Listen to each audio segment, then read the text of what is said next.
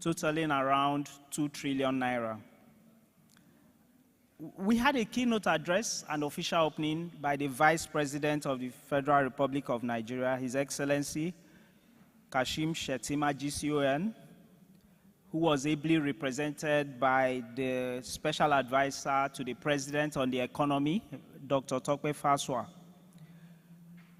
In his keynote address, the Vice President commended efforts on developing the capital markets across the region, but raised the question about why we still have certain countries in the sub-region that do not have capital markets.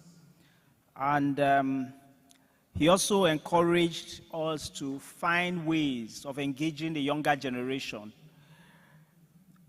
encourage the use of blockchain technology for transparency, user-friendly apps to onboard people in the market, and also to focus on security of investments. He concluded the speech by asking that we take a look at diversification and its effects across the sub-region, and that we should invest in investor education and public engagements. After that, we had 3 panels. These panels were, made up of people from the market, people from both the money market side and the capital market side, and across the region. So the 3 panels were very rich. And the panels are as follows, the topics they handled. The first panel handled regional bonds as a catalyst to sustainable development in the region.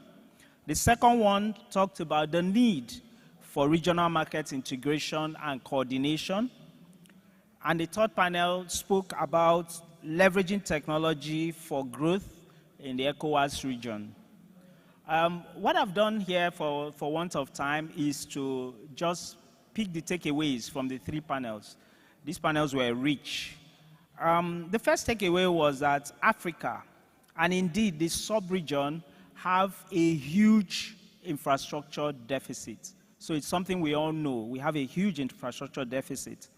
And traditionally, the countries in the region have relied on budgets, international aid, loans from development finance institutions and from the capital markets across the globe to finance this infrastructure. However, it is obvious that these ways of funding infrastructure are not enough. They are not sufficient to bridge the infrastructure gap that we have. And now time has come for private capital to, be channeled towards improving infrastructure in Africa. West African, the third point is that West African countries have a significant deficit, and for them to reach their full potential, I mean the countries in the sub-region, they must finance this infrastructure. They must produce infrastructure that reduces cost of production, that makes lives better. The fourth point that was made in the panels was that the sub-region is yet to tap into the immense potential, for financing infrastructure. The nature of the banking sector is not such that it can finance such, and therefore the capital market becomes or remains the only viable source of financing for this over a long term. And it's critical for the capital market to play a bigger role in infrastructure provision. On the panel also, they talked about the spirit of integration, fostering the spirit of integration. We all know that integration is not easy given different systems, different laws, different cultures in the different countries. And they spoke about the need to, everyone to be on the same page and to back the integration project with a view at the opportunity set that it provides for everyone. A critical success factor in the integration project was mentioned, and that's settlement across the region. the need for a Pan-African payment system that works was highlighted, and the need for making it easy to transfer capital and assets across the countries of the region was also highlighted. The issue around mutual recognition of regulators and mutual recognition of capital market operators across the sub-region also came up, and harmonizing regulation. The panel said that in order to keep the momentum going, we must all invest in harmonized regulation. The next one was issues around, yes, a reiteration of the issues around movement of capital. The discussion centered around the obstacles to movement of capital and what each member of the sub-region needs to do, to bring down those barriers to movement of capital. Finally, there was mention of the rising number of local currency debts in Nigeria and even across the sub-region, but especially in Nigeria, and how this money has not been channeled properly, especially capital that has been formed in different parts, like the pension side and other parts of the economy, and how these haven't been channeled properly, and the issues around high inflation across the sub-region, both in Nigeria, Ghana, and in other countries, and how infrastructure can be used to set up instruments that ensure that we do not have the present negative real returns we have in the debt markets. After these robust discussions, the Executive Commissioner Operations at SEC Nigeria gave a few closing remarks, and that marked the end of deliberations yesterday.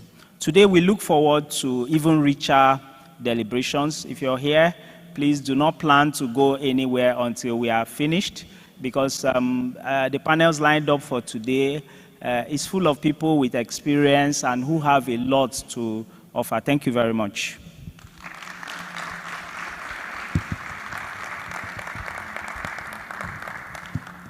Many thanks indeed, Dr. Oke Omiano, excuse me, Chief Economist, Securities and Exchange Commission, Nigeria. Please. Thank you.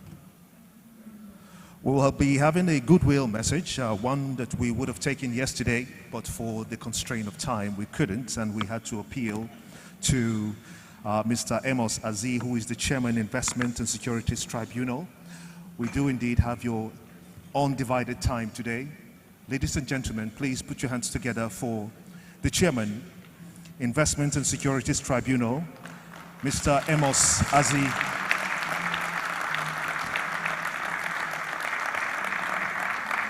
Let's keep the applause. He has been patient all the way from yesterday, and today he's here with us. Thank you very much for coming, sir.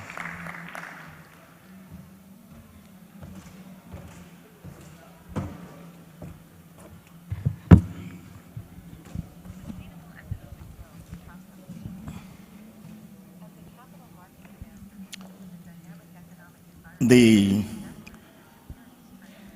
Director General of the SEC Nigeria and his counterparts permit me to stand on the established protocol. It's indeed a great pleasure and honor to be invited not just to attend this auspicious occasion, but also to have an opportunity to present a goodwill message for the Investment and Securities Tribunal. We are proud to say that the Investment and Securities Tribunal is the first in Africa and the fourth globally.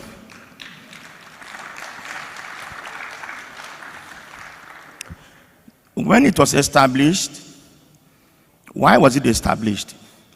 It was established in response to an agitation by the capital market community in Nigeria.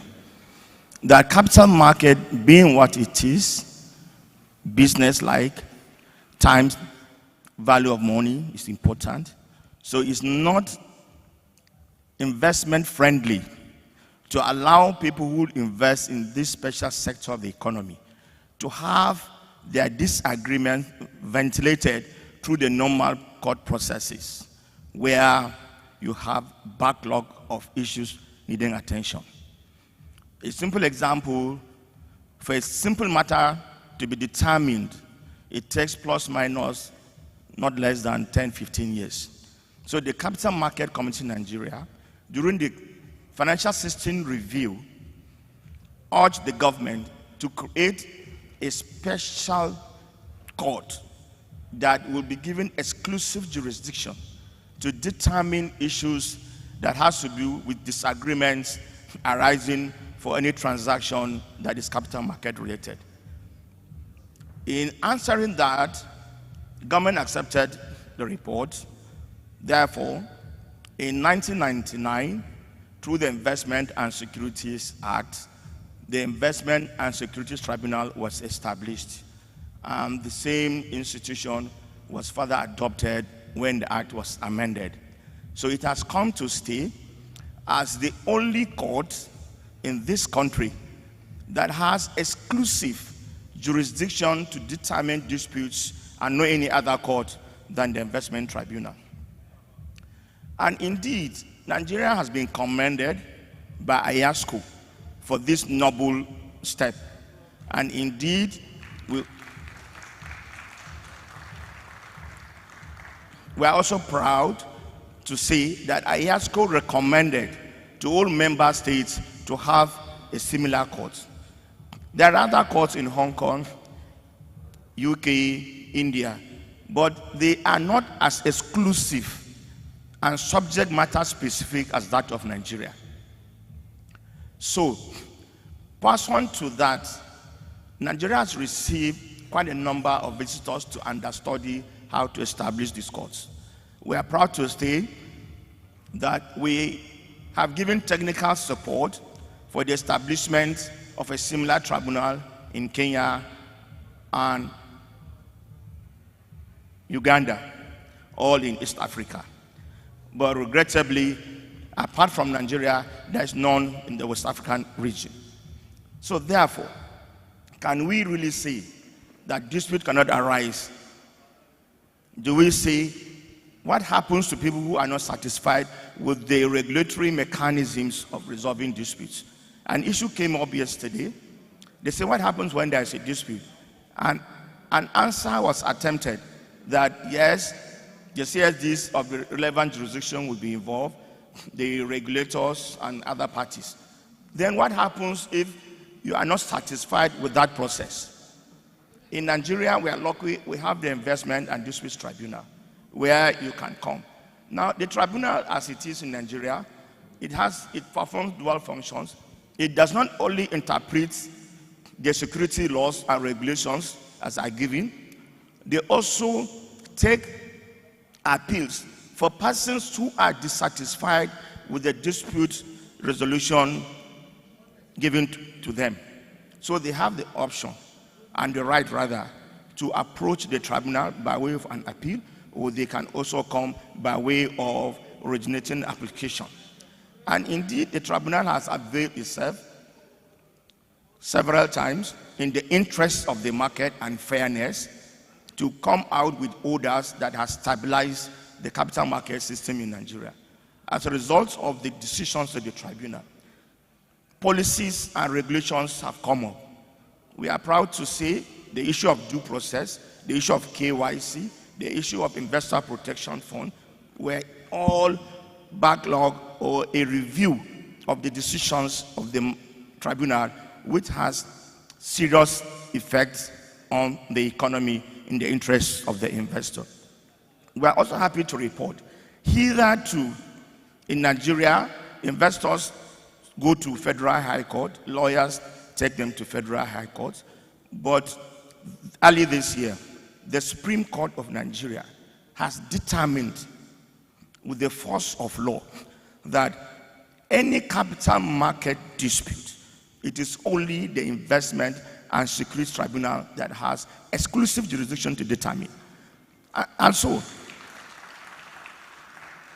we lawyers now have, investors have this confidence that there will be no issue of forum shopping, and the tribunal by law has end-to-end 90 days to dispose of any matter that has commenced hearing before it.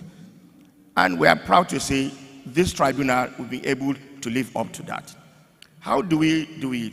We do it simply because the composition and constitutional tribunal is a hybrid of experienced lawyers in capital market law, not general law, and also practitioners in the field of the capital market practice. So it's very easy because we're experts, subject matter experts.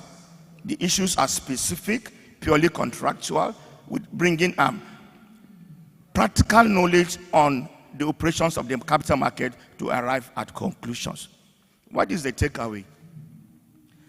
Yes, in Nigeria, we have what we call the dispute resolution framework, where the process starts from the operator to the regulator. If there's disagreement, the person approaches the tribunal. But when you come, unlike other courts, once we start hearing today, I have 90 days to give decision. It cannot be found anywhere except in Nigeria. We are happy to also say that the Ontario Capital Market Tribunal copied from the structure of Nigeria. Now, in this integration process, what is the dispute resolution process? For investors in Nigeria, they have the option, despite the cross-border permission to trade, settlement, and what have you. As long as they are within Nigerian jurisdiction, they can approach the tribunal for redress. What about those jurisdictions that such structures are not available? My take, therefore, it is highly recommended that the West African regions should also look at the possibility, indeed the imperativeness, of setting up similar tribunals in their jurisdictions. Indeed, the issue of investment settlement has taken a global dimension. Indeed, the United Nations, under the window of the World Bank, they have the International Center for Investment Disputes, to show you that at the global stage, the issue of settlement is important. They don't want people to go through the rigors and technicalities of the court process. The tribunal also has the window of mediation, because you need to keep business relationship together. So you have the option of not really purely going on a litigation path, but we have the ADR center where parties can come together. That is cost effective, virtually free. You don't pay any arbitration fee. We sit down, you resolve your problem, and we sign off, and it becomes a decision of the tribunal and is implementable. What is very important to this tribunal in Nigeria is this: it is not like any other tribunal that a superior court of record can review its decision. Anybody not satisfied with the decision of the tribunal has the only option of going to the Court of Appeal. So by implication, is a superior court of record, and from the Court of Appeal to the Supreme Court. Therefore, my recommendation to WASRA, in the course of our deliberations, dispute resolution is unavoidable. How do we resolve them? In Nigeria, we have IST. We can have a West African Center for settlement of investment disputes akin to that of the United Nations. The two African tribunals we have are all in East Africa. It's not too late to have a West African Center for dispute resolution. And we are proud to say Nigeria and IST is ready to provide that technical and knowledgeable support for that purpose. Thank you very much.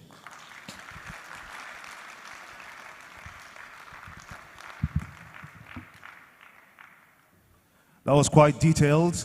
Another applause, a round of applause for Mr. Amos Aziz, the Chairman, Investments and Securities Tribunal. He has indeed opened the floor, or shall I say the gates now, for the whole of the sub-region, the West African sub-region, to partake in having an arbitratory structure that will address concerns regarding, legal fronts. Let's quickly move on now to the next keynote presentation, which we are having for this morning, and that will be done by Dr. Ndidi Nnolli-Dozien. She's the full-time board member of the International Sustainability Standards Board of the IFRS Foundation. She joins us from Frankfurt in Germany, and she does that virtually. We want to thank you so much indeed for joining us at this time. Dr. Ndidi, if you can hear us. Indeed, I can hear you. Brilliant. We can see you. But can you hear us, Doctor? I can hear you loud and clear. Brilliant. We have over 200 people in the hall. I hope you can see. And they are all waiting to hear from you, from Germany, where you are. Ladies and gentlemen, a round of applause for Dr. Ndidi Nnolli-Dozien.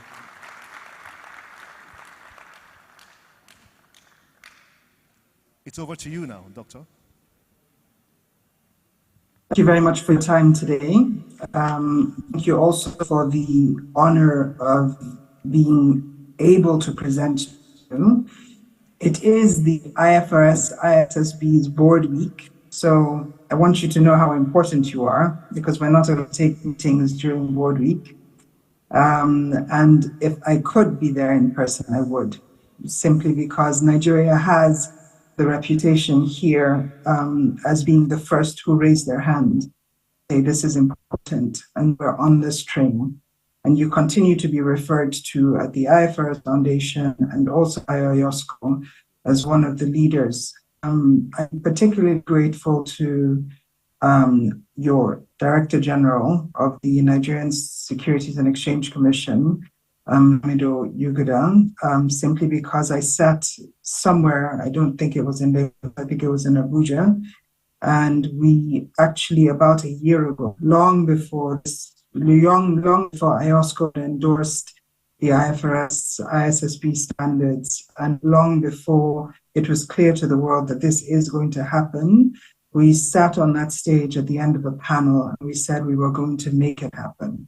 And I remember specifically hearing back then from colleagues at the IOSCO session who came back to me and said Nigeria was very, very well represented. So thank you for that. And also thank you, Ayo, the two ICS sitting next to your number one, for launching the ISSB standards in Nigeria. Nigeria was one of the 7 countries in the world where the IFRS ISSB standards were launched. What I would like to do today is I'd like to start with, I'm looking at the clock, I'd like to start with the theme that was introduced and just put out a few numbers. One is you were talking about the importance of the infrastructure deficit. We all know that, by building better infrastructure, we're actually also empowering and increasing GDP per capita income and providing access. And that is actually very important. And it's not just about building infrastructure, it's about building infrastructure that is future fit and that's sustainable, and that takes into cognizance all the sustainability factors. That's the first point. The second point, which I thought was very powerful, was talking about why it's so important to deepen capital markets.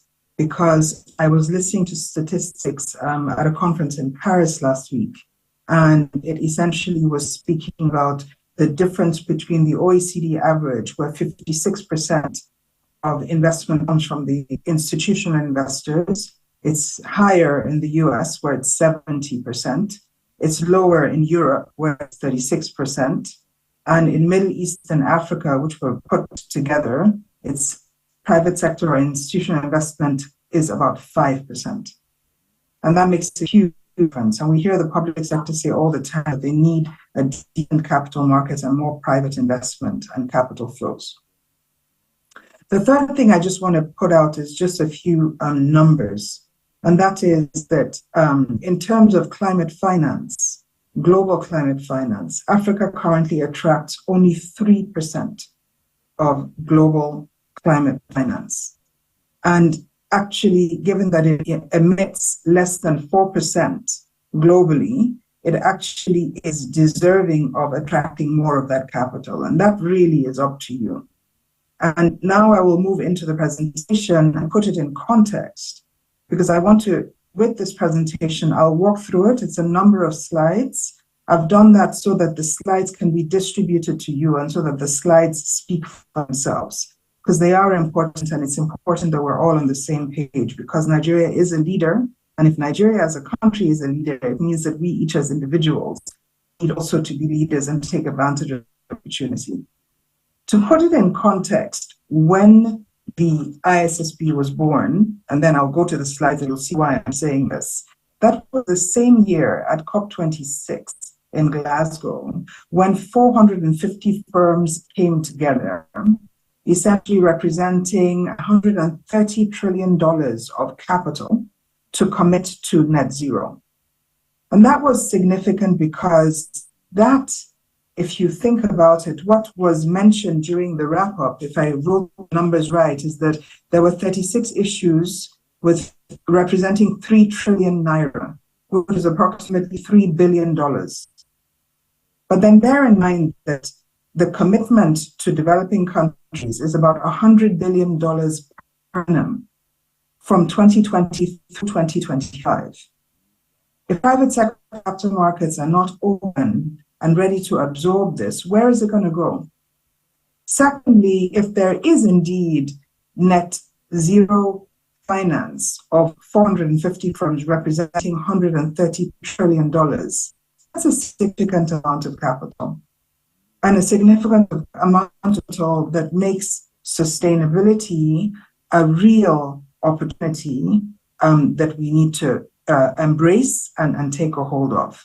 And that takes me nicely into my slides. I don't know whether you can see them on the screen at the moment. If you can, maybe somebody can just give me a shout out, because then I'm just going to go through. These slides will be yours.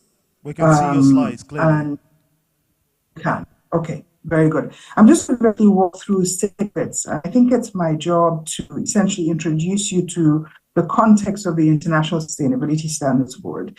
This is where GFANZ essentially committed 450 companies, investors, $100 trillion to net zero goals. And that kind of was a game changer. It also happens to be that COP26 was a game changer because that was when the International Sustainability Standards Board was announced. And to put that in context, you probably already know the IFRS Foundation.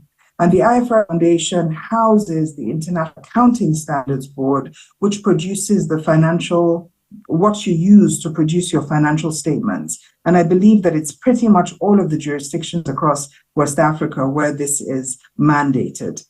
And now, next to the International Accounting Standards Board, you have the International Sustainability Standards Board that's writing these standards. It has 14 board members. I'm very proud of the fact that we have an African member right now representing there, and trust me, I will fight to keep the Africa seat, which is why I need so many of us engaged and involved.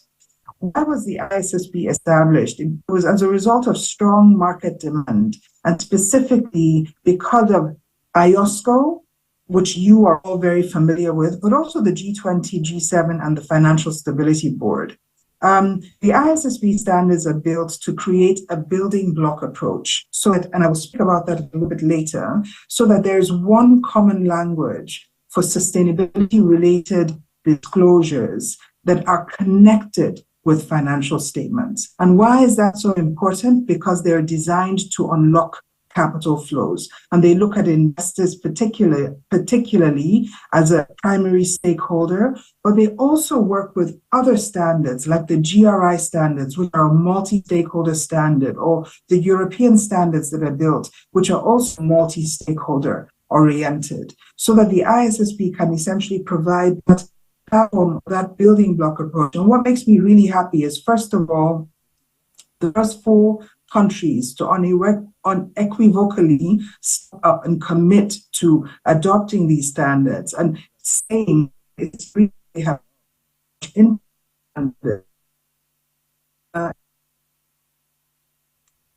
when you speak to the regulators in Nigeria, it's FRCN, in Ghana, it's ICAG, they will tell you that they are, as a result of the process that the IFRS Foundation follows, they are co-standard setters, not standard takers. Now, the IOSCO endorsement in July 2023 sent a further very strong signal, because not only did we launch in June 2023 in Lagos, in South Africa, as 2. So think about it.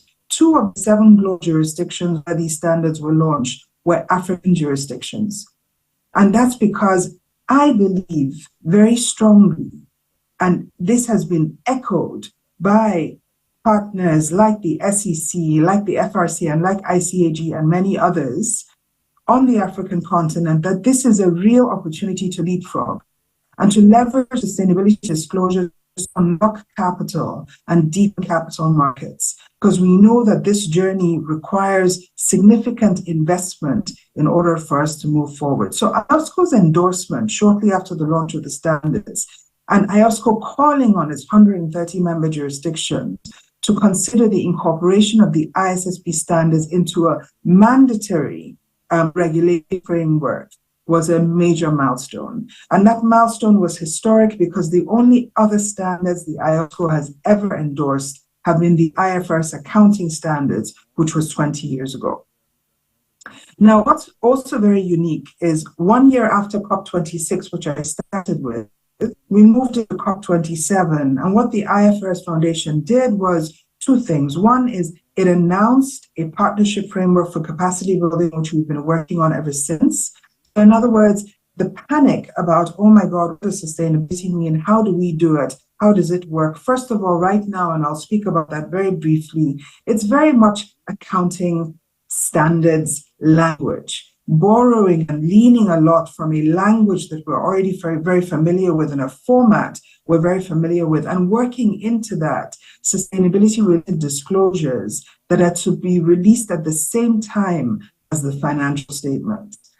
And what was very important there is that ensuring that we are committing as the IFRS Foundation to capacity building, to educational materials, to illustrative guidance, to a knowledge hub that allows for e-learning at no cost, and to building certification programs directly as IFRS Foundation, also indirectly. So I've worked right now with 2 universities, including Oxford, and I continue to work with others to provide input, as do my colleagues as well. Means that there's a lot of material out there, and it's a huge opportunity. And the other thing, of course, that we were very proud of is that it was announced on main stage by the chair, Emmanuel Faber's, in his photo, that Nigeria was the first mover at a global level to indicate that it was going to lead. And 4 African nations have joined since. The other person in the photo on the other side of me is called Jing Dong. And I just thought to myself when I was listening to the opening and the mention of Jollof, I know that as far as in Harvard University, African nations have fought over whose Jollof is better. And I'm particularly proud of Jing Dong because not only was Jing Dong the former treasurer of the World Bank, so he brings all of that experience with him, former treasurer and vice president, I believe, but he was also the initiator of the Jollof Bond in Nigeria. So I actually call him my fellow African, and he has his own very good African accent, which I turn on whenever I need it. And he's a very, very big advocate for not just increasing capital flows, but also increasing local savings mobilization and also local currency bonds. Excuse me, and I'm mindful of time, so I'm going to try and wrap this up and as you can see, I haven't gone very far. at all. So allow me to skip through a bit. This is really just giving an idea of the countries that have begun to engage very seriously. This is an alignment and the degree of alignment that exists, for example, in the climate-related disclosures between the ISSB standards and the European standards. Now, this is particularly important because Europe's standards were written for Europe. The ISSB standards, because Europe's supply chain and value chain often end or begin on the African continent, it's really important that we're able to align in a language that we fully understand with what Europe might require of our companies to ensure that we are continuing to be part of larger companies' supply chains, but also that there is a leaning in on the transition, namely an investing in the transition and not a screening out. That's particularly important. And so that's the reason why I really like this particular slide. ISSB standard setting cycle is very much like the accounting standard setting cycle, which you're already familiar with, and it's extremely thorough. And so I just put these in that showed you the process how. In June, we launched the ISSB standards. There are two standards, S1 and S2. What they do is they bring together a broad range of frameworks, including TCFD, which another milestone. The Financial Stability Board, after we launched the standards in June, in July, before the IOSCO endorsement, handed over the TCFD body of knowledge to the ISSB to continue to nurture and grow. Likewise, the SASB standards, which are globally used by about 2,500 of the largest global companies, has been collapsed into the IFRS Sustainability Board's care. Likewise, also integrated reporting, which was born in South Africa and also has a following of about 2,500 companies, 400, or I correct myself, 1,000 of which are in South Africa, 800 of which are in Japan, and that number is growing. Just to give you an idea of the kinds of standards and frameworks that have been built into the IFRS sustainability framework so that we're not starting anew. And there are MOUs with entities like GRI to make sure that there is appropriate alignment and building blocks in between the two. This is the combination of the TCFD work. I've spoken about that. It's in the slide, so you can refer to it. This is the endorsement of IOSCO. I've spoken to that as well. The ISSB standards are really built to ensure that we're achieving the global capital market standards. And also a very important part of that is, of course, assurance, which I'll speak to a little bit later. Actually, this is assurance. And the IAASB is working on assurance in alignment with the standards. At a very high level, the ISSB standards at a glance ensure proportionality. That's all I want to say on this slide. Proportionality so that it applies to larger entities, but also smaller entities. And that's subject matter for another day to explain exactly how that works. But I can tell you that there's no board meeting we have. In fact, there's no board session where we do not talk about proportionality and ensuring that larger companies, smaller companies, and all jurisdictions are able to use these standards. Industry-specific disclosures are one part of proportionality. I'll speak to that in a minute. The standards are designed to ensure that there is decision-useful information that is made available to investors to enable investment decisions. The African continent emits less than 4% of global emissions. It is intuitively sustainable. The gap that we have is that we're not collecting that data.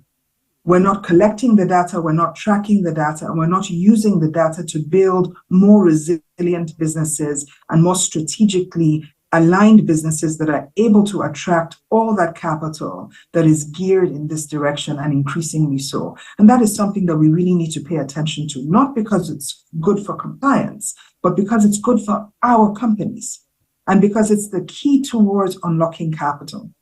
More importantly, the standards are written to be cost effective so that there is no, and this is part of the proportionality measure, it doesn't create undue cost or burden of reporting on preparers who are reporting.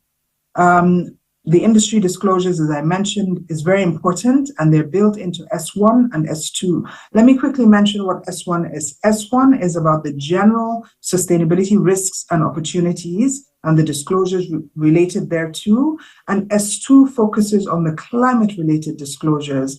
And just bear in mind always that it's from a risks and opportunities perspective. That's the way that the ISSB sees this. These are the different industry standards. Again, long body of work that we've taken over. We've just finished the internationalization of the industry standards so that really, if you're new to sustainability reporting, you can find your industry and you can pick it up and you can see those metrics and targets that are most likely to be the most material to investors in your industry. So in that regard, it actually serves as a proportionality mechanism. Again, what we like to say is that at the end of the day, the ability to implement the ISSB standards actually also enhances a company's ability to deliver financial value. And that financial value delivered is inextricably linked to stakeholders with whom an organization works, the society and the economy in which it operates, and the natural resources which it draws upon. For us, that's very, very logical. And both standards are written on 4 pillars, which are borrowed from TCFD, which now also is part of the ISSB. Governance on the one hand, strategy, risk management, and metrics and targets. So you can see actually the reason why, the description of the chief financial officer these days is actually the description of a chief value officer, because it's not just about finance, it's actually about how do we create value by better understanding the sustainability and climate-related risks and opportunities and how these impact a company's strategy, a company's risk management. How do we track that? Anchor it at the highest level of governance and make sure that we're constantly identifying, assessing, responding, reporting, and monitoring, not just for compliance, but also in order to unlock capital that the continent and the countries and companies on the continent so ardently need. I'm not going to go through these particular slides. They're really just there to provide you with a little bit more insight. Materiality definition of the ISSB standards is exactly the same as the materiality definition in the IASB standards. That's very important to note. You'll see that there's a lot about anticipated financial effects. This is really part of the proportionality measures that have been built in. I think it will be necessary to have another session. This slide is very important because it speaks to the coming together of financial statements and sustainability-related disclosures. And the reason why we're focused on that is because it has been asked of us. I've spoken about proportionality at length, but you can see that specifically written into the standards is that we consider the skills, capabilities, and resources of the entities that are reporting and have built-in transitional reliefs as well as sources of guidance throughout the document. Capacity building, educational materials are key. Of the transition implementation group, what we're actually also doing is we're learning as we go along. So there are 17 companies that have been included in a transition implementation group, and you will see that 2 of those companies are African. And so one of them is a Nigerian conglomerate and the other is a South African conglomerate, represented between them in over 25 African countries. And so we believe that actually what they will do is they will bring all of that experience to the room. But it was very important to us that we have Africa strongly represented in that room. And this is really more information as to how it works. And in conclusion, just to say that digital reporting is also something that we're working on. In fact, we will have a number of sessions in November where Nigeria will participate, but it's anchored by South Africa. So different countries on the African continent are leading in different ways. And what really excites me is the fact that Africa is collaborating to make sure that just like our infrastructure has got to be cross-border, the regulatory collaboration across the African continent, just like you have it today where the West African market is coming together, to me has been so inspiring on this journey. And I really just want to thank and continue to applaud and continue to encourage engagement in this regard so that we make sure that for Africa and for the West African market in particular, especially the capital markets, the ISSB standards do deliver for investors access to the right kind of information that is comparable, verifiable, and comprehensive to unlock capital flows that we need. For companies, not just compliance, but actually ways to improve their governance and their strategy, reduce their cost of capital, increase their access to capital, enhance their reputation, employee and stakeholder engagement, and for example, as a result of additional data, get better ratings, whether that's ESG ratings or credit ratings as a consequence. And ultimately for financial markets, improve the transparency about sustainability-related risks, which is real. Nobody can say today that climate-related issues do not affect their businesses or them individually. And so considering sustainability-related and climate-related risks and all the other standards that we will follow is critical in terms of ensuring long-term financial sustainability and business resilience. That's absolutely key. And we believe that this is one of the pathways to go there. Visit the IFRS Foundation to find out more. I would like to thank you very much for your time. I hope this has been useful to you, and I'm done.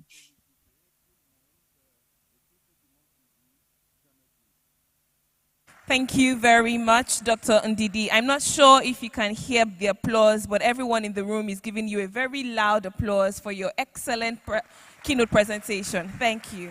Thank you. Thank you. You know, indeed, as the capital market global landscape increasingly recognizes the importance of, sustainable practices, West African nations must take a visionary leap towards aligning with these international norms. Thank you for your very passionate delivery. Can we give her another round of applause, please? Thank you. Thank you very much, Dr. Ndidi, for your time. We know you couldn't be here for reasons beyond your control, but you have still been here with us virtually, and we don't take it for granted. Thank you one more time for your keynote address. Thank you. All right, we'll move on very quickly. Distinguished ladies and gentlemen, I know a few more persons have joined us. This is day 2 of the West Africa Capital Market Conference, and we're delighted that you have joined us. We have just listened to a keynote address delivered by Dr. Ndidi Nnoli Dozien, which was on adoption of ISSB standards for sustainability disclosures in West African countries. We'll be moving on very quickly to the next thing on the agenda, which is a panel conversation. But just before I bring up the moderator and the distinguished members of that conversation, I'd like to make a quick announcement about the hearing aids. So if you're using any of the hearing aids, 1 is for English, 2 is for French. Yesterday, a few persons, about 5 or 6 persons, mistakenly took some of them home. If you've brought them back, please don't take them home today. They are not souvenirs. They are for the planners, and we'll be leaving them on the table. But we know that you accidentally took them home yesterday. Thank you for bringing them back today. Please leave them on the table when you're done at the end of the session. Thank you. Now we'll move on very quickly without wasting any further time to the next conversation, which is our first panel conversation today, but the 4th for this conference. And the subject matter is de-risking investment in infrastructure projects through innovation and sustainable finance. Now, to do the honors of moderating this conversation, we have someone who embodies the very essence of innovation and forward thinking within the financial sector. He is the Director of Strategy, Securities and Exchange Commission, Nigeria, Dr. Mo Omamegbe. A round of applause for Dr. Mo as he comes up stage to receive the erudite members of this conversation. I also have the honor of bringing up the panelists for this conversation. Please join me with a round of applause as I bring them up. First, we have Dr. Gregory Jobome, Executive Director, Risk Management, Access Bank PLC. A round of applause for him as he comes up stage. Thank you. Joining this powerful conversation, we have a Senior Consultant, Ghana Investment Support Program, British International Investment, David Ganesha Tete. A round of applause for him. Thank you. We also have a partner at Udo Udoma and Bello Osage, Joseph Ehimu Jeze. A round of applause for him, please. Thank you.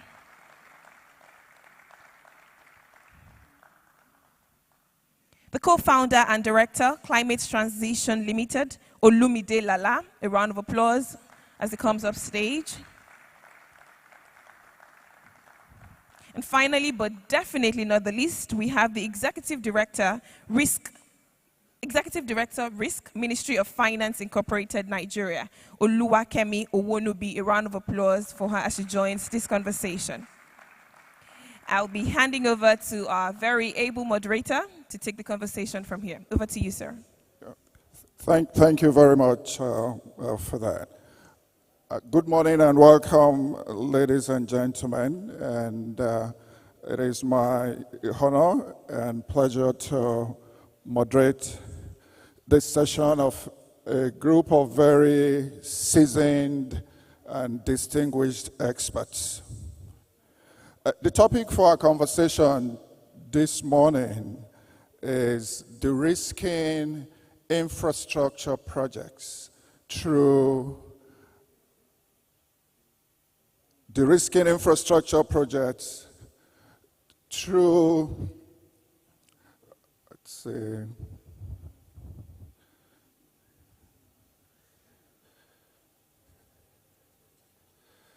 innovation and sustainable finance. So sorry about that. First, the case for infrastructure development in the sub-region is very well known. That case has been made. It has been made multiple times through various studies. It has been made through a lot of analysis and conversations. The president, I think a couple of days ago, actually restated, I think, a report and research by Moody's that highlighted the need and the fact that we needed over about $3 trillion to finance the infrastructure deficit in the region. I think Moody's had actually said that this should happen in 30 years, but I think the president actually believed that we should be a little more aggressive and that actually should be able to be done in 10 years. What we have not seen, though, is actually investments in infrastructure, not only in Africa, not only in West Africa, but in Africa as a whole. There's been a lot of talk about that, and there's been a lot of reasons that have been adduced for why that has not happened. Part of the reason, or one of the main reasons, is really risk. Infrastructure investments typically involve huge capital outlays. They also involve a long time frame for these investments to start and also to complete. So de-risking, essentially, simply put, it's what strategies and what measures do we need to put in place to reduce the risk so that these investments would be attractive to investors and other stakeholders. Without taking too much of your time, I'll turn it over to the experts. Greg is going to take our first questions. Greg is a consummate risk management professional. He is the Executive Director of Risk at Access Bank, where he has done a ton of work in risk management and de-risking projects, not only in Nigeria, but also in Mozambique. So Greg, the first question goes to you, and it is, what are the key financial and non-financial risks that potential investors may be concerned about in the region when it comes to infrastructure projects? And how do you think these risks can be mitigated? I think you have one to your left. Okay. Thank you very much. Good morning, everyone. It's a pleasure and an honor to be here. One of the challenges with risk, and psychologically, people always tend to not start a discussion with risk. Because they say if you start with risk, you will not make much progress. I'm hoping that today will be the exception, that we'll start with risk, but we'll still make progress. Maybe in some sense, it's good to be very aware of those challenges even as we get into the conversation. But I think the first thing to do is to understand the scale of the opportunity that we have. The infrastructure area, as I'm sure the rest of the panelists will speak to, is one big opportunity for West Africa. And if we get it right, it sets the tone for every other thing that our region wants to achieve. Whether it's around power, electrification, it's around water, it's around agric, rail transportation and other forms of transportation, airports, seaports. If we don't get all those things right, definitely most of the other aspects of economic activity will struggle. So whilst we are talking about the risk issues, we have in mind that there's a huge opportunity that actually is waiting for us to key into. So that's the context for the few risk issues that I'm going to raise. Now, every endeavor will have some form of risk in it. Risk is just, in a layman's term, what can go wrong. And if you use that layman's definition, you can come up with a list of 100, 200 things that can go wrong in any project, not to talk of large, complex infrastructure projects. But I'll give a few examples. One that is very common, because these projects are large, complex, funding tends to be international in many cases, and typically could involve foreign currency funding. And that puts some people off, especially when our markets have soft currencies, so to speak. We're exposed to devaluation frequently. So managing that currency risk tends to accompany large infrastructure projects. Now, how do we deal with that? We cannot run away from it. We need to mobilize global capital to support our infrastructure push. If you can do it purely in local currency, good for you, because it means you don't have to deal with that particular element.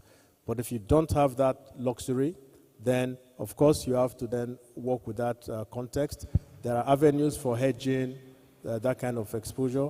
It comes at a cost, but that is over time. There are completion risks, there are force majeure, all sorts of different things that can go on. But like I said, if we dwell too much on the risk issues, we'll probably not make too much progress. Suffice it to say that every major project must have people that will play that part.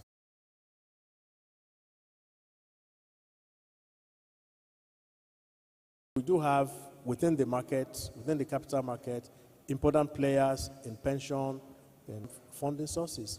How can collaboration be fostered among stakeholders? Okay, thank you very much, Dr. Mo, and good morning again to our audience. Let me start from trying to put this along what is happening in the EU, in the G7, and in our own West African markets when it comes to collaboration. And I think this starts from setting a vision. We all know yesterday we heard a lot about the infrastructure gap across the region and the kind of money that is required. But if you look at the EU, they've got a program called Next Gen EU, which the private sector can come in and support.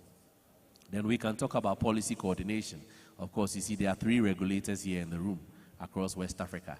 They are harmonizing policies, they are harmonizing rules, so that operators that go across the region know exactly what to expect. If we want to be able to fund regional infrastructure, we should have that policy coordination, so that if there's a fund, and I'm saying funds because we are capital market players, that is going across the region, they know exactly what to expect in terms of policy. If you want to fund the Trans-African Highway, or you want to fund roads, or you want to invest in agric infrastructure across the region, there are similar policies across the market, so you know exactly what to expect.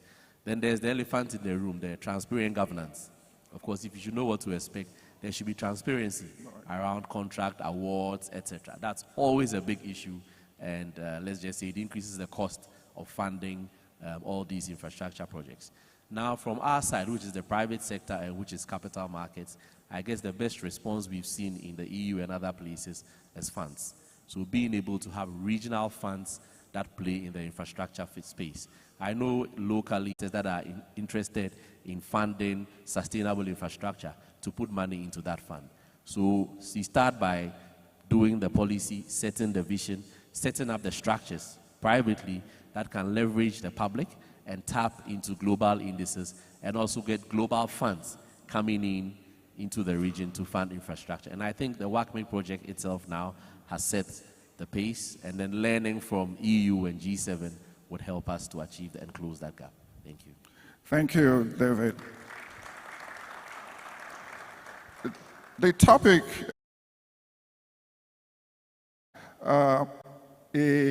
has been involved in structuring very sophisticated financial arrangements.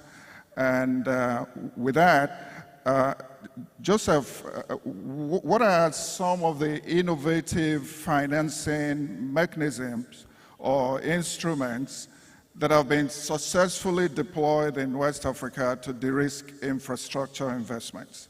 And how do you think we can increase not just the number, but also the scale of these issuances?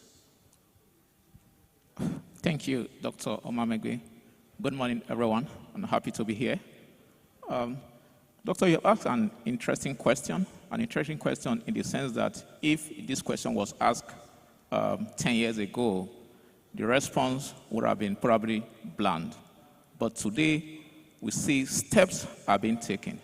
There have been various steps, various innovative ways that have been adopted both by the government and by private institutions to help in financing infrastructure gap in Nigeria and across West Africa. The key thing that we all agree on is that across West Africa, there is a huge infrastructural gap that needs to be filled. And how do you fill that infrastructure gap? For instance, in Nigeria, you have the federal government has set up the NSIA. NSIA has a fund, the Nigeria investing in infrastructure across the country. I think something similar, it's in Ghana. Probably something similar will probably also apply across other West Africa countries. And then government has also taken steps to bridge the infrastructure gap through various means, privatization, which has succeeded to some extent in certain sector, like telecoms, where the power sector, there's a question mark around that area, but government has tried in that regard.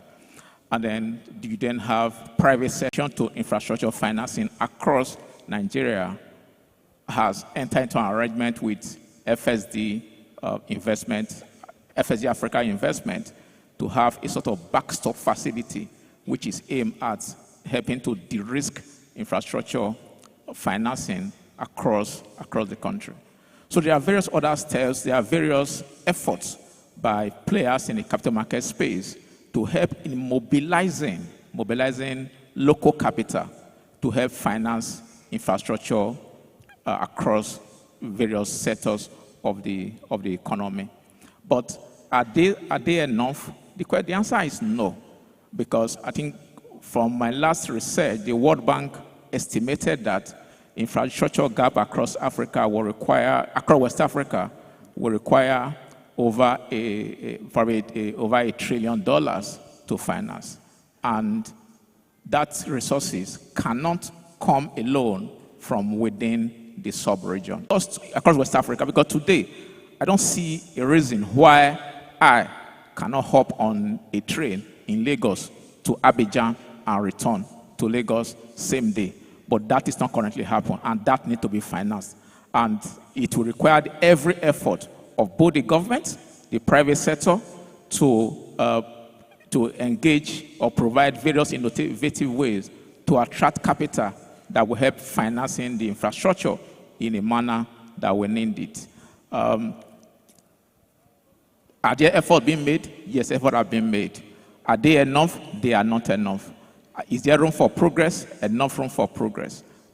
We are hopeful and are looking forward that in future we will have more involvement in infrastructure financing than we currently have. Thank you. Thank you very much, Joseph, for that very detailed response. Once again, we switch gears now to sustainable finance and sustainability. Olumide Lala is co-founder and director of Climate Transitions Limited.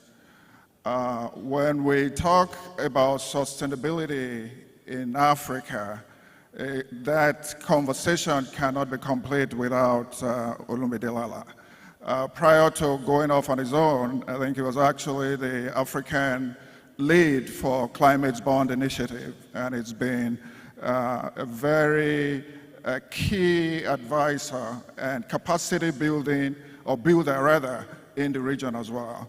So, Olumide, in what ways can West African countries leverage their natural resources, such as renewable energy potential or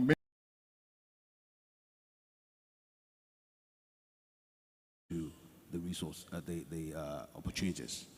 For me, very simple. If you look at the sub-region, we have loads of natural resources which can be used to power our industries, which can basically provide food for us. We have no business importing food in Africa. We have no business not having energy in Africa.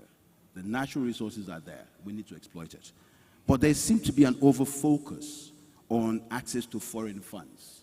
3%, 5%, Dr. Ndidi referred to 5%. What about the money available to us? Let's focus on our current reality. Yeah? Any person who invests right now in a dollar transaction, in my opinion, is a madman. Totally. But we have money locally, which is not accounted for. So I guess the first thing we need to do, we talk about what we need. Let's begin to build portfolio of projects. Let's begin to assess those projects efficiently. Let's look at what we need to finance it accurately, what we need to prepare those projects to become bankable. When we do that, then we can cost these projects adequately. At that point, we realize how much money we need. The point is we have plenty of money in Africa.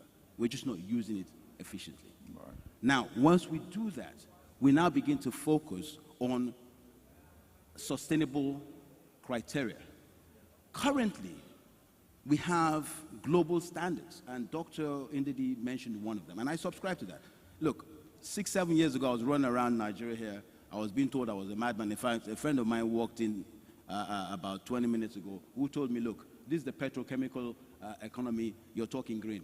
We never even chop if they talk green. Well, truth be told is now we've realized that if you don't talk green, you're not even going to chop. Because smart agriculture, I've got a friend who's running a plantation in Zambia using solar panels and gravity to irrigate his farm. We got light, sun here forever and a day. Why aren't we using that? If you go to any of the bank head office here, look across the car park, the sun is beating down on the cars for 8 hours constant. Why aren't we putting money together and building rooftops and solar panels across those and actually start thinking about EVs in this country? They tell me there's no infrastructure. Those who have infrastructure, they built it from scratch. But we keep improving and developing other people's economies. I don't understand that.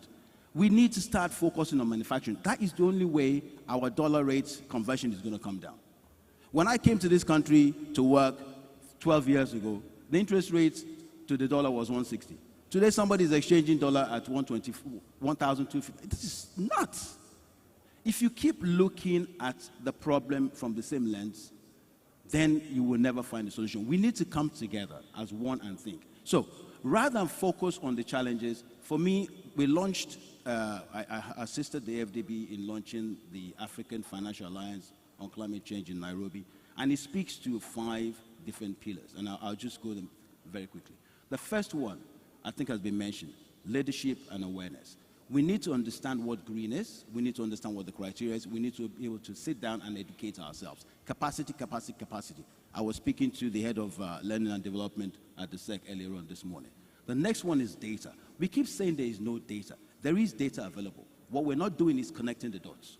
When was the last time a banker actually, as it costed a project, referred to the Ministry of Environment to say, do you have this information about where my collateral is being situated? What is the environmental or climatic issues that are going to potentially affect my collateral in the next 5 years?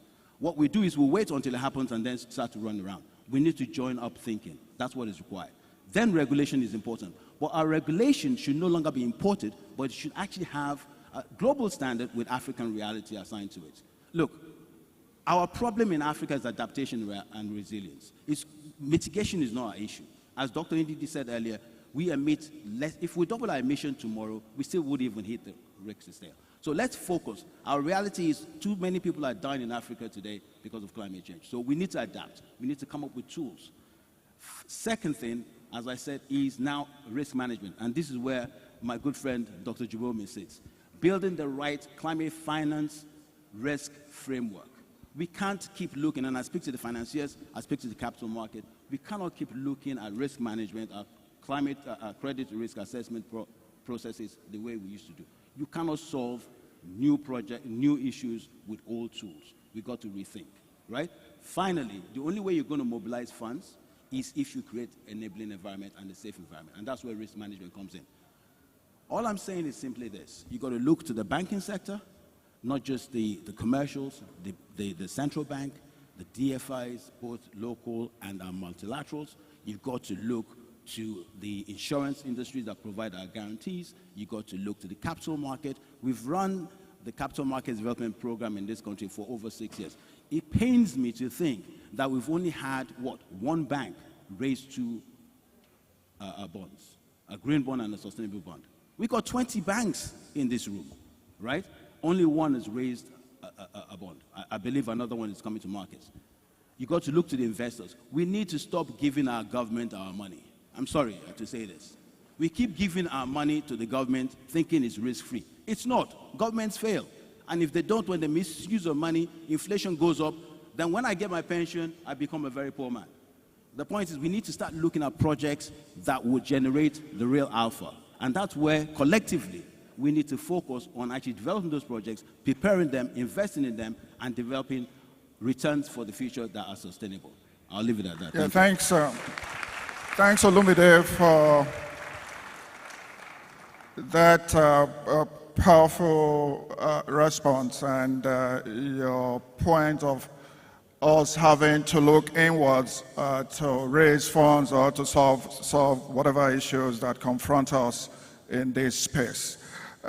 Quickly, Oluwakemi, we listened to a very, very excellent presentation on the IFRS sustainability standards.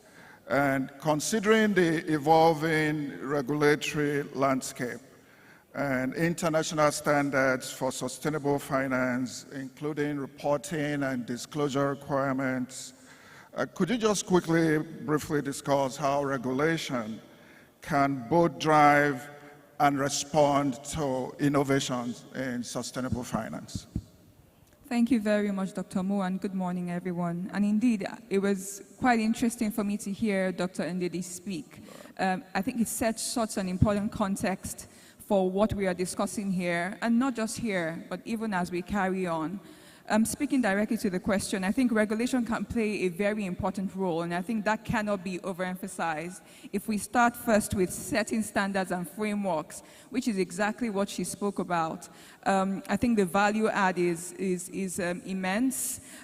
For example, it sets a baseline for all players in the space, both investors, companies, issuers, of what needs to be done prior to even going into the activity of sustainable financing or capital raising. And if you think about, especially within Africa, we've talked about how you have different regulations across different markets. Having an integrated standard setting framework will be extremely beneficial. I think it also provides clarity and consistency in that process. She spoke about the ISSB, but other frameworks or guidelines that are used are the Green Bond Principles, which are a voluntary guide process, as well as the TCFD, which she says has now been subsumed into the ISSB. So I think you cannot overemphasize the place of regulation. But if you move away from the regulator specifically, I think you can also think about things like disclosure requirements. I think regulators putting in place certain disclosure requirements for players in that space is also really important. Imagine them ensuring that the financial institutions report certain ESG or sustainability metrics. Provides a very good framework for decision making as actors think about financing in that space. I think another very important point from the government perspective is potentially subsidies and tax incentives. If we are thinking about how regulation can help or enable sustainable financing, putting in place or letting it be known that there are incentives or subsidies for going through or accessing sustainable finance. I mean, we've spoken about how there's just one bank that has issued a green bond so far, I think would be another enabling factor. And then also prudential requirements, where the regulators also have in place a structure for ensuring ESG risks and sustainability metrics are part of the criteria used for investment portfolio assessments or lending practices or processes. You're already building the mindset for financial institutions that ESG or sustainable measurement metrics are important considerations for reporting prudentially. I think those are a few points as to how regulation or government can assist. And I think finally, you can't take away the place of, when we speak about integration, just capacity building or a lot more collaboration across entities. You spoke about how data is unavailable. Well, if we all pull together as a market, both players in terms of investors, issuers, and companies, and there's a central location where that data is reported, it's invaluable for potential new entrants who want to issue financing entering into that space. Thank you very much, WACMaC. Unfortunately, our time is up, but I believe we may have room for one question. Moderator? Absolutely, sir. Okay. One more question.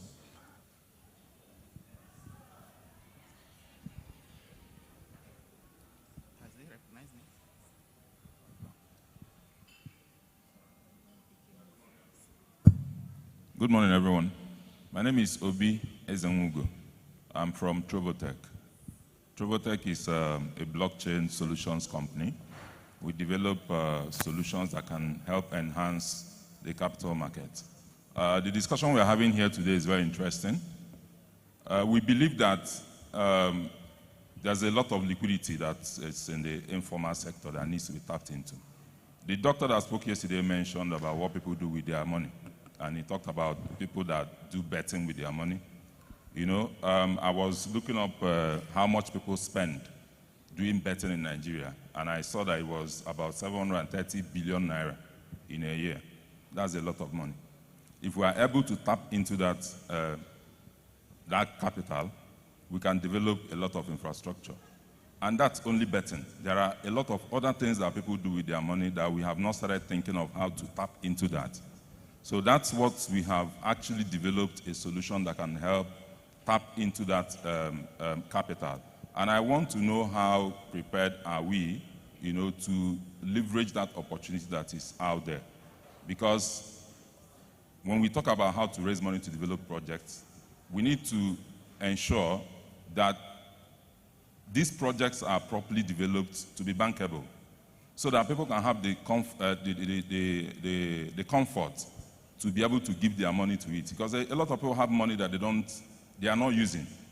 It may be small money, but when you gather 20,000, 100,000, 500,000 for people that have 1 million, and a lot of people do this, and it becomes a huge amount of money that can help us to start developing these projects. And we believe that blockchain holds the answer to that. And we have actually tried to develop that solution. We actually developed it. And again, we need to also think of how to open up the market. A question, not comments. A question. So the question I'm asking is, how ready are we to leverage on this innovation? And how ready are we to open up the market to allow more people to participate? Great. Olumide, you want to take that? Very quickly. In fact, I was with Dr. Jibome recently speaking about the same thing. So we had a program called the Climate Finance Accelerator Program, which is now morphed into the Climate Finance and Investment Accelerator Limited, a Nigerian-owned company. And what we do basically is prepare companies who are looking to tap into such innovative solutions such as that to actually basically mobilize funds and effectively use things like blended finance. So you partner with the likes of the FDB to bring in concession financing, the guarantees, as I said earlier. But the idea is that, look, as I said earlier, we need to start thinking collectively how to solve these problems. An example, for instance, is, and I can't understand why, if we've got funds coming from your end, for instance, and people know that, look, if we mobilize these funds, we're going to use it to develop the roads, and you put in the reporting, as I say, and people can see and read what the money is going into. This notion of government is wasting our money will disappear. If, for instance, you know, we have a company, and I hate to mention companies, but we have a company like Inosun. If the guys in the local area, in the states around there, know that, look, the government is going to buy Inosun cars for their executives, they will put the money there, knowing fully well the money is being utilized. It will create jobs in those neighborhoods. And then we can even start talking about the government supporting the likes of Inosun in terms of assembling EVs, yeah, and building infrastructure. Concessions and things like that will go into it. There's so much we can do, but technology is important. Technology to mobilize data, because like I said, in God we trust, everybody else bring data. Once you have the data and you can analyze the data, you can best analyze the risk associated with that, blend that with concessional financing and grants, and it's a lot easier to then fund below markets. And then we can then exit the strategy on the capital markets. So when we talk about there's no money because we're attracting money, there's war. Believe it or not, the US is still spending money in Ukraine, right? They're still investing in Ukraine. They're investing in Israel. So if they can invest there, why can't they invest here? The point is we need to take hold of our own problems and begin to build innovative solutions, like I said. As I said earlier, and I'll close with this, transformative solutions require adaptive leadership. We are here today. We are the ones who can have the influence. 20 years later, we will not. So we need to get our thinking caps on, work with each other, and create an environment that will stop our kids living these shores and dying in the Mediterranean. Over. Thanks. Yeah.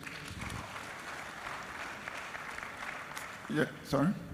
Thanks, Olumide, for that response, and thanks, panel. Okay, all I wanted to say, moderator, is that I'm happy to meet with you at the end of this. I'm excited by your thoughts and your ideas, and happy to take that forward. Thank you.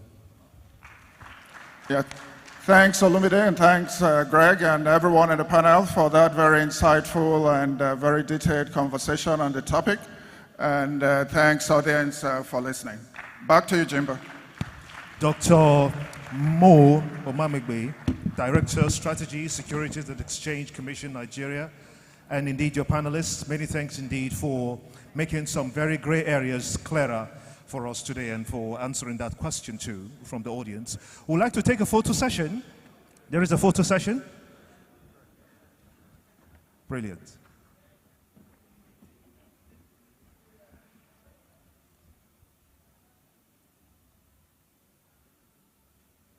Many thanks. Could somebody smile? Okay. Thank you for smiling. A smile is always necessary to make up the day.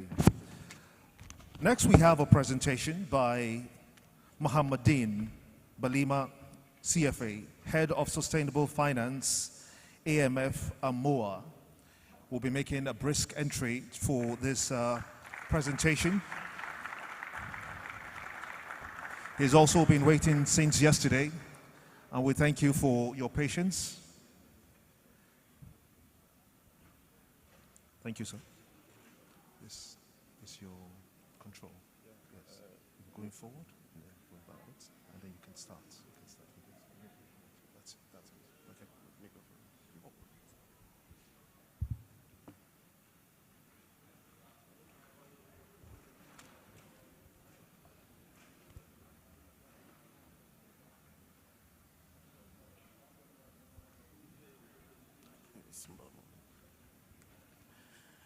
Good morning. All all protocol respected. My name is Balima Mamadi from IMF UMOA. It's an honor and pleasure to be here to do a short presentation on the topic de-risking investment in a renewable energy project through the green bond market. I will go quickly through the agenda with a large introduction. After that, we talk a risk and energy project. The third party is the risking instrument. I want to talk a little bit on that. And fourth is green bond instrument for de-risking investment.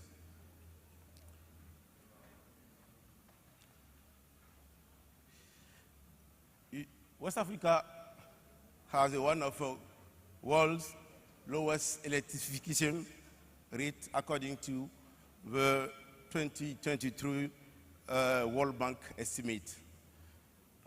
220 million people in the region live without access of electricity.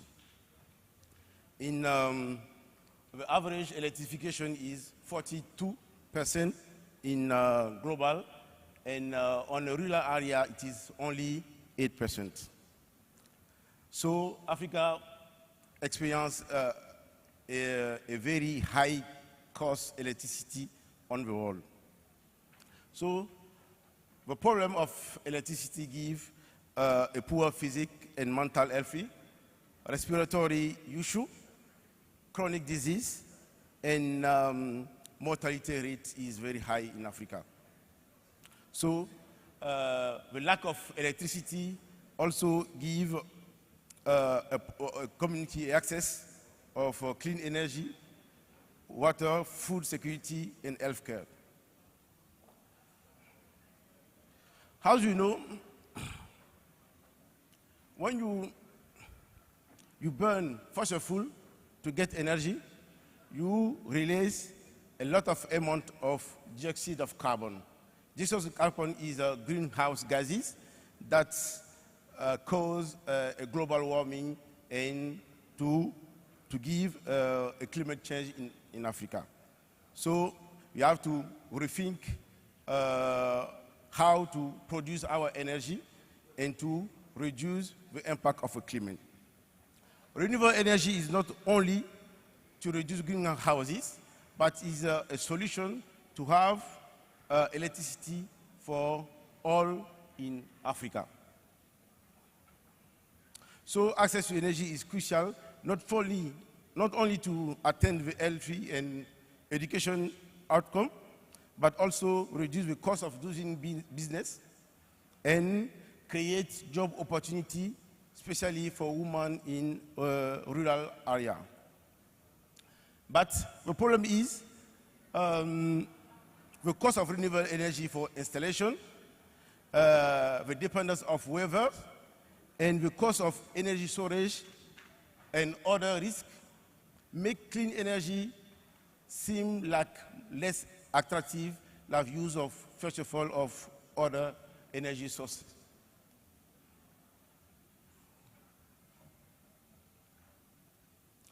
But if I look for greenhouse gases emission on all sectors, you see that energy production represents 75% of greenhouse gases in the world.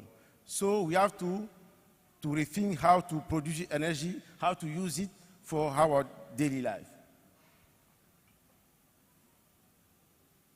And if I want to go quickly a pattern of energy consumption, you see that in Africa, Africa is the most sunny continent, but use a little percent, less than 2% for renewable energy.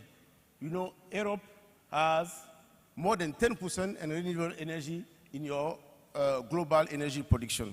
So we have to do something for in Africa to move for first of all oil and natural gas using for energy production to renewable energy like solar panel and wind. When you go deep on, you know, with renewable energy, Asia Pacific has the highest use of renewable energy, more than 40%. And after that, Europe, more than 20%. But Africa is only less than 2%. But Africa is a very sunny country. It is not comprehensive that Africa use a less for renewable energy like solar energy. What is the problem now for the barrier to renewable energy deployment? We have three categories. The first one is a political and institutional barriers. The second is technical and informational barriers. And the third is economical and financial. For political, we can say the lack of government commitment to renewable energy deployment, the lack of transparency in decision making, and a country risk is very important for that. For technical issue, we have a limited and expensive experience with renewable energy deployment because renewable energy like solar panel is new in Africa.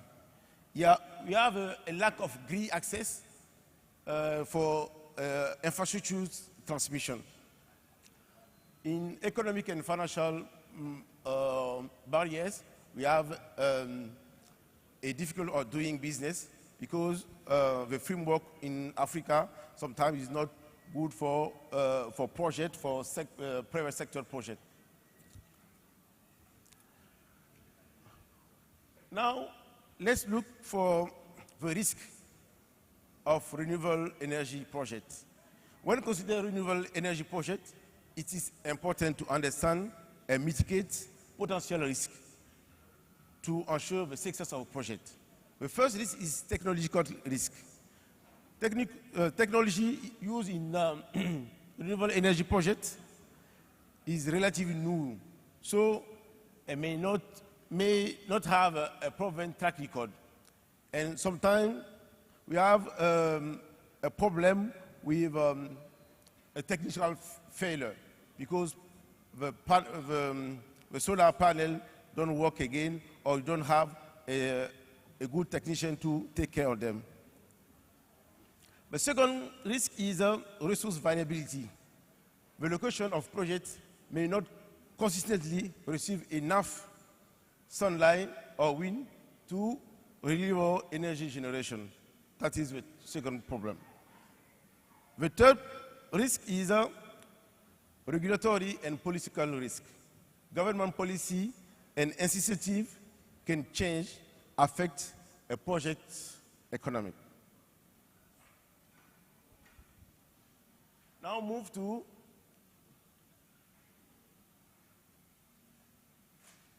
financial risk. Construction costs for renewable energy project can exceed an initial estimate, so impact the economic of a project. The infrastructure and grid connectivity, what is a major problem? It is a challenge in connecting the renewable energy project to the grid can result with delay of revenue generation. Performance risk is also a high risk. The project fails to meet the expected performance level. It can lead a revenue shortfall for that. And the last risk is operating and maintenance risk. Poor maintenance practice can lead to reduced efficiency, increased downtime, and short equipment lifespan. Let's talk now for the de-risking instrument that we have. This instrument means relocating, sharing, or reduce existing or potential risk associated with renewable energy investment. So we have two categories. The first one is the policy de-risking. Policy de-risking mitigate risk through police measurement, which are enact by policymakers. The second de-risking instrument is the financial de-risking, to deploy financial measures to avoid or reduce risk associated with the project in renewable energy. So let's focus now for financial de-risking, and specifically with a spotlight or the prototype of a good green project for de-risking. We have a prototype of project like that, green project like solar panel, and you have to establish a framework for this project. The framework will take into account the developer, that is a shareholder of a project, and the lenders or bondholders which can go to green market, capital market, and to raise money to finance the project or solar project.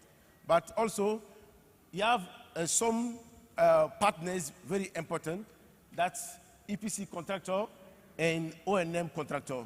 You have to get, again, the energy of taker is very important. And this prototype, government play a good role for the framework and to make a policy to be clear for foreign investor and local investor to invest in the project. Let's focus for the first instrument for de-risking. If you have a green project like solar, the first one, what you can do, you have to sign a power purchase agreement with the off-taker. It's very important for that because you set up the revenue that you can get with the energy off-taker.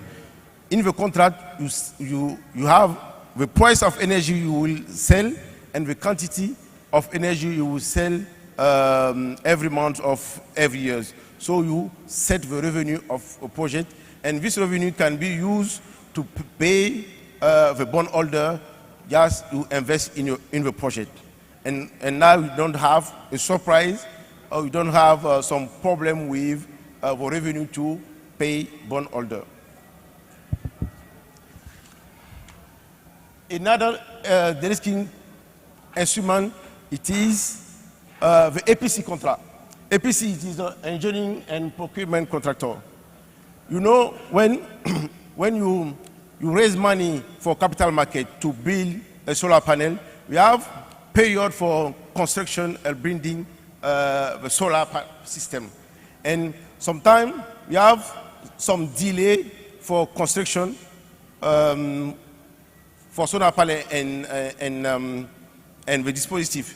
So we have to transfer this risk to the EPC contractor to take an engagement to build the project, to build the solar panel, to make it work at time.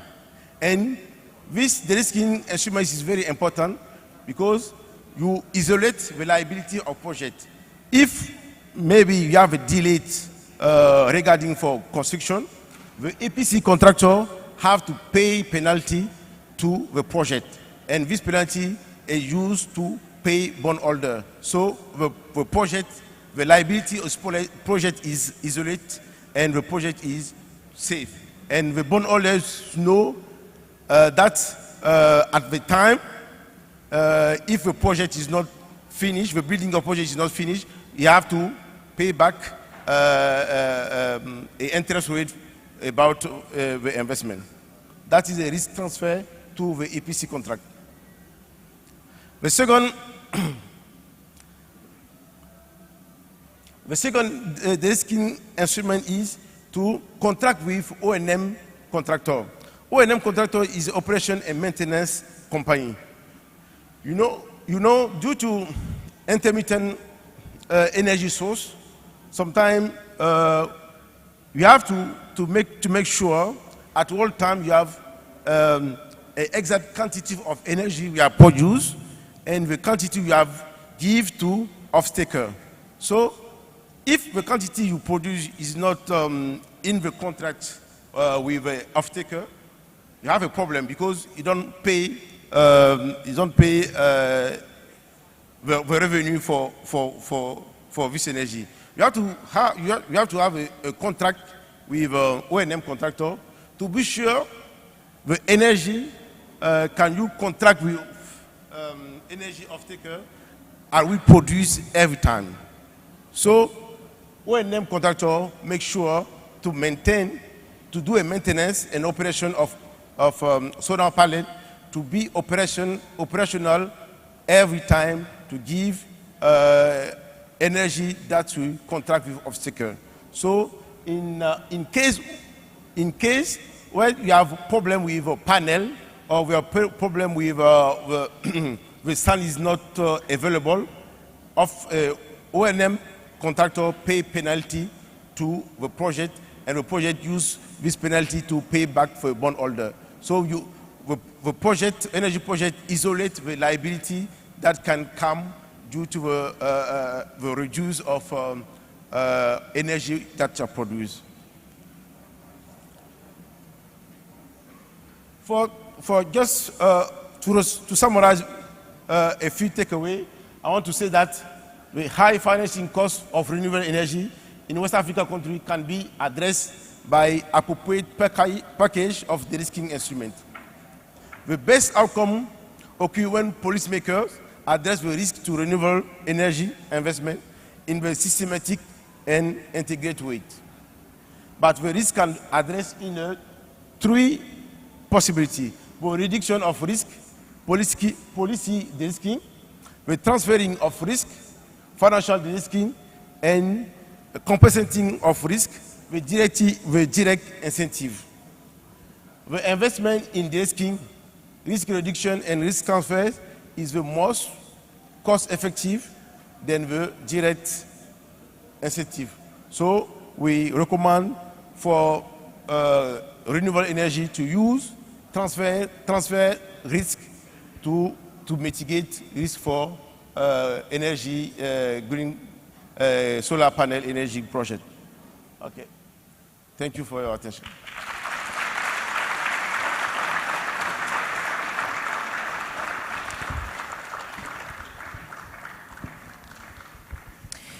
Merci beaucoup, Monsieur Mohamed Balima, for taking us through that presentation. Another round of applause for him. Applaudissez, mon ami. Thank you. We will move on very quickly today, and we'll have another presentation that will be delivered by Mr. Haruna Jallo Waziri, Vice President, Africa Middle East Depositories Association. Unfortunately, he's unable to join us at this moment. He will join us very shortly during the course of the event, but he's ably represented today by Onome Komolafe, Divisional Head, Business Services and Client Experience, CSCS. A round of applause for her. She'll be representing Mr. Haruna Jallo Waziri to present our next presentation on towards regional integration. Thank you very much. I know he would have loved to be here, but he sent very capable hands to represent him. Over to you, ma'am. Good morning. I would want to stand on existing protocols and also send the best wishes of my CEO, Mr. Haruna Jallo Waziri, the MD CEO of Central Securities and Clearing System. He would have wanted to be here, but he's unavoidably absent. So today, I'll be taking his presentation, and just the proviso, the good parts are mine, the bad parts are his. So we'll quickly go into the presentation.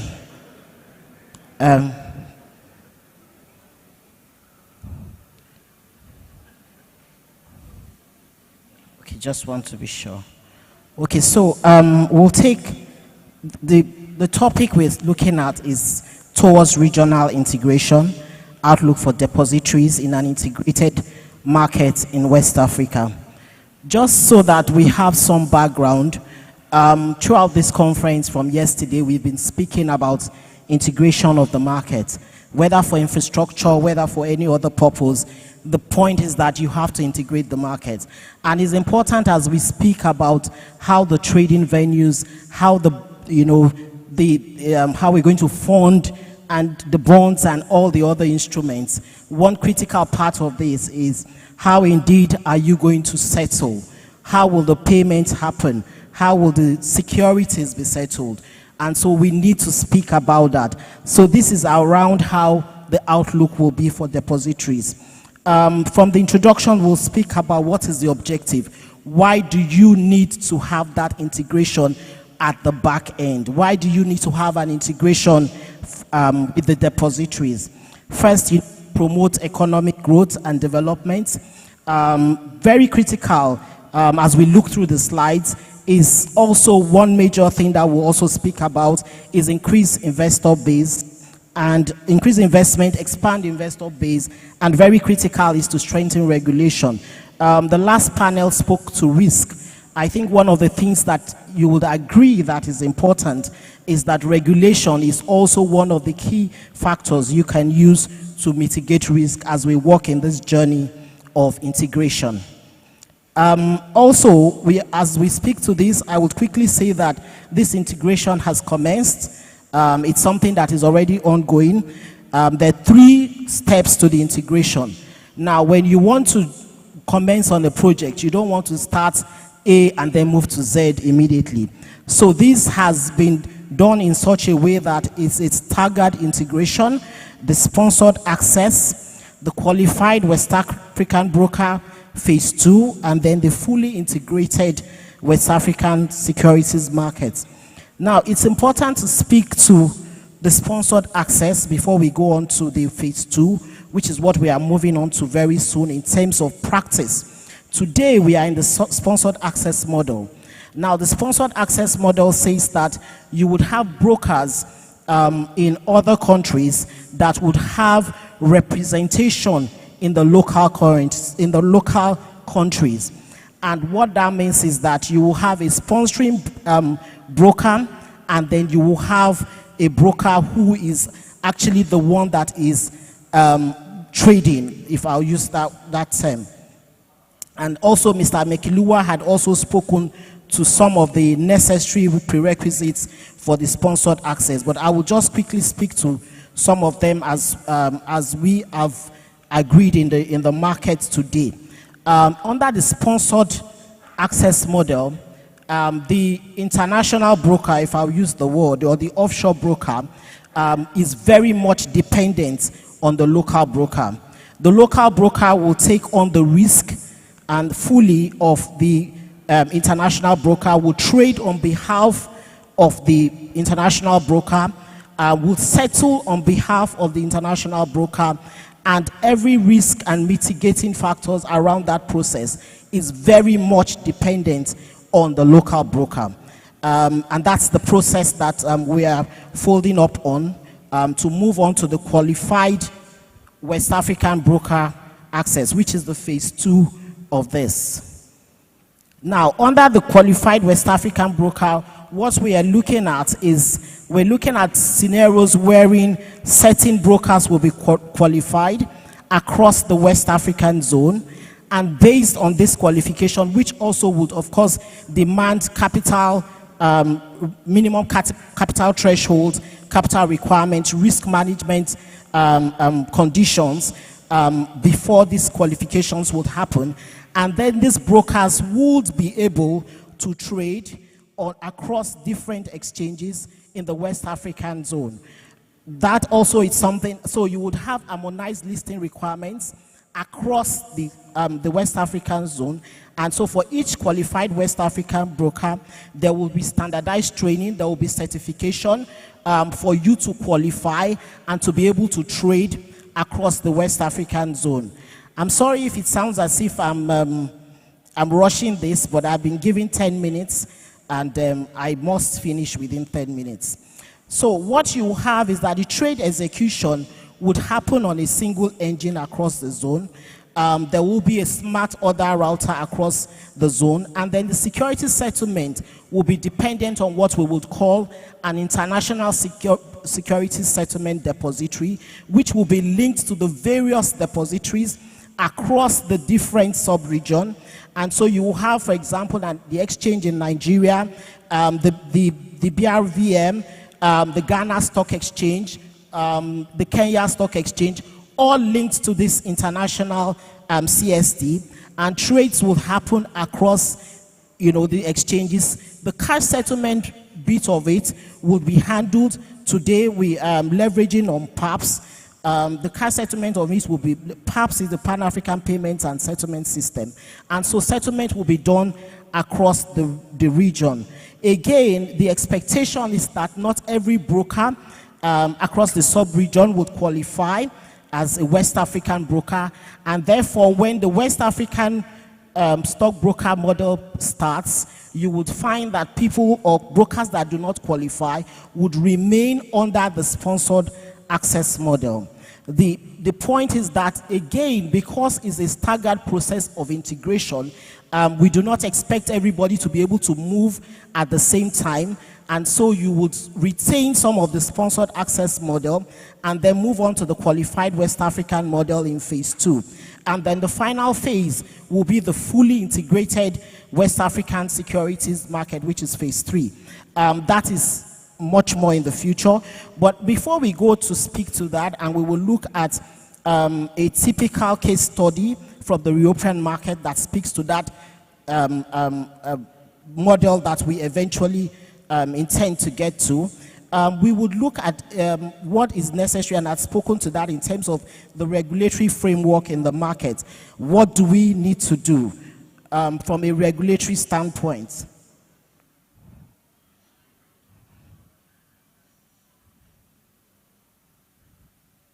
Okay, so it is important because of the risk involved, and again, like I said, the last panel has spoken a lot around risk in this process. You have different countries, different regulatory frameworks, in fact, different market structure. Yesterday, we also heard that certain market structures, the final beneficiaries are not part of the market. And so it's important that you have some harmonization across the regulatory framework, across the different countries in the region. Again, language is something that we have seen that could be a barrier, which can easily be taken care of. But it's important that we have uniform rules, we have uniform standards that would eliminate the issues that you may have across cross-border settlements. That is very critical to this process. And so this regulatory framework, as we move on through the different models in phase 1, in phase 2, it is important, and then phase 3, of course, it is important that we continue to enhance and continue to work on this model, on this regulatory framework. And we are grateful for the support, even from the local SEC, in terms of guidance, in terms of leading some of these conversations that we are having, both on the local level and also on the international level. Now, what are the barriers to cross-border settlement? We have spoken a lot to some of these barriers, but the first two barriers that I highlighted here in terms of the bullet points, talks about the settlement challenges, the first two settlement challenges, I will say that are particular and pertain when you have cross-border transactions. This includes, cash settlement challenges that you will have from different currencies. You have the Ghanaian cedi on one side, you have the Nigerian naira on the other end. How do you ensure that you overcome the settlement challenges that would arise from settling these cross-border transactions? It's important that that is a critical aspect of the conversations as we go on. It's also important that we need to provide a clear FX pricing methodology, because again, this methodologies differ from country to country, from central bank to central bank. Again, I say that these two particular issues are related specifically to cross-border transactions. But again, there are some issues that are pertaining to local transactions and then become exacerbated when you take them across countries and across zones. For example, you find failures arising from lack of cash or securities resulting in default or failed transactions, both in the local market and when you have to deal with cross-border transactions. And then you also have that you have different structures. I've spoken to that. You also have illiquid securities. Understanding of these illiquid securities across different markets may differ. The deepening of that understanding is also critical as we begin to trade and transact and settle across different markets. And also poor settlement measures and fail management mechanism. You find that, for example, in the Nigerian market, we operate a no-fails trade. You go across the region, you find that some markets operate a failed trade mechanism. They have an allegement process, which again is not what happens, for example, in the Nigerian local market. So that default mechanism has to be something that will be harmonized, again, predicated on the fact that you have harmonized the settlement procedure and the risk management procedures around this. Again, we speak about the cybersecurity and data protection. That also has been subject of our discussions even from yesterday. That is also critical. Local issues but become exacerbated when you begin to discuss them across cross-border transactions. Yes, there's cybersecurity issues, data protection issues locally, but when you begin to talk about cross-border transactions, they become something that you probably want to focus a bit on. And then thirdly, you want to look at establishing CSD and interoperability standards. Even locally, you will have situations where you have more than one CSD in a country. Have you sorted out the interoperability links within that country? And then how do you begin to sort out those links inter-country? It's also important that we look at that as we begin to look at this integration within the region as well. And then we look at the case study. Now, this case study speaks to what we actually have and which is our utopia in terms of the integration. Like I had said earlier, we have done phase 1, we are moving on to phase 2. Now, the European market is already in the phase 3 of this, and it's important we see what it would look like when we get there, and probably get better than there, if you would indulge me. And so what do we have in the European market today? We have what they call the target services, and it's operated by the Euro system, and all the countries in the European market subscribe to it. And so it provides a platform for cross-border settlements across the different countries in the Eurozone, which is exactly what we intend to do, and which is the target for us, if I will use that word. And so the idea is that when trade happens across in any of these countries, it is considered a trade in all of the countries. Participants in one market are considered to be participants in all markets within that zone, and each of them would have securities accounts connected to a particular platform, which is the T2S platform, which that platform serves all the countries within that zone. Now, these accounts are side to side on the common platform. There's simultaneous settlement. Of course, I mean, without saying this, we know that clearly this is driven by technology. And so DVP is very clear because the money and the securities, they are exchanged on a simultaneous basis. This is something that is also critical as we move on to integration. You cannot have one market operating on a DVP basis and another yet to achieve a DVP basis. We don't even need to begin to speak about, the timing of settlement. Those kind of harmonizations will need to happen as we move on. And then we speak to what the T2S platform does. It makes it easier for investors to buy securities in other EU countries. We are also looking at that in Africa, that we will, within the West African sub-region, I can sit in Nigeria, I can trade in securities, and it will be settled easily in Ghana, in Kenya. It also reduces the cost of cross-border security settlement because you have a single system that is seen in each country as a local system, and so it's not looked as a foreign system. So I'm not looking at the Ghanaian settlement system or the CSD as different from the Nigerian one, because it's one and the same, and that of course makes that the competition around those that provide the services is stiffer, and therefore they are forced to provide better services to the providers. Again, there's pooling of collateral and liquidity, which again is so critical to our markets. So we need to be able to have this comprehensive integration.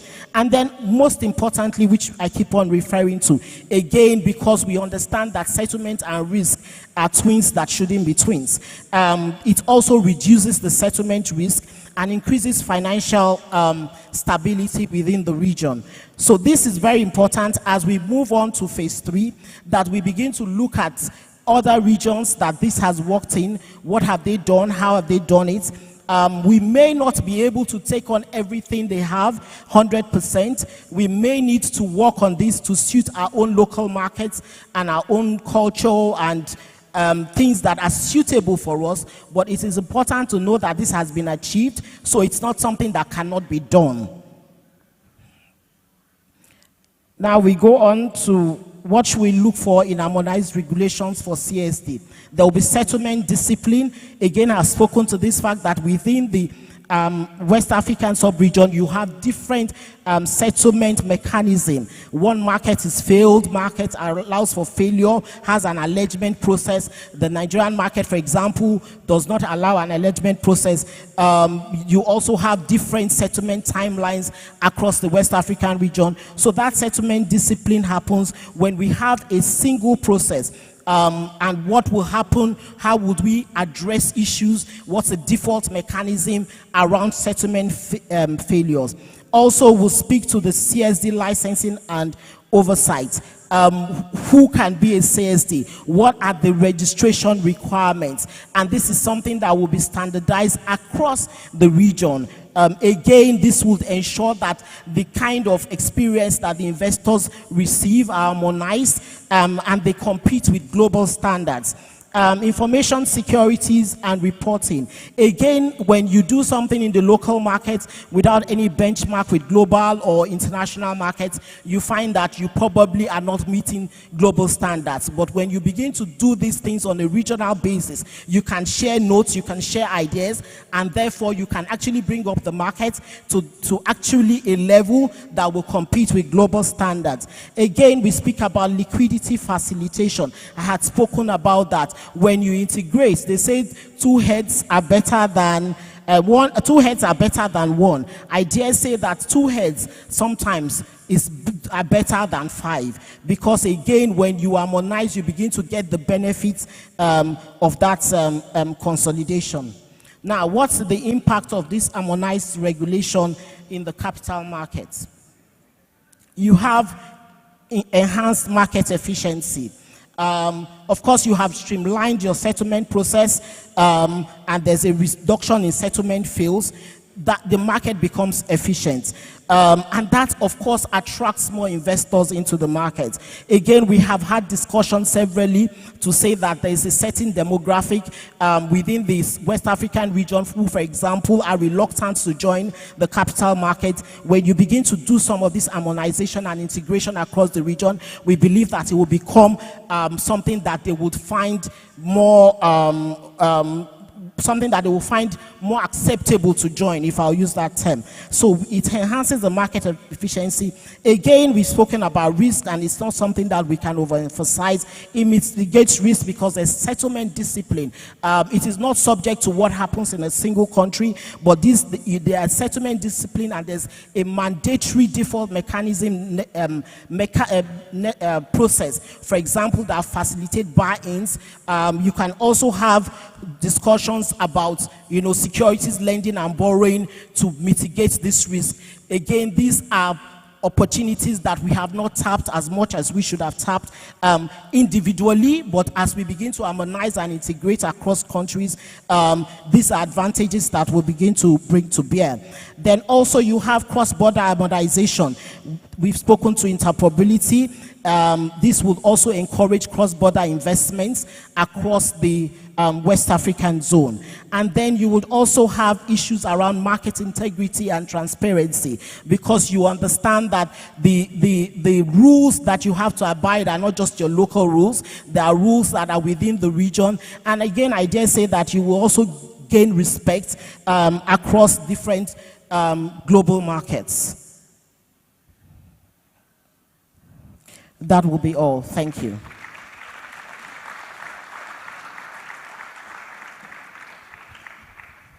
Thank you very much, Onome Komolafe, for ably representing Mr. Jallow Waziri. You almost delivered the presentation like it was yours. You owned it. Thank you. Please give her a round of applause.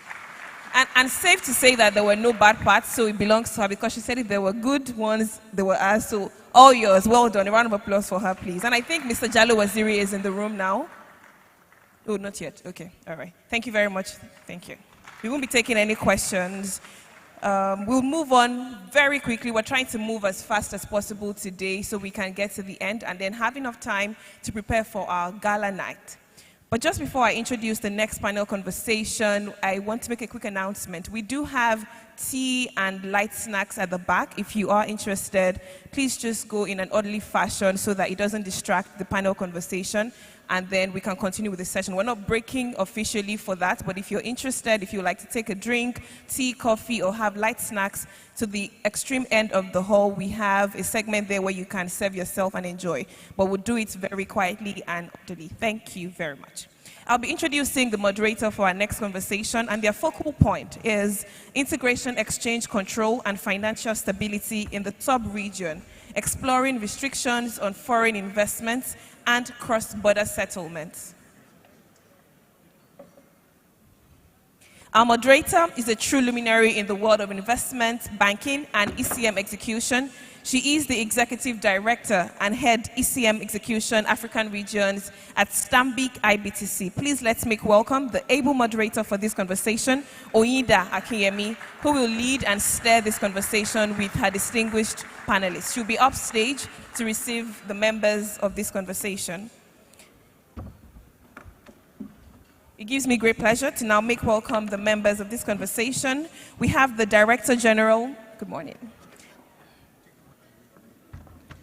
I know that we're taking a quick break for tea and coffee, but we'd like to do it quietly so that we don't cause any interruptions or distractions for the conversation. And for those who are still seated, we can go in turns so that the queue isn't too long. Our hostesses can also help to coordinate this. Distinguished ladies and gentlemen, please let's do this in an orderly fashion so that we don't interrupt the conversation happening here. It's a very critical conversation, and I'm sure there are persons who are seated who would like to benefit from it, and I'm sure this will be beneficial to everyone. Our hostesses dressed in green will help to coordinate the tea and coffee session, but let's not make noise. Enjoy ourselves to the tea break. Thank you very much. All right, so we have the Director General, West Africa Monetary Institute, WAMI, Dr. Olorunshola Olowofeso. He'll be joining this conversation. A round of applause for him. Thank you very much. Thank you. We have the Head Technology and Operation, Pan-African Payment and Settlement Systems, PAPS, Osita Dima Ugu. A round of applause as she comes up stage. Thank you very much. We have the Executive Director at Lotus Bank, Mr. Isiaka Ajani Lawal. A round of applause as he joins this conversation. And last and again, certainly not the least of them, we have Head Market Architecture, FMDQ Securities Exchange Limited, Mr. Oluwaseun Afolabi. A round of applause for Mr. Oluwaseun. He'll be joining this conversation on integration, exchange control, and financial stability in the sub-region, exploring restrictions on foreign investments and cross-border settlements. I'll be handing over to our able moderator to steer the conversation from here. Over to you, ma'am.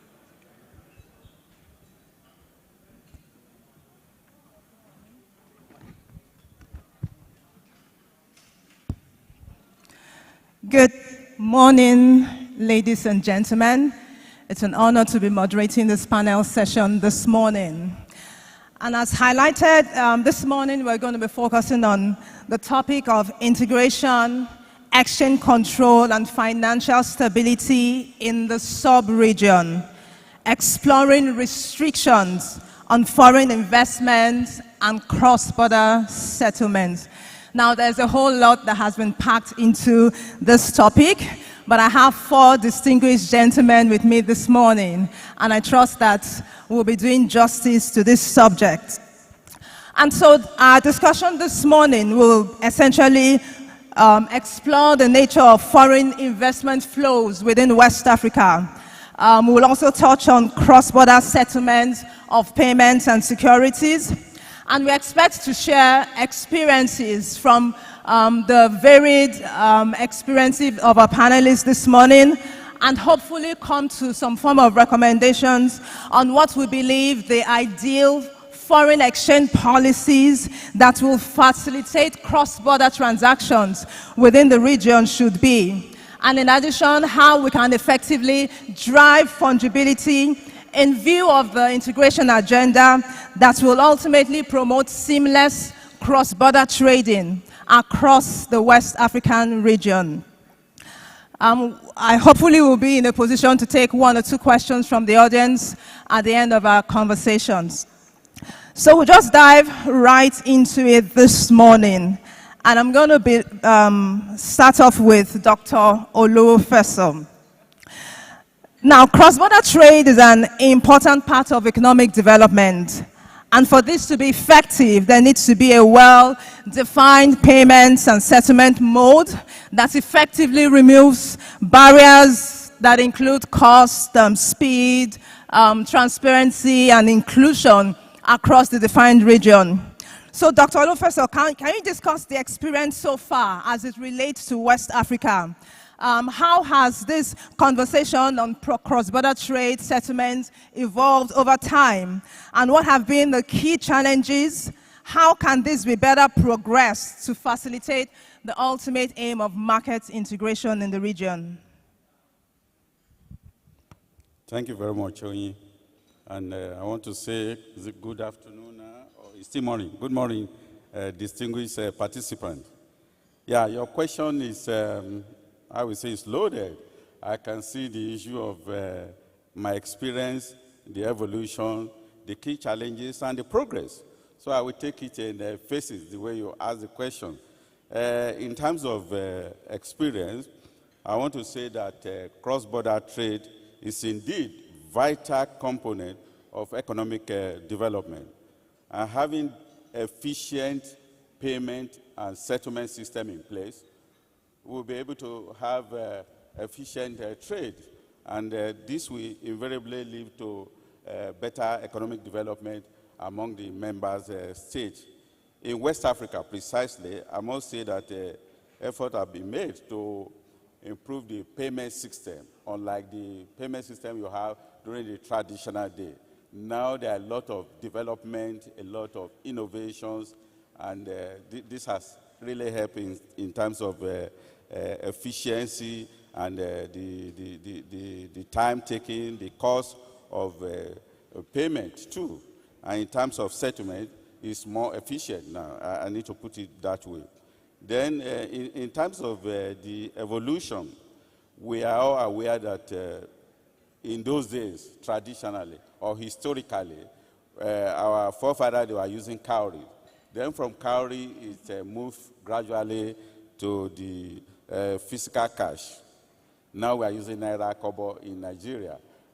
In Ghana, we are using CD, and other country too. In Ghana, we are using CD. And other countries, they have their local currency.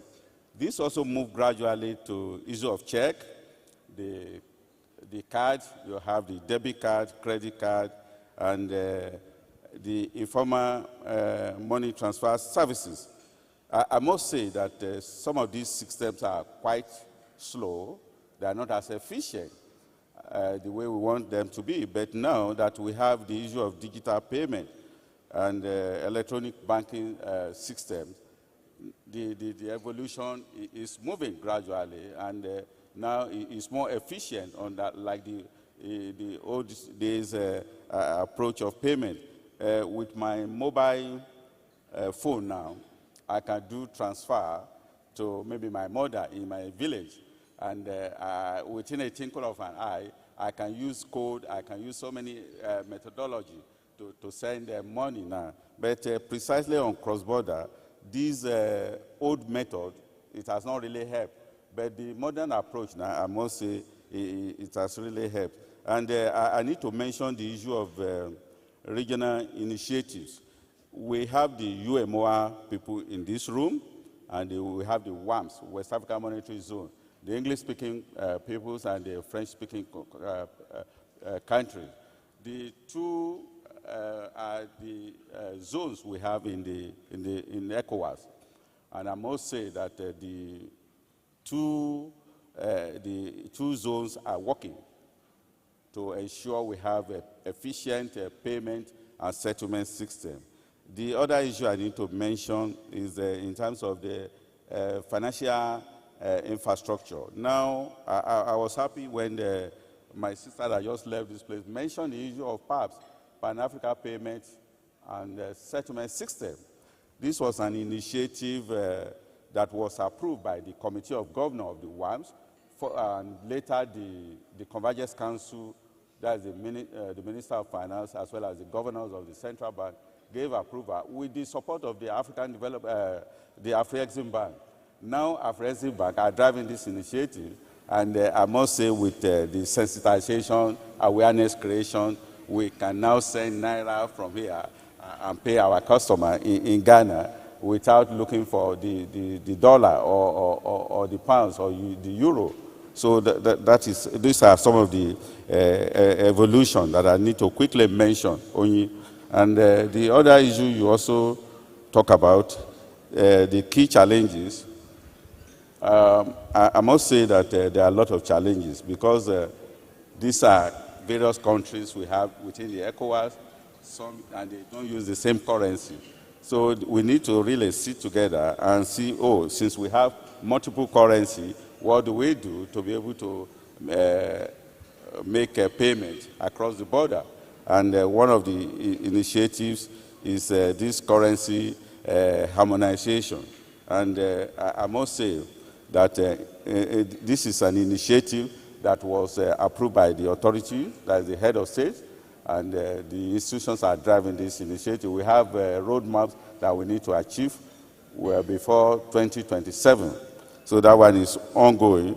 Then under the regulatory hurdles, I need to quickly mention that financial regulations and legal systems are in place.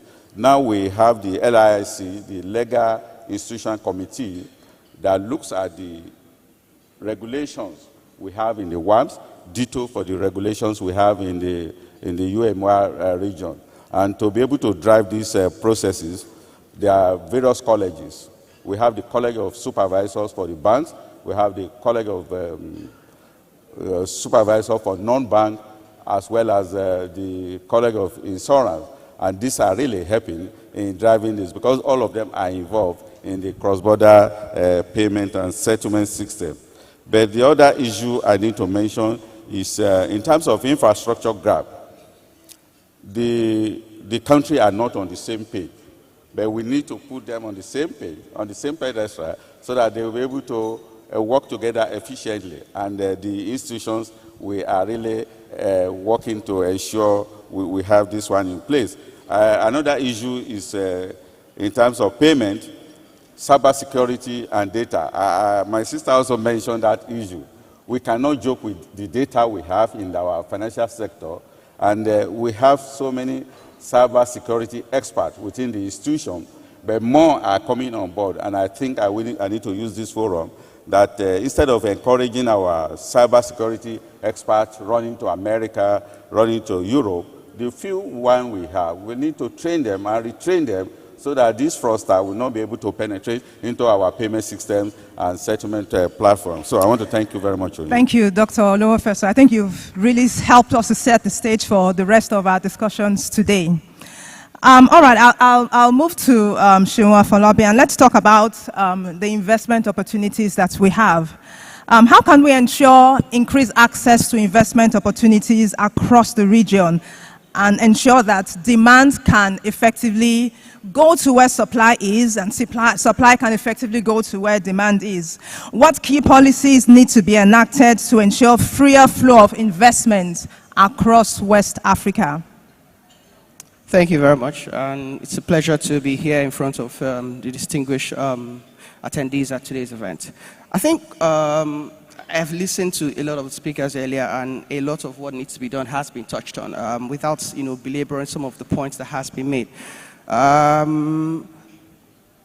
Generally, the theme of these events and the organizers are in itself one of the things that need to happen, actually, for you to be able to mobilize investments across the region as we want it to.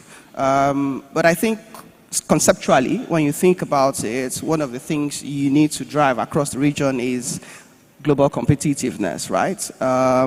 Again, Nigeria today on its own will probably grapple with a lot of people seeking foreign currency denominated investments, right? And I'm sure the same thing plagues Ghana, plagues Burkina Faso, plagues Senegal, and all of that. Now, what we need to do is find ways to make all of that investment seeking outward or foreign currency denominated investments to look to the region for investment opportunities. And the big question then is, how do you do that? I think one of the first things we need to achieve is regulatory harmonization. It's been said in various forms, shapes, and sizes here today, but it is very, very important that that needs to be in place, because that is the first thing that then fixes something on the primary market side, which is who can come to the Nigerian financial markets today to seek funding, either by way of a capital market instrument or even a money market instrument. Once you cater to that, then you open all the people with funding deficits to a whole world of surplus funds for them to do that. And once you've catered to that, then a lot of all the other matters that have been addressed earlier on today, which I'm not going to spend too much time talking about, operational efficiency, bringing liquidity pools from different places to one another, interconnectivity and all of those things, then fall in line. And you begin to see the real value of the sort of investment flows you want to achieve in the region. Thank you so much. Now, a lot has been said about PAPs. We can't, where we are today in the market, we can't talk about cross-border trade settlements without referring to PAPs. And we have someone here who actually spearheads the technology aspect of PAPs within Afrexim. And so, Osita, the next question goes to you. Can you give us some inside view about PAPs, basically talk about what the ultimate objective is, what are the achievements and challenges to date. PAPs was effectively rolled out sometime last year, and what sort of regulatory framework, what needs to be changed to ensure that it's effective, it's working in alignment with what was ultimately envisioned? Thank you. Good morning, everyone. My name is Osita Ademola from PAPS, Afrexim Bank. PAPS means Pan-African Payment and Settlement System, and like Doc explained, is an initiative of the AU and the African Central Banks. The governance of PAPS, actually, the central banks, any central bank in Africa that signs up to PAPS, the governor of that central bank becomes part of the governing council of PAPS. Why PAPS? The initiative came as a result of the challenges in payment today, that someone in, say, Nigeria will need to source for USD to make a payment to someone seated in Ghana. So these central banks came together, and on the PAPS platform, what we do is that we empower the trader in Nigeria to just debit his Naira account, and the receiver in Ghana will receive in cedis. Someone in Kenya will debit shillings, and someone in Gambia will receive in dalasi. That will reduce the pressure of going to source for FX. That is one. Two, PAPS is there to eliminate the corresponding banking relationship that we have today. As we are all aware, if you are sending money from Nigeria, from Bank A in Nigeria, the Bank A may have a correspondent bank in New York. Bank B in Kenya may have a correspondent bank in the UK. So the money will leave Nigeria, it will flow to New York, it flow to UK, it comes down to Africa. So PAPS eliminates that. And by eliminating that, one of the things we achieved is that the payment is instant. So I can send from Nigeria and someone in Ghana will receive immediately. Not only that, that payment is instant, it is cheaper to both the sender and the receiver. Reason being that the type of payment we do today, every cross-border payment, those correspondent banks will collect their charges. So, but with PAPS, those charges are now completely eliminated, making it cheaper. Then the transparency. Today, if you do transaction in Nigeria cross-border payment, oftentimes you lose track of where exactly is this money. So you can do transaction and you can monitor it and see when it hits the receiver. What are the achievements today? Our integration model, we come to a country, we start with the central bank, we integrate the central bank. We started with the 6 central banks in Africa, which is Ghana, Nigeria, Gambia, Guinea, Sierra Leone, and Liberia. Those are integrated. Commercial banks in these countries are currently integrating. Currently in Nigeria, we have about 14 banks that are ready. About 20 banks are doing integration. In Nigeria, in Ghana, about 15 banks are ready, transacting in PAPS, and it continues that way. So when we integrate these countries, their central bank, we start integrating commercial bank. Over 80 commercial banks are doing integration right now. About 40 are live and transacting in these 6 countries. What are the countries that are currently doing integration? We have Kenya, we have Zambia, Zimbabwe, we have Djibouti.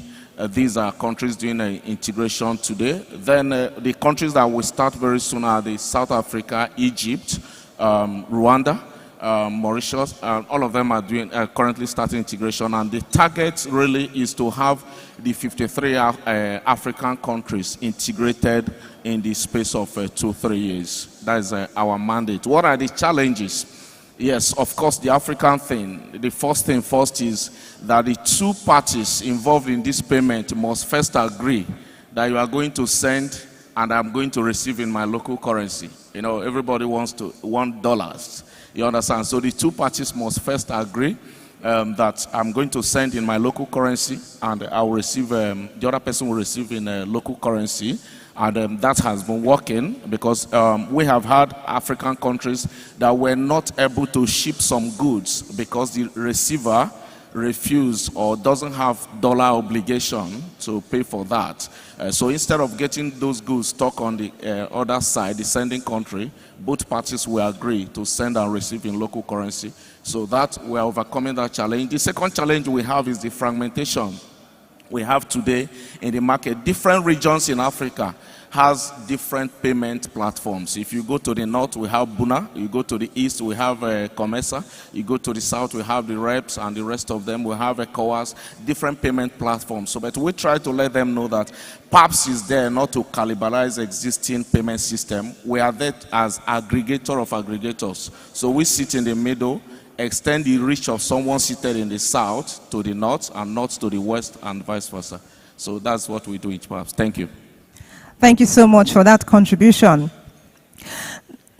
Now, the core of this conference is around integration and facilitating integration within the West African region.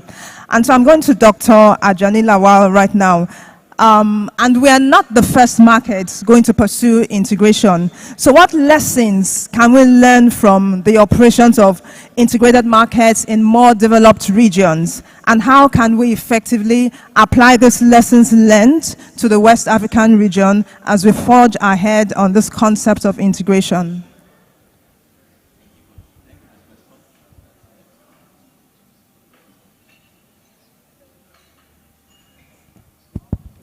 Thank you for the question, moderator. Good afternoon, distinguished audience. I will start by giving a little story. I work in one of the WACMaC zone for 10 years. WACMaC zone is that part of West Africa where you have 8 countries that are integrated economically and similar, under similar grounds. Over this period of 10 years, I noticed some frustrations faced by businessmen trying to come from the English zone, especially into the French zone. What are these frustrations? Number one, legal environment. You know, you have a Nigerian company who is trying to provide service to an Ivorian company. I need to sign an agreement. The question is, what jurisdictions will apply? Nigerian law or Ivorian law. And these are different legal frameworks. So you find a lot of times where agreement frustrates business. So a Nigerian company couldn't serve an Ivorian company because they couldn't agree on which jurisdiction will apply. Sometimes at the extreme, they agree that when there is conflict, they will then agree which jurisdiction will apply, whether it's African jurisdiction or somewhere in Europe. So you get a lot of frustration from which jurisdiction will apply when trying to do contracts or businesses within ourselves. Another frustration, you have a situation where a Nigerian company providing service to, say, a telecoms company, present in Nigeria and present in, say, Senegal, and is trying to move liquidity from Nigeria to support its operations in Senegal. But that wasn't possible because different currencies. So you get frustration. I have money in Nigeria. I can't move to Cote d'Ivoire and vice versa, as the case may be. You also have cases where people have built credible credit history in a country like Cote d'Ivoire and trying to move to Nigeria. Coming to Nigeria becomes a complete green on. He couldn't raise finance because he can't transpose his credit history from Cote d'Ivoire to Nigeria. So he's starting all over again as a business, meanwhile in the same region. And the last one I will touch on is currency conversion, which we've spoken about already. And then somebody in the morning mentioned an elephant in the room, and he said transparency. I would like to add the second one to it, trust. Within the West African zone, we really don't trust ourselves, and it's something that we need to address over time.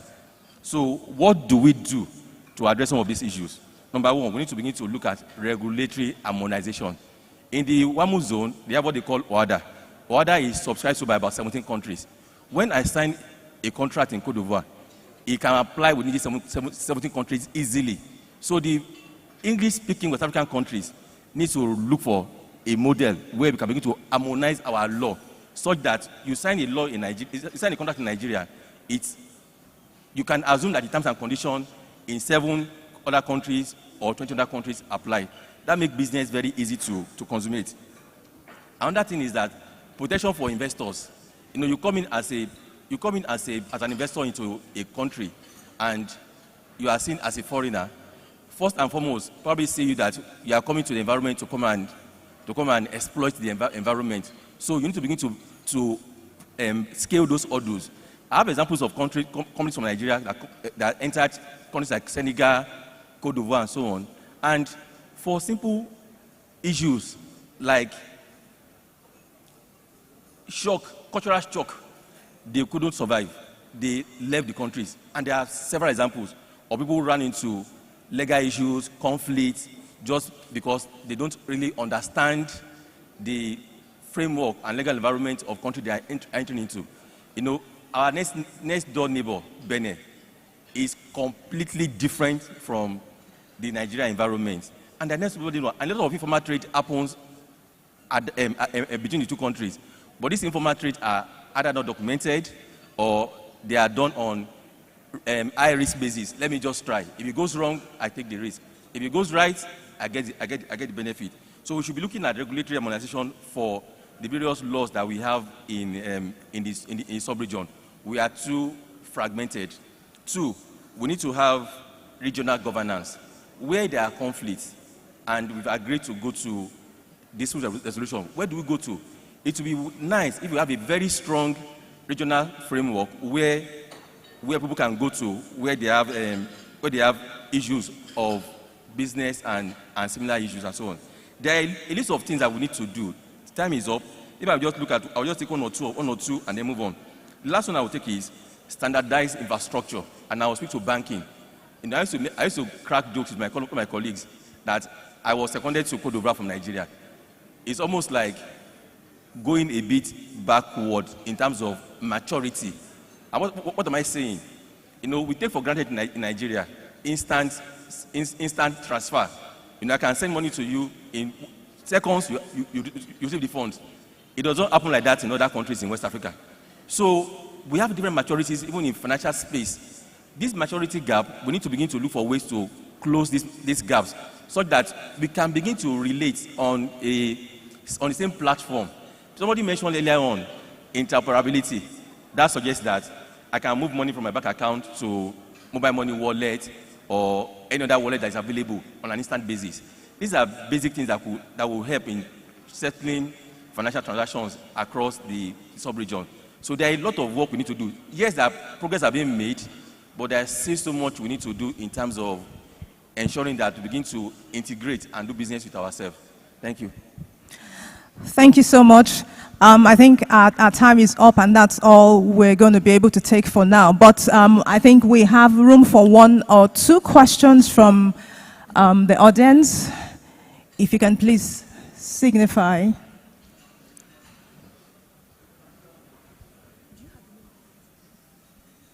Questions from the audience?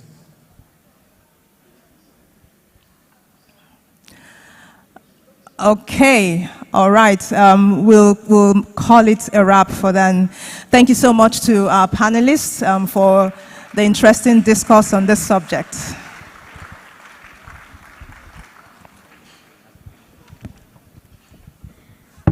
So there is a picture session as soon as you're done with the cameraman.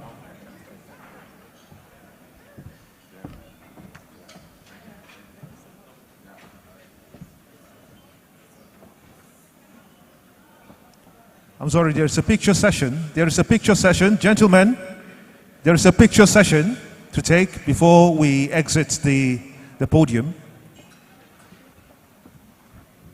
We can move forward just a little bit. We can move forward just a little bit.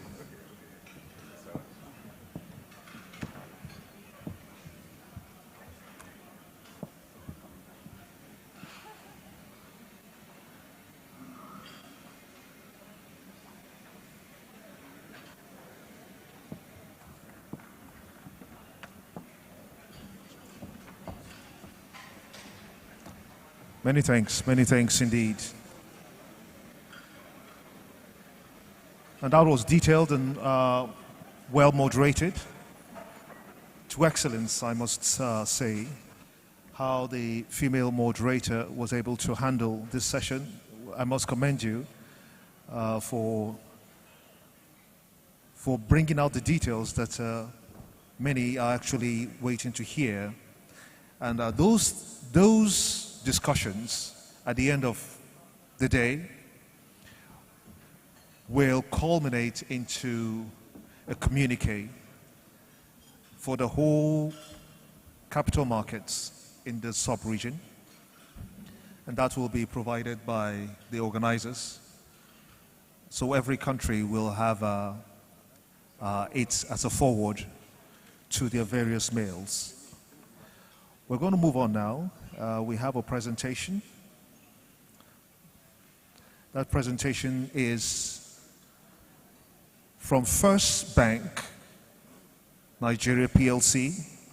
First Bank, I think is truly the first. They used to have that commercial. First Bank, truly the first. But I think they're having to run for their money now. We're having a challenge yet to be seen, yet to be established. But First Bank's Olusegun Olatidoye, the head capital market business of FBN, Merchant Bank Limited, is giving us a presentation now. Ladies and gentlemen, a round of applause as he walks up the stage. Thank you for coming, sir.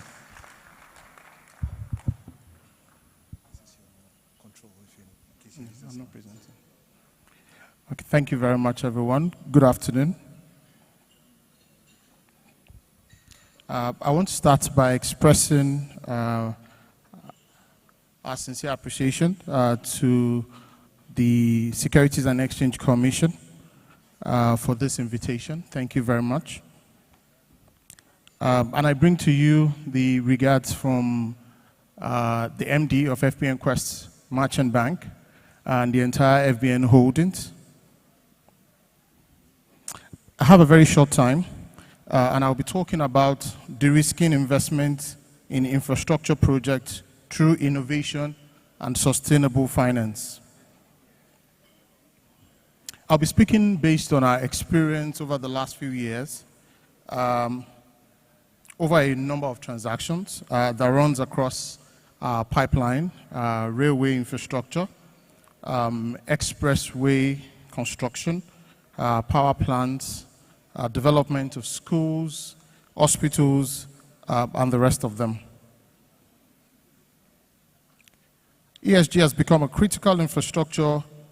ESG has become a critical infrastructure in finance, as lenders have increased focus on not just environmental due diligence, but also social and sustainability impact of projects as well.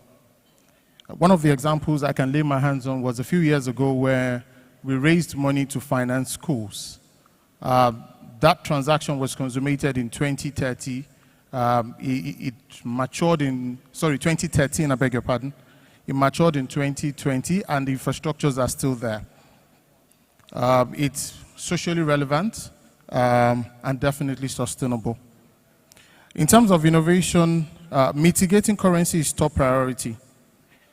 We know that projects are large and requires very huge finance, but we also know that although lenders and DFIs are still open to lending to infrastructure projects, innovative options to mitigate currency risks, such as swaps and FX reserve accounts, have now become very, very critical. There is a need to access long-term capital, and that remains the primary sustainable solution towards infrastructure finance. And that is, infrastructure bonds, sukuk, issuances, and other long-term instruments. We believe that reducing the foreign exchange portion of infrastructure financing would enable the revenues to be generated locally and reduce the possibility of foreign exchange mismatch. Most of the infrastructure projects that we've seen generate Naira. And unfortunately, when we fund them wholly through dollars, we create a foreign exchange mismatch. We need to develop a pool of liquidity in the domestic market to boost infrastructure financing. And that is essentially, developing instruments that goes more than 10 years, 20 years, 30 years, that can really fund infrastructure. We believe that working with the buy side to generate significant demand on the long-term instrument, on the long-term debt instruments is also very, very critical. We have seen a lot of interest. We have seen a lot of participation from the buy side, but we believe that we can do a lot more than we're doing now.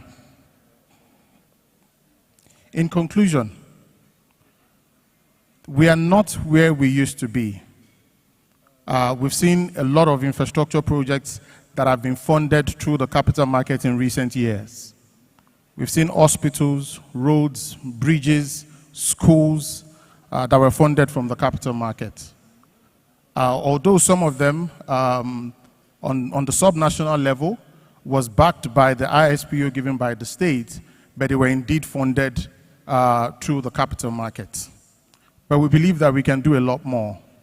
We can work with the regulators to create the framework, and we can also work with ourselves to generate the transaction, and also to improve, the relationship between the buy side and the sell side. That will be my short presentation. Thank you very much for listening.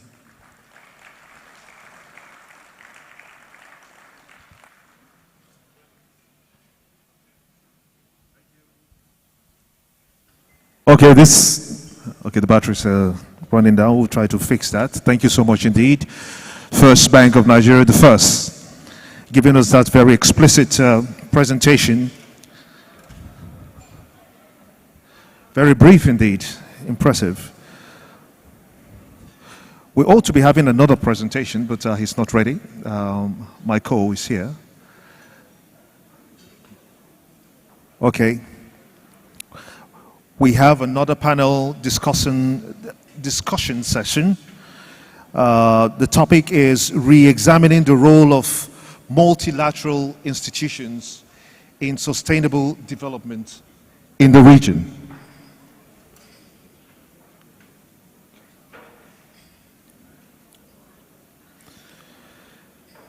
And to moderate this particular session, we have Mrs. Hafsat Olubukonla Rufai, Director, Lagos Zonal Office, Securities and Exchange Commission, Nigeria. She's making her way to the stage now. Let's keep up the applause. I think we should give that credence, especially to women, as we are.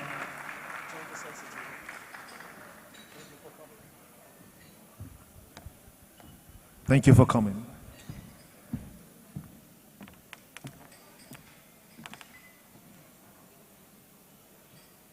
Adebayo Araoye, Special Senior Capital Markets Specialist, FSD Africa. Thank you. Thank you for coming.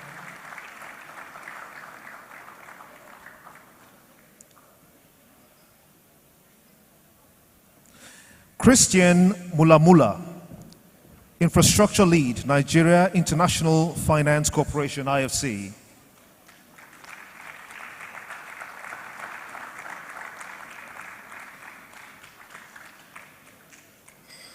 Oyelami Adekola, Director of Public Policy Enterprise, NGR, is also joining us.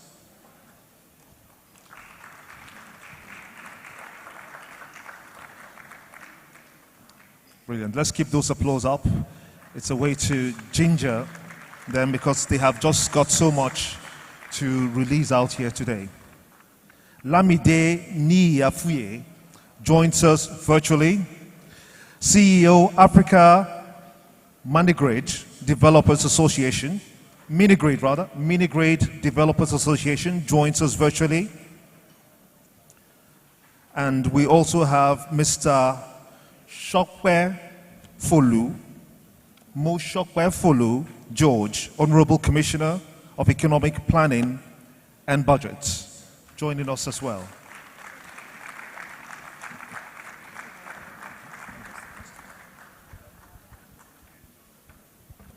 We'd like to thank our moderator who is on stage and all our panelists, 4 of them physically present. We have 1 joining virtually. However, before we go straight into the conversation, we'll take a presentation by Christian Mulamula, Infrastructure Lead, Nigeria International Finance Corporation. There's a presentation that will herald the panel conversation. So over to you, sir. You can use the podium for your presentation.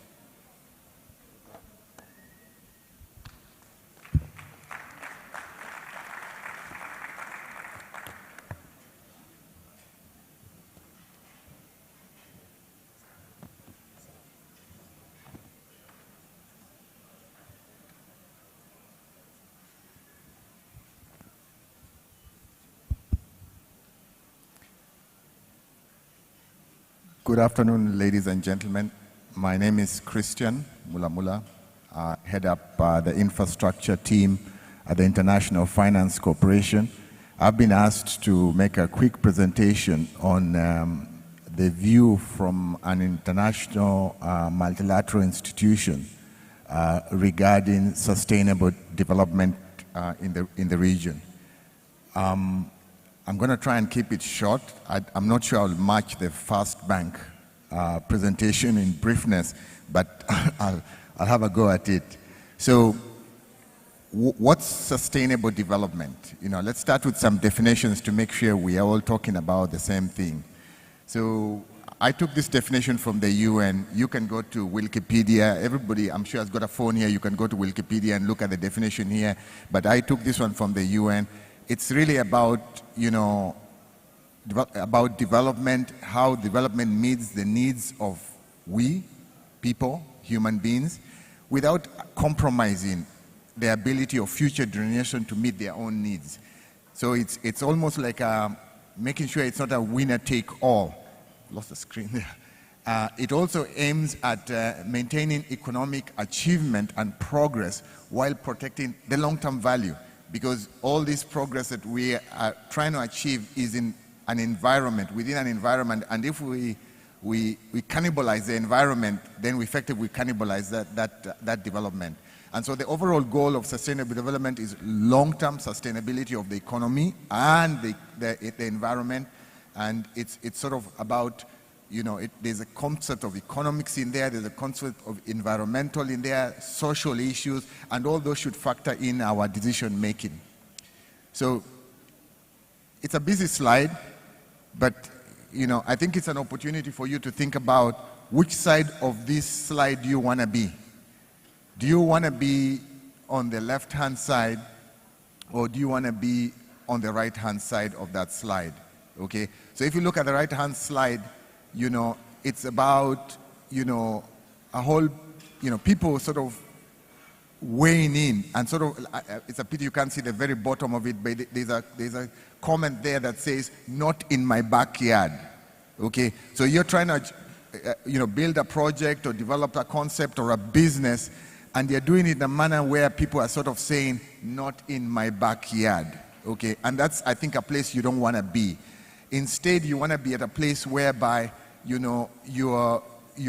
you build your business, you're taking into consideration environmental and social factors, you're taking into consideration gender factors, you're bringing women into your business, for example, you're taking into consideration climate issues. Okay, climate has become a very topical issue, and global warming, decarbonization is becoming quite a topical issue. So again, this is what sustainability is about if you're in a business. Do you want to be on the left-hand side of it, or do you want to be on the right-hand side of it? So again, just building on that concept, this is now our view as a multilateral institution, as the IFC. This is our view, and we believe that sustainability means smart business. Okay, you want to make money, okay, which is great. You probably want to be in business if you're not making money, actually. But you want to make money, and you want to make smart money. You want to make sure that the things that are giving you an opportunity to make money, which by and large is the environment, allows you to continue to make that money. And so some of the issues that, as a business, you as an entrepreneur, an operator of a business, a manager of a business, you want to think about as you're running your business is going beyond profits, and you're aligning yourself with the bigger picture issues. Climate change, I've already talked about it. For example, inequality, and creating a positive impact on the people. Now, the people includes your own employees, that the people includes all the stakeholders around your business. The people includes the planet. Okay, the entire planet as a whole. And that's why, I've various verticals there talking about you need to, for example, address climate risks, emissions, transition, greener, clean energy.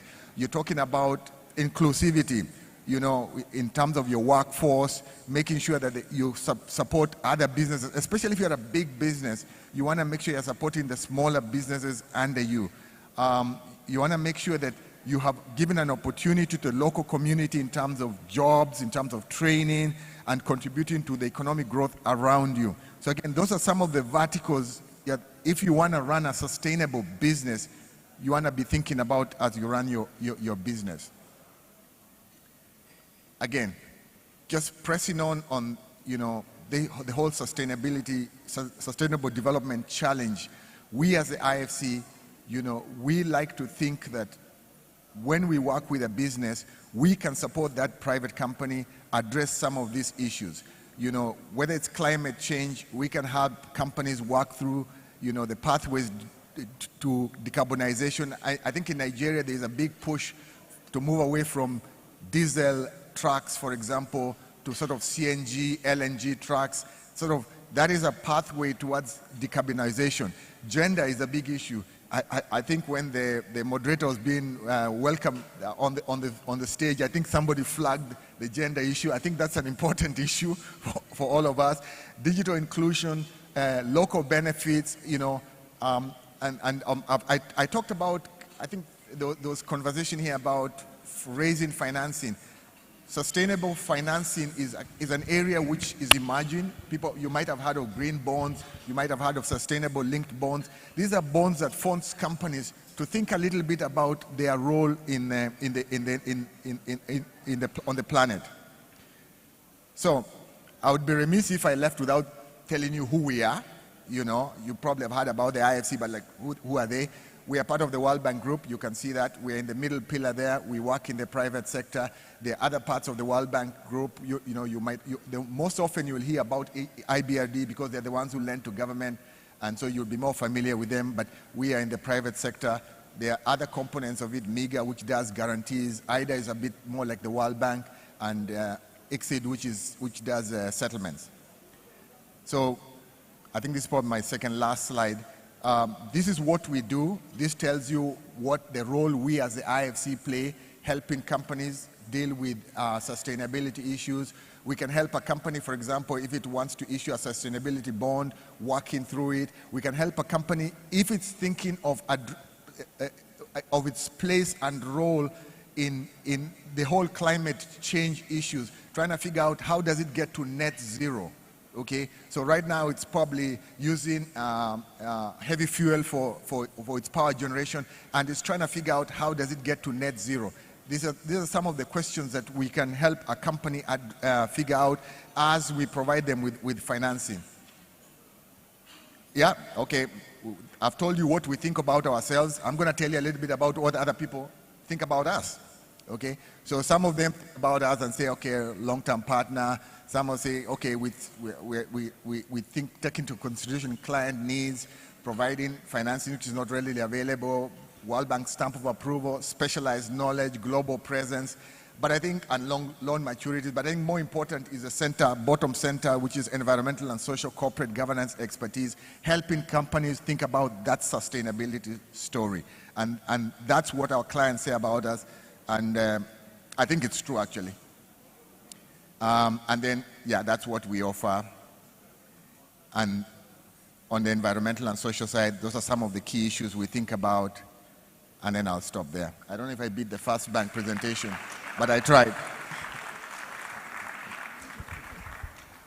Many thanks indeed. Another round of applause. Round of applause. The good thing is that he's still part of the panelists for this session, as I hand over to the moderator.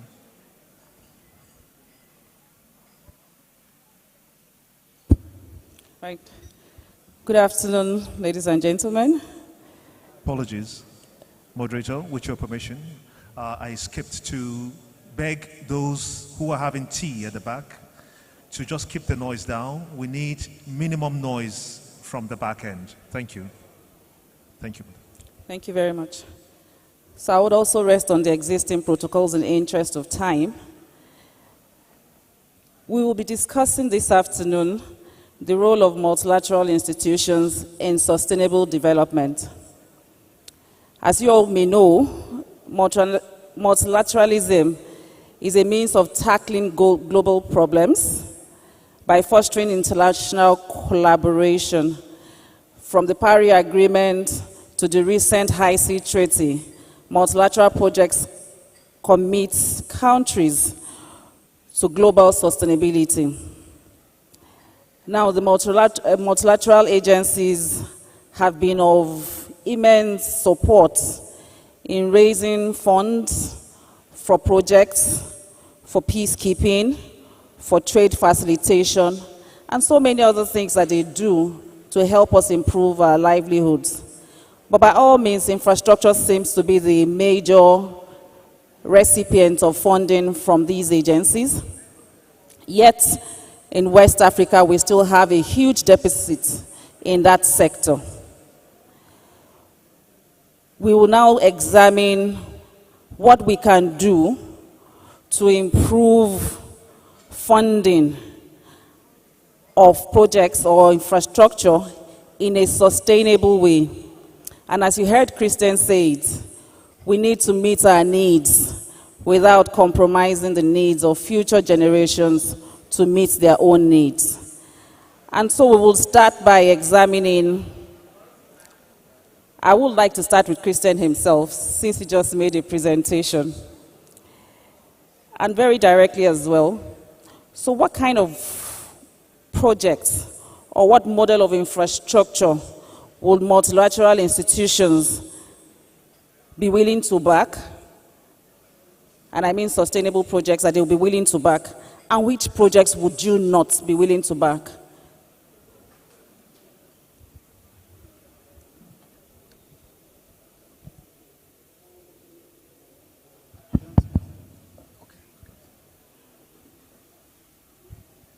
Thanks for that question. So I think right now, and I hate to harp on this point, climate change remains a pressing concern in the present day environment. So as a multilateral institution, whenever we look at a project, one of the first things we try and examine is what is its place in the climate agenda. What is it doing in terms of impacting, or hopefully not adversely impacting, the whole climate agenda. So that's something that's very important to us. And we like to advise our clients, at the very least, to take that into consideration, to think about what they can do to first of all, to mitigate their impacts and increase resilience of their own projects to climate change. Because if you're building a project that is not resilient to climate change, and there's 2 degrees increase in temperatures, and the seas rises, and suddenly your project is underwater, then that doesn't work, obviously. So that's something the project needs to think about for itself. But then I think bigger picture, it's important for the project also to think about how it's contributing towards addressing those issues. And one way of going about that is looking at the country's NDCs, national determined contributions, how the country is planning to reduce its carbon footprint, and therefore you as an enterprise or as a business, what is your plan to address the climate angle? And then moving on beyond that is we want to work on projects that are just environmental and socially sustainable, meaning that somebody has done environmental and social impact assessments, figured out what the impacts would potentially be, and then mitigating them. And this goes beyond climate. This goes, if you're going to be discharging water into a river, is a water process before you discharge it. If you're going to have emissions, are you going to scrub the sulfur out of it before you put out those emissions? Those are the kind of things that for us are fundamental. And then, yes, at the end of the day, we work on economically viable projects only. Yeah. Thank you. So there's nothing within the sustainability space that you are not willing to back. That's what I hear you say. I think so long as a project addresses all those touch points. I mean, we as a financial international institution, there are certain areas we don't go into. For example, we have made the decision that we don't invest in upstream oil business just because it's very carbon intensive. In the upstream space, we'll do gas because we see gas as a transition element, transition fuel source as we move towards renewables, and then we don't do anything in the nuclear space. But other than that, so long as it addresses those hot button issues and mitigates against them, we are happy to work on that. Thanks. Thank you very much, Kristen. So I'll move on to Lamide. Lamide works in the power sector. He's the CEO of African Mini Grid Developers Association. Lamide, are you able to hear us? Yes, I can. Please confirm you can hear me. Very good, thank you. So you heard Kristen say that as a multilateral institution, they won't touch anything that leads to more carbon emission. But I want us to talk about power generation in Nigeria. How ESG compliant are we in terms of power generation? So you know that there's a popular belief that once we solve, and not just in Nigeria, I beg your pardon, West Africa. So there's a general belief that once we solve the issue of power, we make available power to the citizenry, that we may have very well solved more than 70% of our problems. But while solving the problems of power generation, we want to be sure that we're not creating another one which has to do with climate change. So how compliant are we? And if I want to load the question further, I want you to also talk about financing of power projects in that sector. How well do you think we need guarantee companies? Thank you. You have the floor now. Thank you very much, Mrs. Rufai. It's a privilege to be back here in capital market circles. I speak to you as a former financial markets professional and somebody who just left hydropower, knowing the implication of capital towards unlocking development and sustainable development. And now as the chief executive of the African Mini Grid Developers Association, my work is to ensure that we're speaking to the right people and we're speaking truth to power when it comes to driving sustainable development, especially for rural communities across the African continent. And lastly, I think it's only apt that I came shortly after Christian, because he made a point that IFC's mandate is to support sustainable development. And you did make a point about economic viability. I'll be interested to hear more and maybe slightly on the sidelines of this. But in terms of compliance with climate change and sustainable development goals, I would say today we are running behind. For us to achieve, for example, Sustainable Development Goal 7, which is universal access to affordable, reliable, sustainable, and modern energy for all by 2030, over 600 million people across the continent will need to be electrified, which means that we need to ramp up, scale up, and we need to go away from business as usual. And that speaks to our general approach to governance, policy, to financing, to assessment of risk, and to providing an overall framework for the electrification of Africans in general, regardless of where you are in the cities or in the rural communities. Having worked at a company called Mainstream Energy, which is West Africa's largest hydropower generating company in terms of private sector led, I know that many people and businesses would rather go away from diesel or other forms of fossil fuels. But in an economy or in a market where there's not enough, naturally you go with what is the best next option. I've spoken to multiple factories in the Kano region, in Abuja farms, and many know that, for example, they would rather go away from diesel sets, but maybe perhaps our grid constraints has limited their ability to go green. But I also speak from this perspective of somebody who supports mini grid developers and has been in this space for a couple of months now, knowing fully well that renewable mini grids are probably the most climate resilient solution to achieving this electrification that we speak about in terms of achieving SDG 7. And I'll give you some numbers. According to the World Bank's figures, for us to achieve universal access to electricity for all by 20, or in Africa, we need at least 91 billion in investments through multiple forms of investments, so grants, equity, debt, climate funding, carbon credits, to name a few. And we need deeper pools of investment. So we need to bring these infrastructure providers closer to the money. And we need for the investors to understand the asset class so that we're not comparing apples with oranges.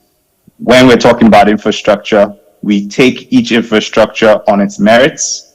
And I think there's something to be said for us adding a discount for companies that are willing to build sustainable or climate resilient infrastructure into the pricing of our risk. So that's one of the reasons why I said I'm interested to hear more from Christian about what he means by economically viable.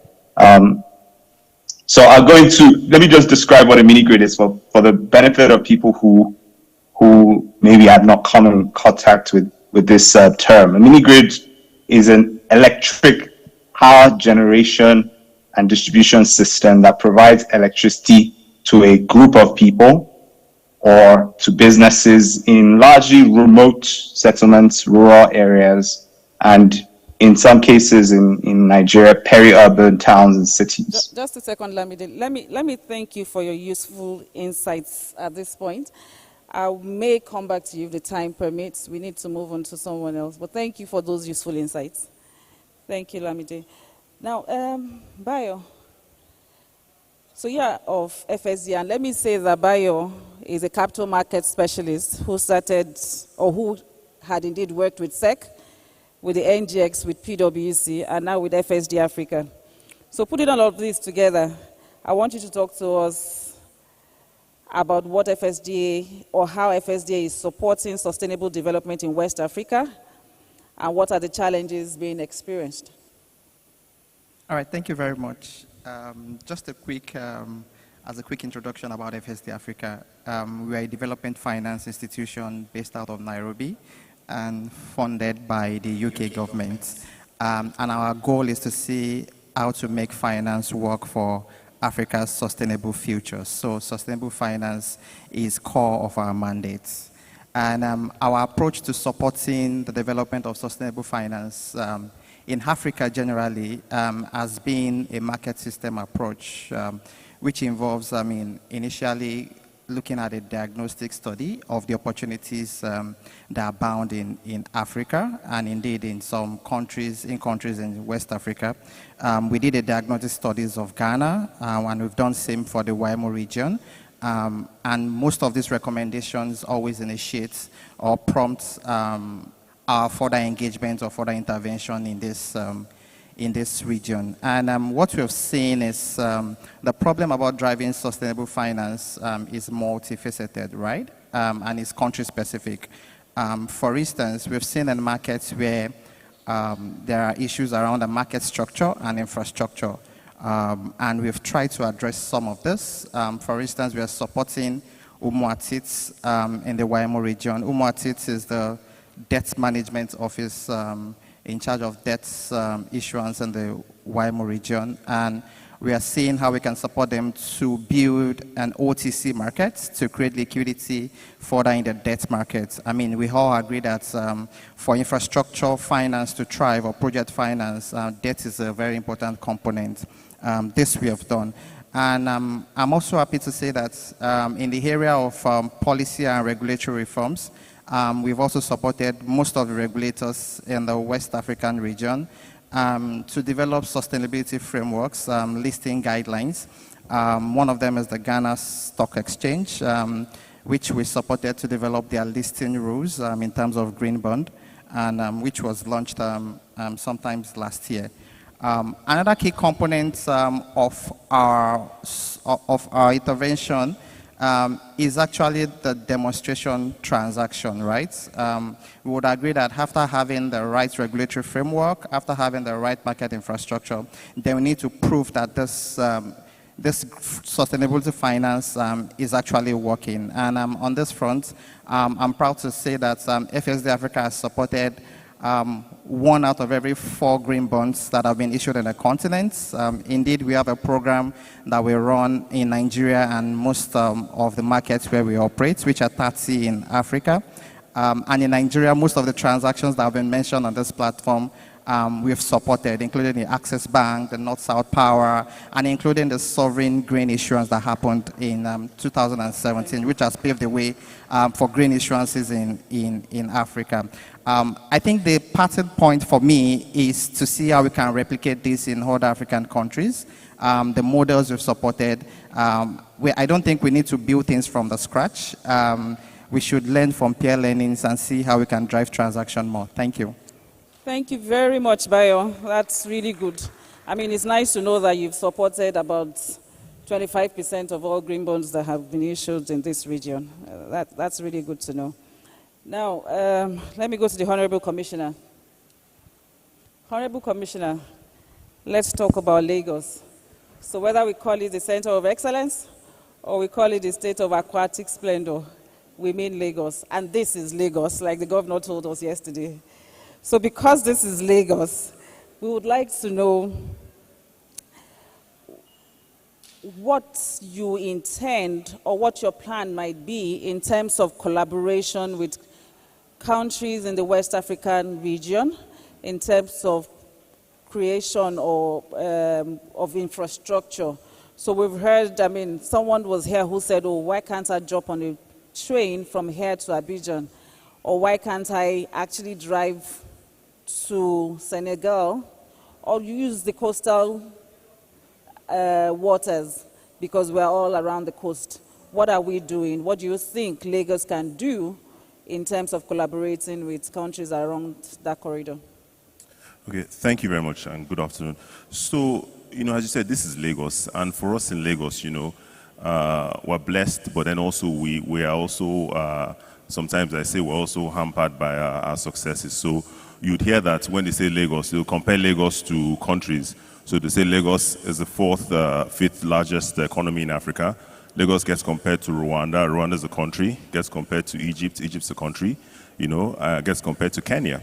So we also know that as a sub-national, it's we can't be rated higher than the national. So whatever we do, we are within the confines of being rated as a national. So we tend to see ourselves and we take on projects that maybe not many sub-nationals would take, i.e., for example, the rail.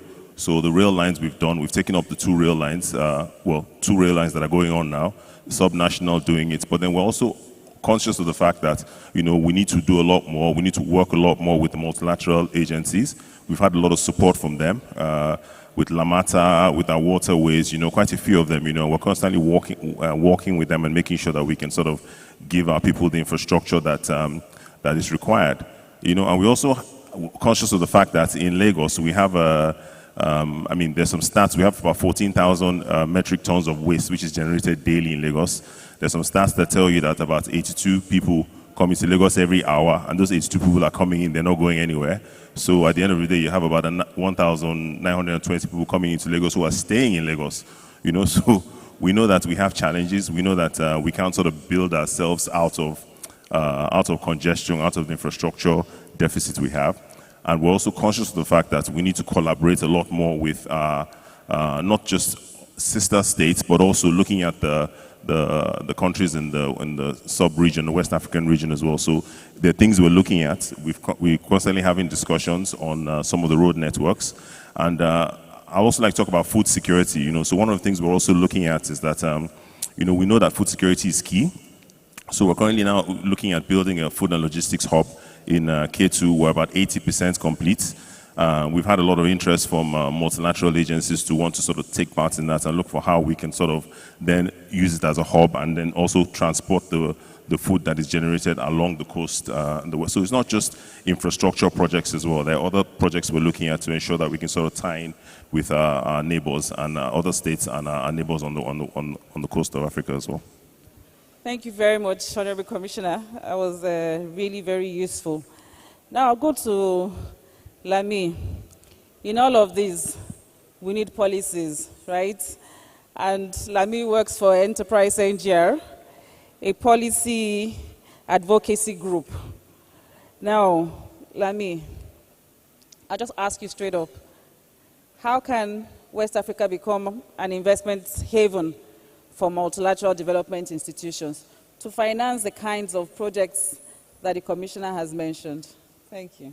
Thank you very much. And I must start by saying a few years back, when I used to work with the UK government, what used to keep me awake at night was getting calls from CDC, now British International Investments, and getting calls from UK Export Finance.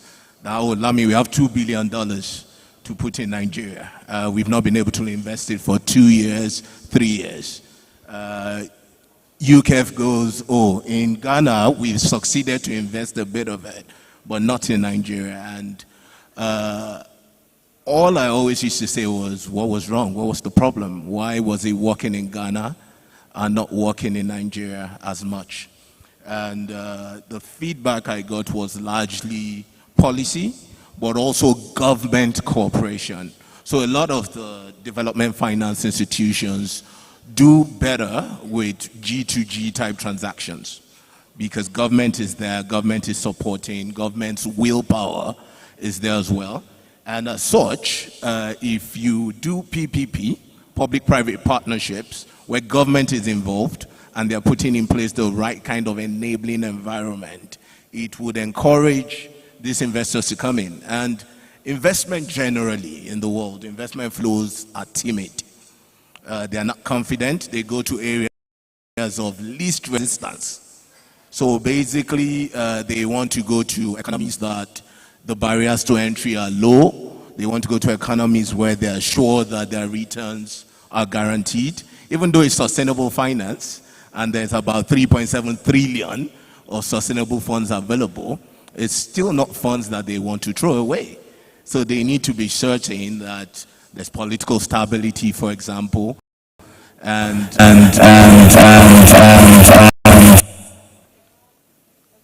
government is willing to follow through on some of these projects. So I see time is up, but in a nutshell, it's not for lack of funds globally or for lack of interest, but it comes back to us locally ensuring we structure the right kind of deals, ensuring we put in place the right kind of policies, and ensuring that we incentivize investments, and also ensuring that we promote what we have. So Lagos State is doing very well in terms of PPP. We've been having a few conversations on how we can do more PPPs going forward across different subsectors and encourage some of these development finance institutions and generally investments generally. So foreign direct investment, foreign portfolio investment flows to come into the country because development finance institutions, as the name implies, development, yeah, are naturally interventionist. And at the end of the day, what is sustainable is the actual FDI and FPI flows. Thanks. Thank you very much, Lami. That was really useful. Now the floor is open. Do we have any questions from the audience? I see a lady right in the middle. Can we get the mic to her? If you could raise your hand, madam.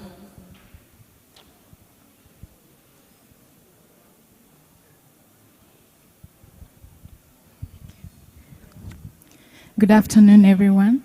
My name is Grace from the IFC, a colleague of Christian. And I just wanted to compliment what Christian has said. Just to give an example of what we are doing, I think you asked that question also in West Africa. We are working through the joint capital markets program called JCAP, mainly covering the West Africa Economic and Monetary Union, WACMaC.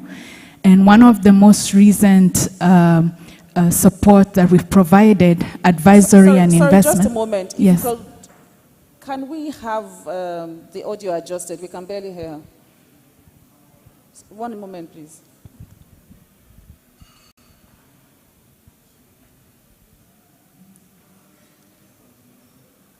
We can barely hear anything she's saying, so we can't answer. So I think it's for the question. It's a comment to complement what Christian shared, is that we're providing advisory for infrastructure support through capital markets. And most recently, we just committed to investing in a transaction through an innovative securitization transaction through the Energy for All, which is going to help link about 800,000 low-income households to the electricity grid in Côte d'Ivoire.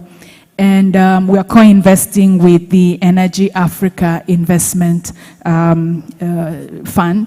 So just to share with you that we are also not just looking at infrastructure only, but we're also looking at how we can plug in the capital market instruments as a vehicle. So this is really going to be transformational it uses an innovative capital markets instrument and also links households. And I think lastly is just to say that there are other ways that we are supporting governments. Like for example, in South Africa, we're working with the government to develop a framework for debt funds. And that is an instrument that can be considered here. In Kenya, we are looking at institutional investors and how to help them participate in infrastructure instruments to identify and to do that. So I mentioned this because we were talking about how we can provide that linkage through capital markets. So there's working with governments, working with investors, and actually investing in these transactions. Thank you. Thank you very much, Madam, for the contribution. There's a gentleman at the back, and that will be the last question for the session. Yes.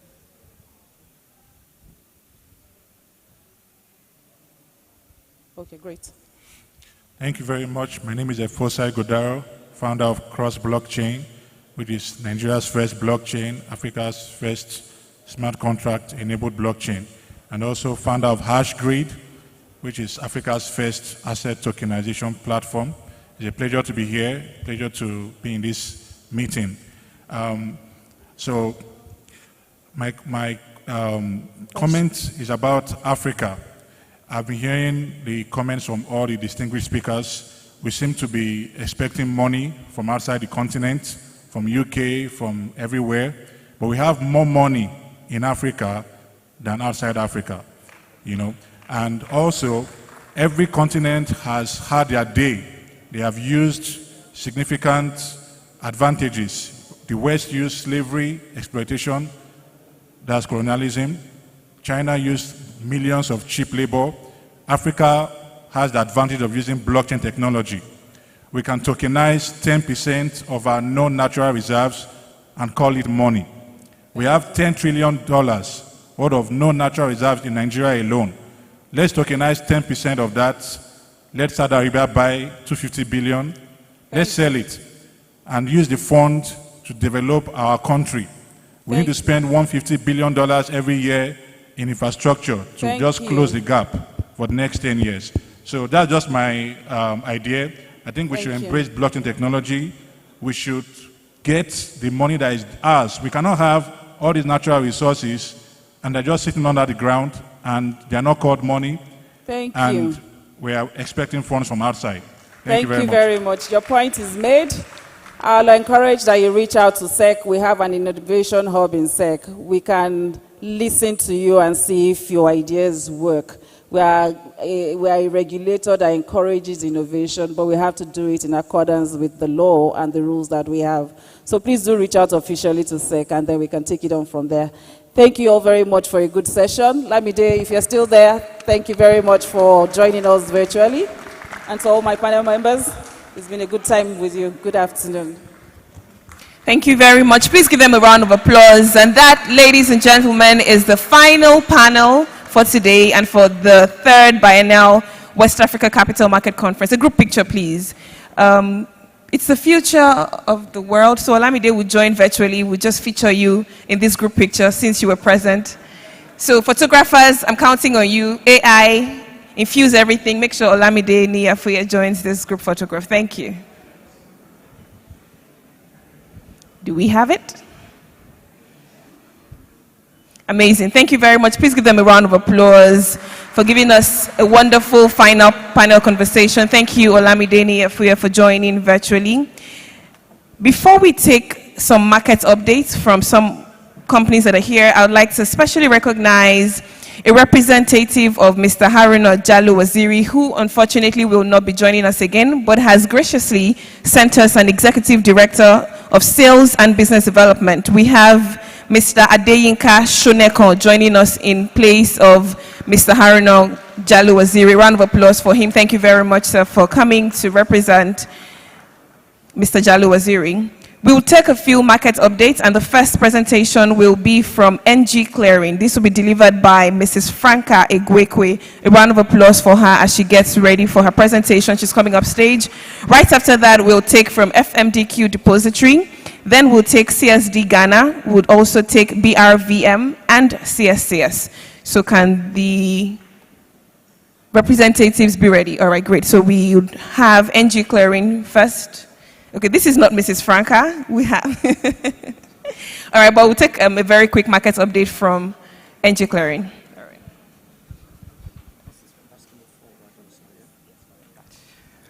Good afternoon, ladies and gentlemen. I know we live in a very funny world, but I am not Franca. My name is Farouk Oreagba.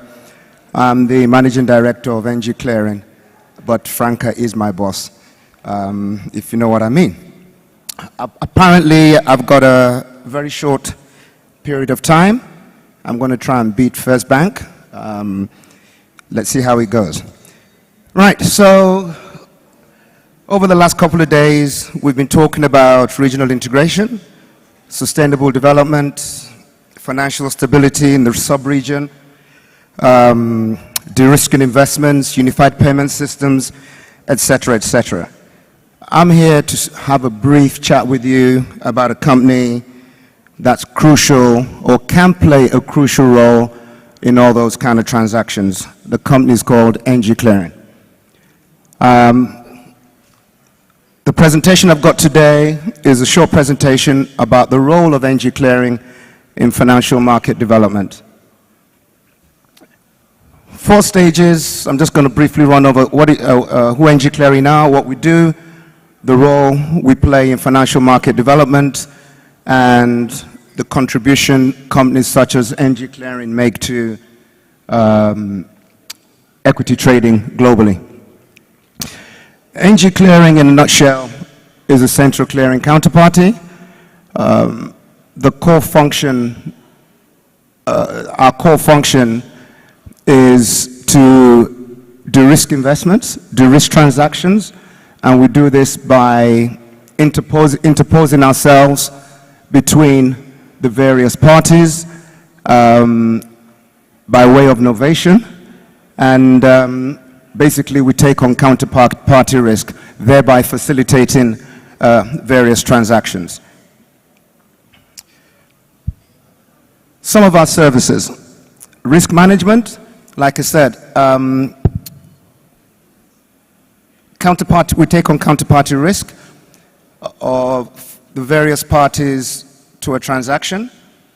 In equity transactions and in derivative transactions, for example, we do this via margining and guaranteeing settlement of the trade, such that even in the unlikely event that a counterparty defaults, we will still make that trade go good.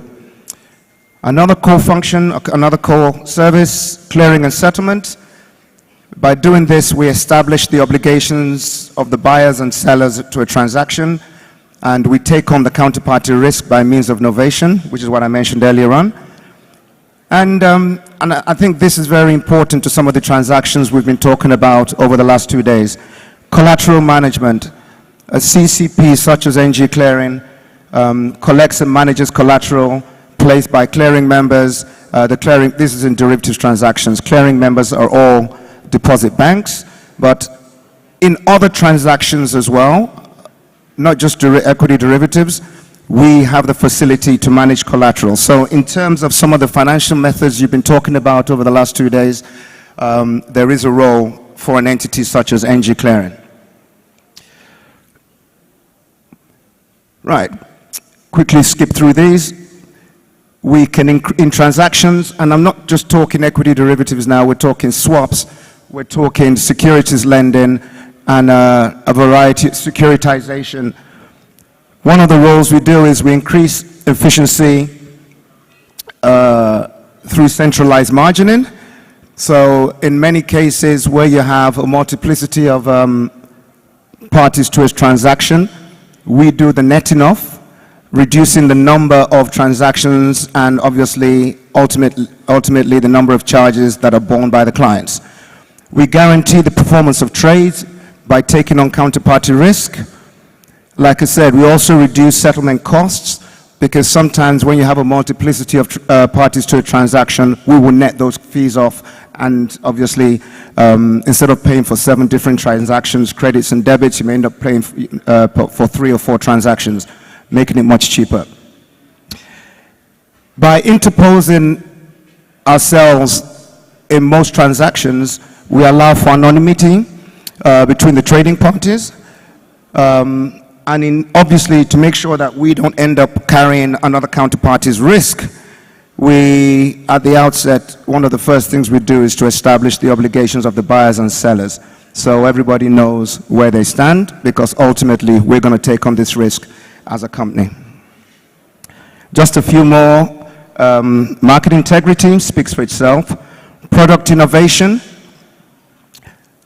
The presence of a CCP, central clearing counterparty such as NG Clearing, encourages development and introduction of new financial products and derivatives.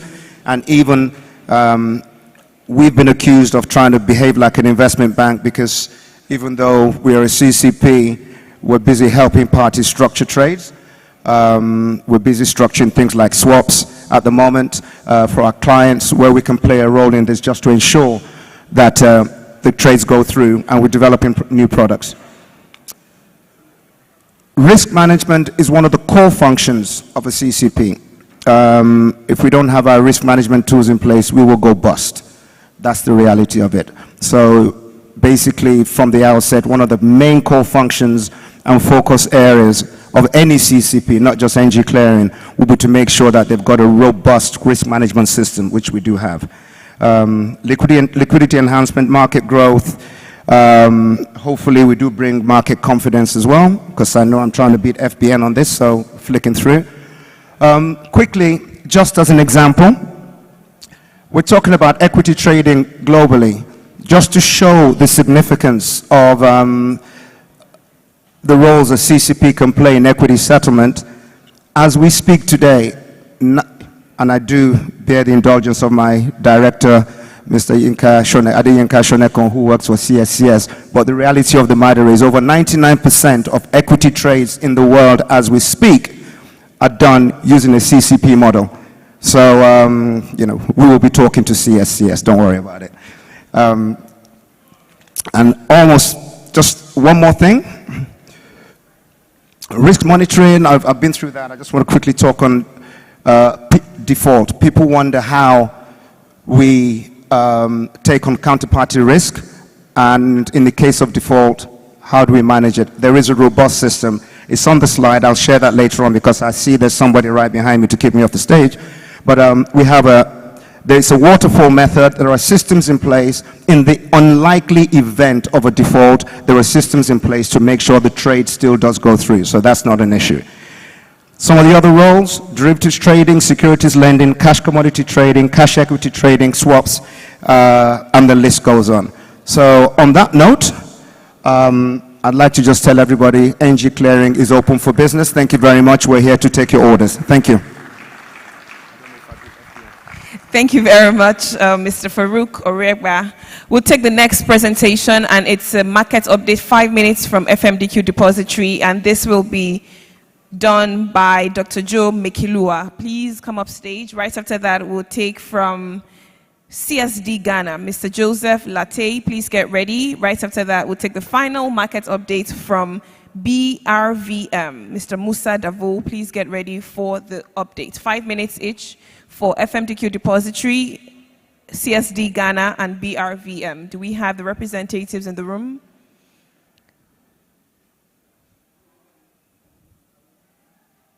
Can you signify by waving? FMDQ Depository, CSD Ghana, and BRVM. Do we have the representatives for a quick market update?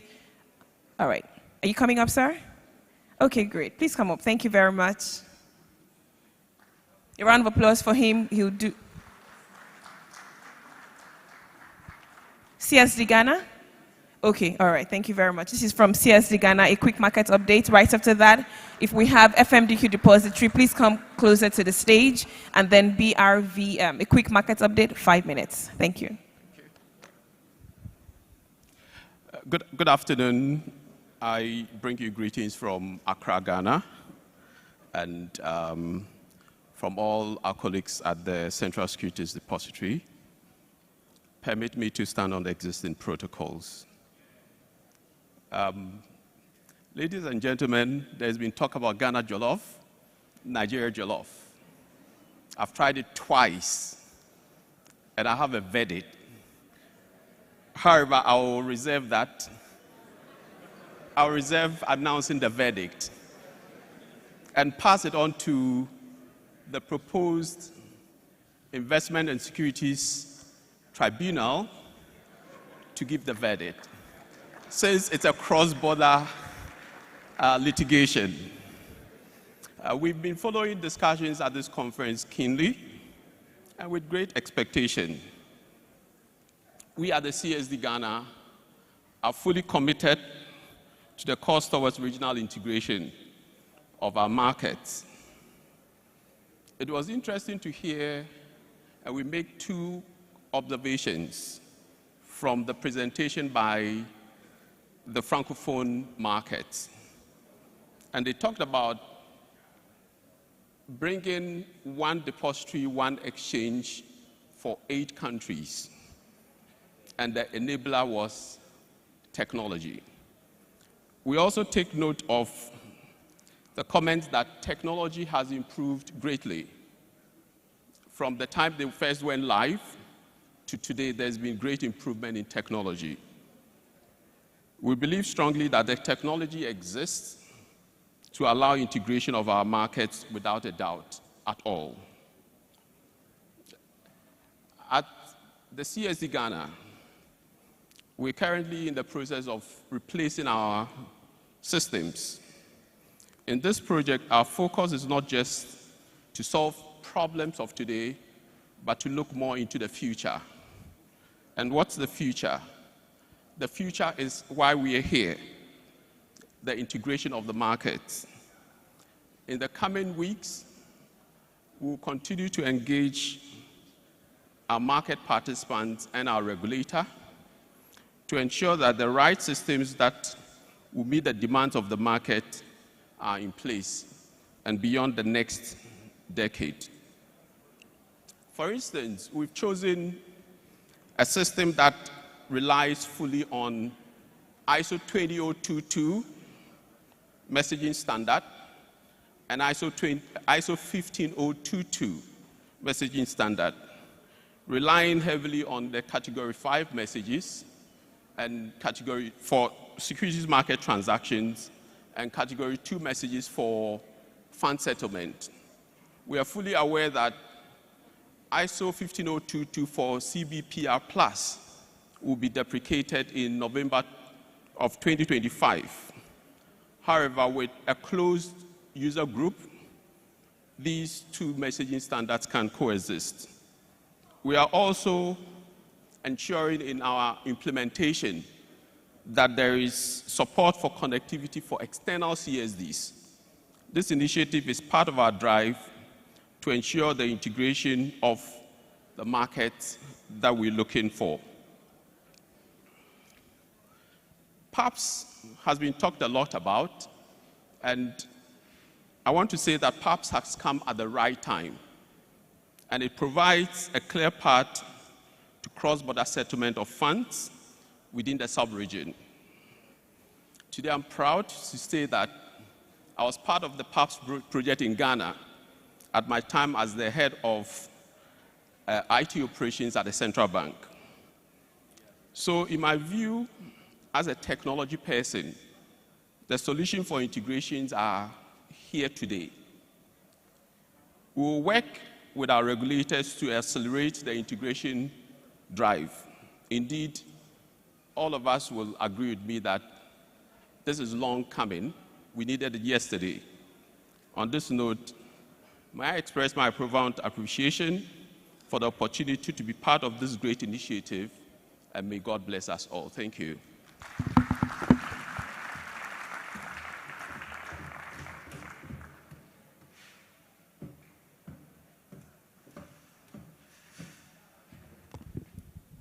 Thank you very much. We'll be taking 2 final market updates, and one will be from BRVM, Mr. Musa Davo. Can we give him a round of applause as he comes up stage? Mr. Sheon Afolabi, please get ready. You'll give us the final market update on behalf of FMDQ Depository. You have 5 minutes, sir. Thank you. Thank you very much. Good morning, everyone. Allow me to stand on the established protocol. I was asked to speak about BRVM's perspective because I'm from the stock exchange, not from the CSD. Okay, let's say BRVM, as I mentioned yesterday, is a regional stock exchange covering the 8 countries of the West African Economic and Monetary Union. Yeah, let's say BRVM has already achieved the phase 3 of the WACMaC as we're targeting. And it was just mentioned. The market is composed of the exchange, of course, which is BRVM, Bourse Régionale des Valeurs Mobilières, and the CSD is the DCBR for Dépositaire Central Banque de Règlement. And we have 47 custodians and 35 brokerage firms. The BRVM, to provide recent update, has been doing quite good despite the difficult environment and difficult international context that we all know, that is characterized by, the inflation and central bank rates going up. BRVM has shown some resilience, and I can speak about a couple of indicators. The market capitalization is at $12 billion. The equity market for 46 listed companies, and that level we even went to 13 billion in September, last September. So this year, the level of our capitalization has allowed us to become the 5th stock exchange in the continent. We were the 6th after Nairobi Securities Exchange. If you add the bond market to the whole capitalization, we will move to 30 billion US dollars with a total of 129 listed bonds. And most of those bonds are government sovereign bonds. I think we have like 10 corporate bonds and 13 to 14 regional bonds, means bonds raised by regional organizations like the ECOWAS Development Bank, the WAMU Development Bank, and so on and so forth. Last year we've listed one new company. Someone was talking about the telecommunication yesterday, telecommunication companies to be urged to list. We have the chance to have Orange Côte d'Ivoire, and that increased our capitalization by more than 20%. The recent update also is that we created a new market index for the blue chip companies, which we called the BRVM Prestige Index. In terms of activity, the average, in average, we trade 1 million securities daily, and for a total volume of 3 million USD in average. And we have seen that going up since the regulator has made it mandatory for brokers to promote online trading. So we have seen more liquidity and more volumes coming to the market. In terms of investor geography, 75% of our investors come from the region. That was not the case 10 years ago. So we have done some more efforts on the market to have more local investors participate in the market. In terms of outlook and perspectives, of course, we will continue our efforts in integration. We are part of AELP, one of the exchanges that started AELP, and we are live. We will continue in this WACMaC efforts. But we also want to make our sustainable finance agenda more effective. So we have partnered with the Luxembourg Stock Exchange to start building our sustainable finance environment, doing some training and implementing the operational aspects. We will also planning to have a derivative market with an agenda to go live by 2025.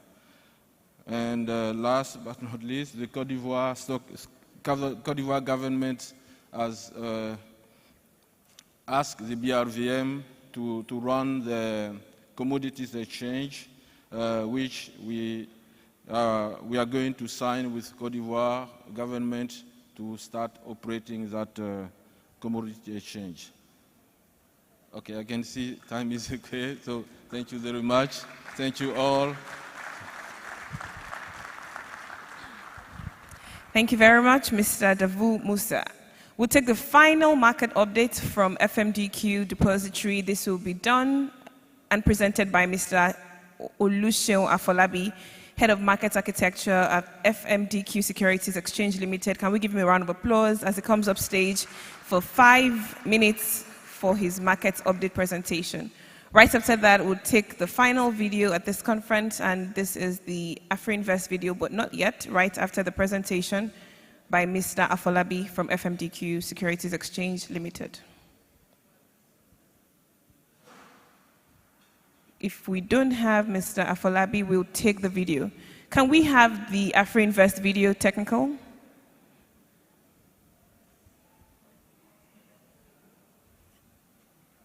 Okay, so we're buying MTNGH from the Ghana Stock Exchange.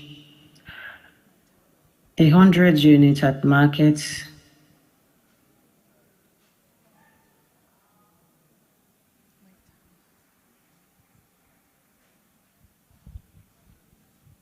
Review my order. Confirm the terms and buy.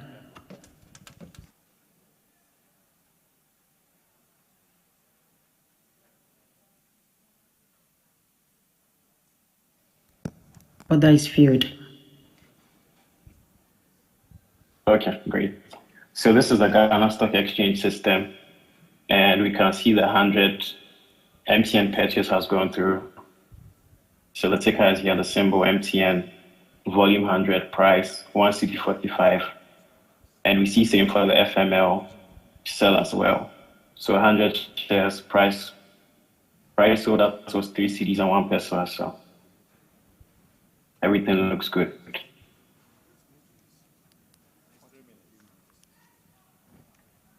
Okay, so we are going to place a UBA sell order on the Nigeria Securities Exchange.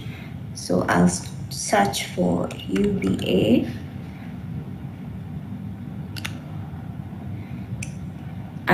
It's a sale. It's a market order, so we'll select market. The quantity is 100 shares. We'll review the order just to make sure we've done the right thing. So it's 100 and the price. Then we click on sell. It shows the order has been placed successfully. So I'll scroll down to the bloater to be able to see. And it shows that it has been executed successfully. You can see it here. And it's filled on my end. Thank you. Here is WACO. Here is UBA. Can we all see this? Yeah, we can see it. Okay. So that's it, executed.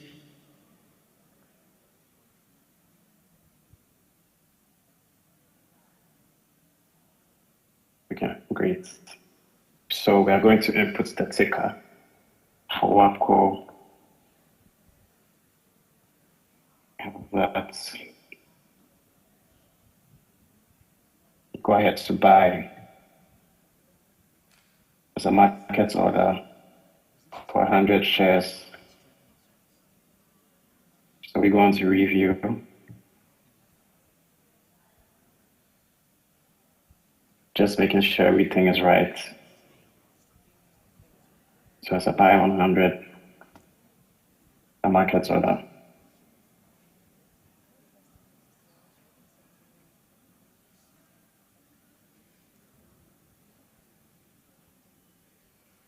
Okay. So we see our order is filled from here.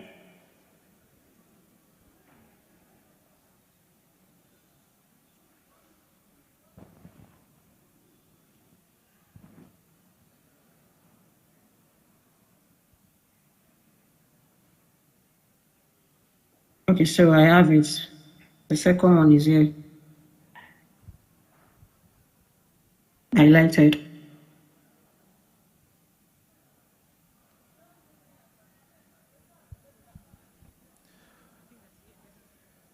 I believe that's it. I think we can make it louder. Truly, the genius that technology brings to the table cannot be quantified. And that's a display of what is possible. That seems to suggest a trading session between two market experts in different regions. And you can see how seamless that went. Perhaps the West African sub-region and the capital markets will begin to embrace this kind of distance that has been, shortened and brought together. It's a global market that we're operating in. It's a global village we're operating in.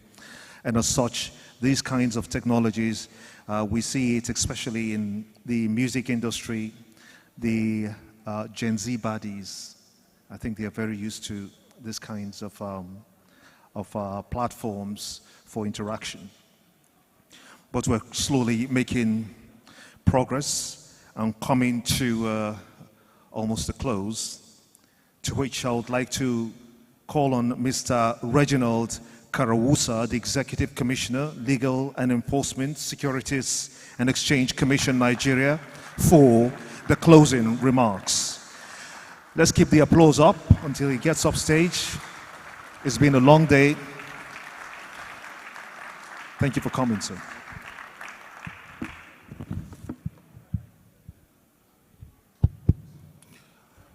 Good afternoon, distinguished ladies and gentlemen, and permit me to stand on the well-established protocol.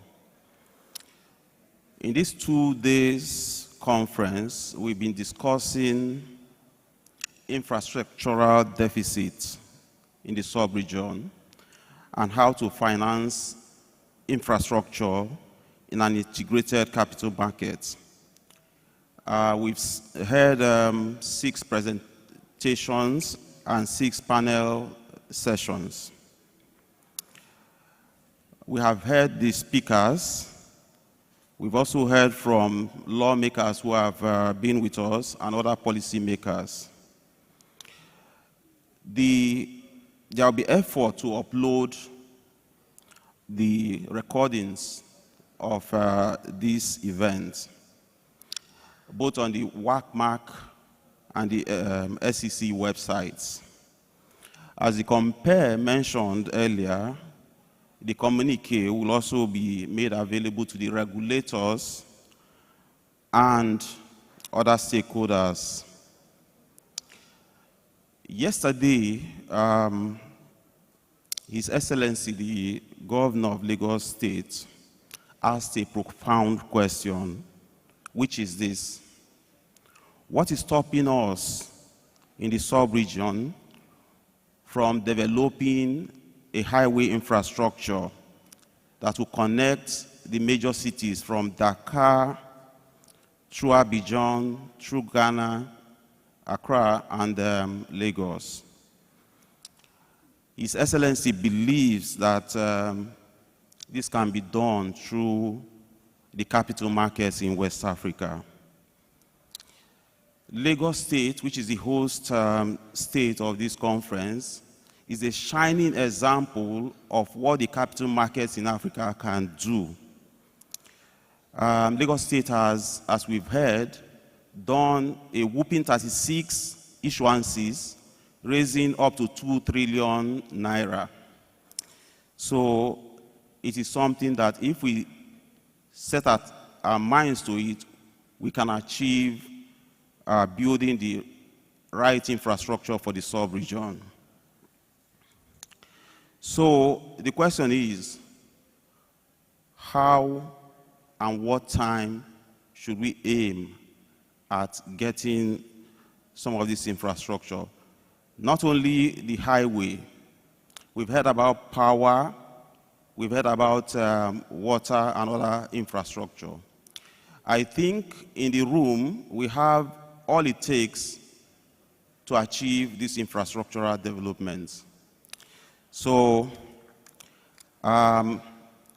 is it something that we can achieve in the next, maybe 6th WACMaC, maybe 10th edition of the WACMaC? It is something that we all have to answer to. I thank you.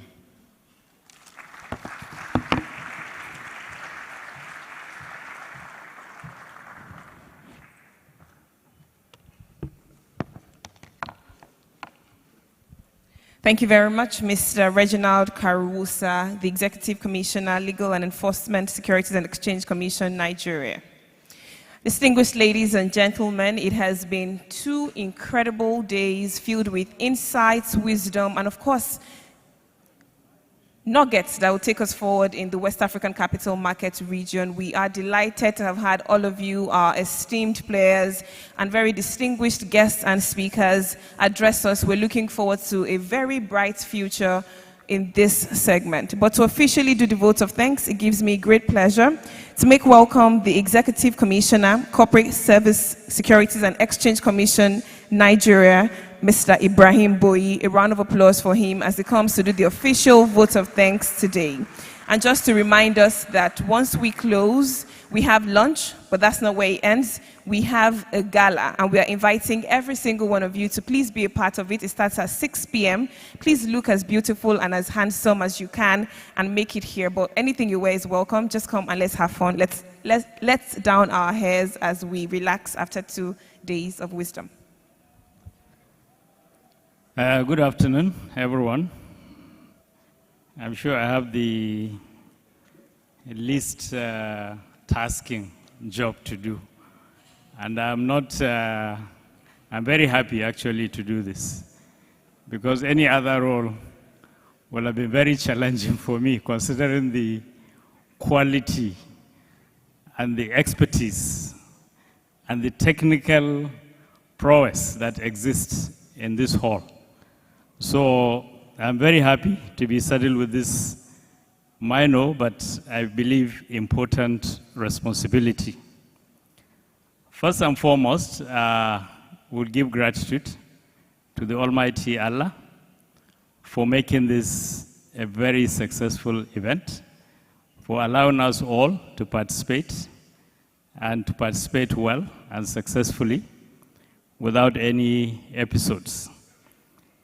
My second gratitude will actually go to the participants, because I could imagine the horror of any presenter or any speaker presenting anything to an empty hall.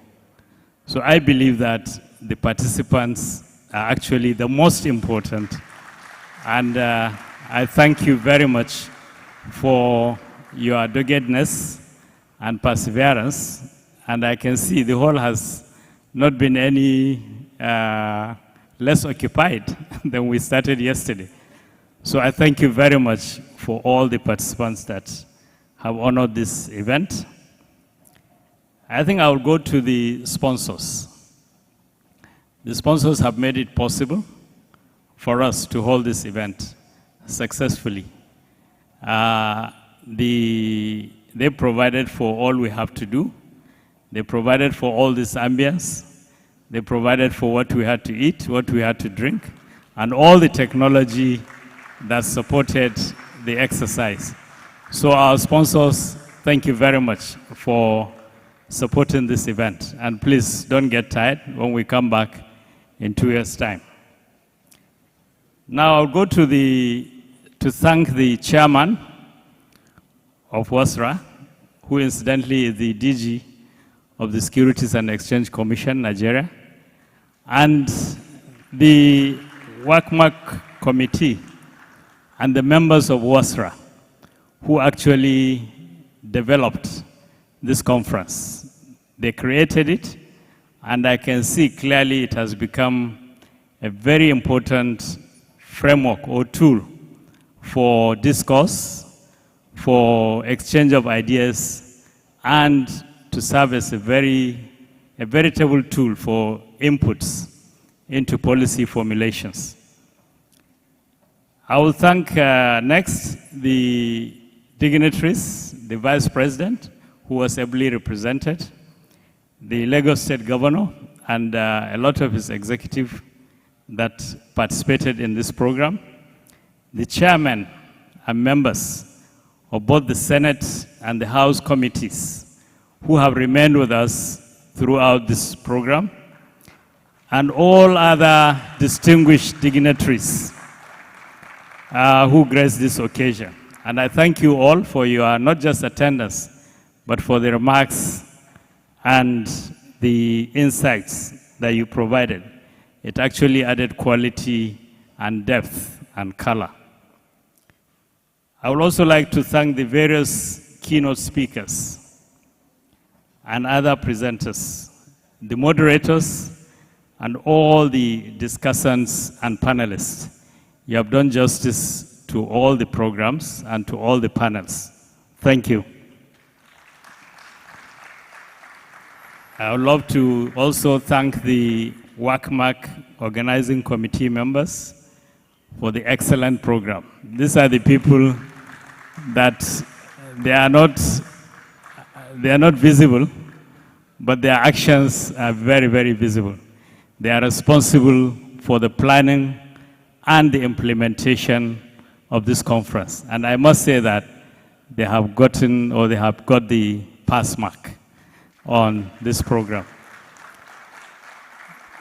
I would like to thank the event planners. It's a company called Eventful, and I'm sure I might get some money for advertising them, but I think they have done a wonderful job. The quality and the ambience of the hall, I think, deserves commendation. And we thank you for that effort. And particularly, I've been very pleased with the quality of the audience, the videos, the connections, the multimedia support. They've done a great job. Thank you very much. Now, I will go to our dutiful and no frills MCs and compares. They have been resolute, very commanding, and I don't want to say no nonsense MCs, but I think they have held their fort and they have managed the program very well. Thank you very much. Now, I would also want to extend our appreciation and gratitude to the press and all our media partners who are here and who have covered this event successfully. Now, finally, I would want to thank myself for delivering a very good thank you message. But not only that, I provided the budgetary oversight of this program. Thank you very much.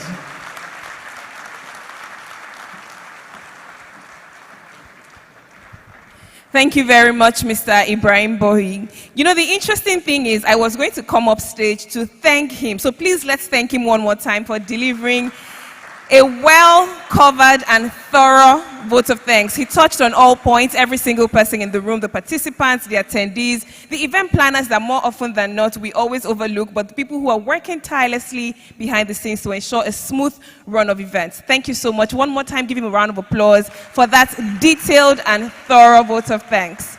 My name is Moji Bade Shosonya. It has been an absolute pleasure co-hosting the third WACMaC conference, well, repeat of a C, but the third WACMaC at Eco Hotel, Lagos, Nigeria. And this is my co-host, Gimba Umar. We'll see you again. Just before we see you again, we have a few announcements. We announced them earlier, but we'll just reiterate them. If you have any of the hearing aids, please make sure you do not go with them. One of them costs a lot, and we would have to replace them. So please, we know the exchange rate is not really smiling, so please don't go with them. If peradventure you took them and you didn't bring them back now, you can bring them when you're coming for dinner. It's going to be a great time. Please drop them. Don't go home with them. They are not souvenirs. We have lunch right after this. It would happen here, and then because we can't take everyone in this room, the other part of the lunch will be served at Fantasia Hall, and it's fantastic. It's a play on words. But please, our hostesses will be glad to direct you to Fantasia Hall, where you would have your lunch if you can't fit on the tables here, seeing that there are people at the back sitting in the Delta style. So we have lunch served in this room and in Fantasia Hall. Our hostesses are more than glad to lead you to Fantasia Hall right outside this. But if you go out, it's to your right and down the stairs. Lunch is served in the same measure in this hall and in the other hall at Fantasia Hall. Thank you very much. See you in the evening. It's going to be a beautiful dinner. So come dressed, prepared to have fun, dance, and let's party. It's been incredible 2 days. You can also have lunch up there at the gallery in this hall, but if you can't take everyone, not to worry, we prepared Fantasia Hall for everyone. Have a lovely rest of your afternoon. See you in the evening.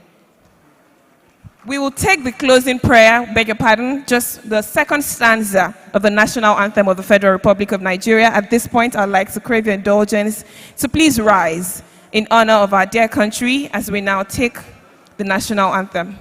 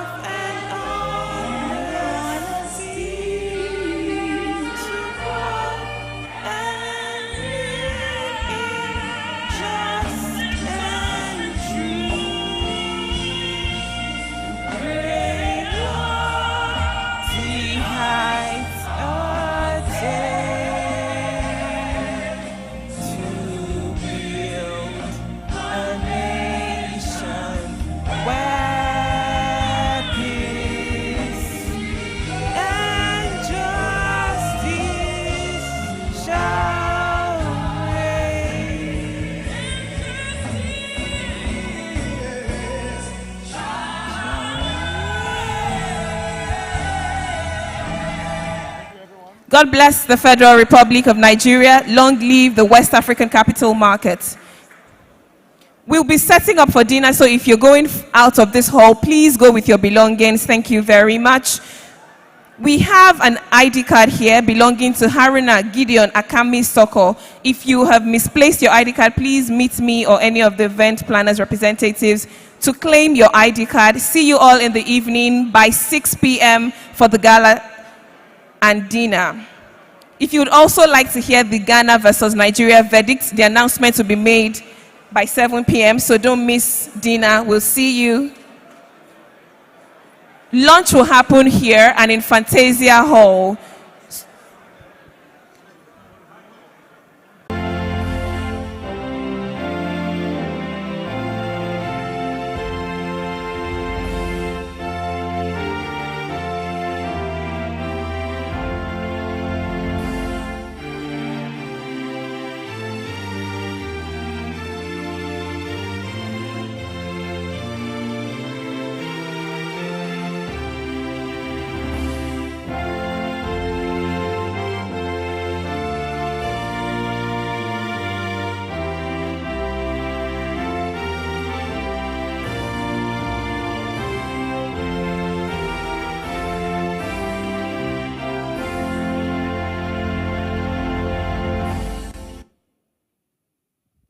stanza as the opening line.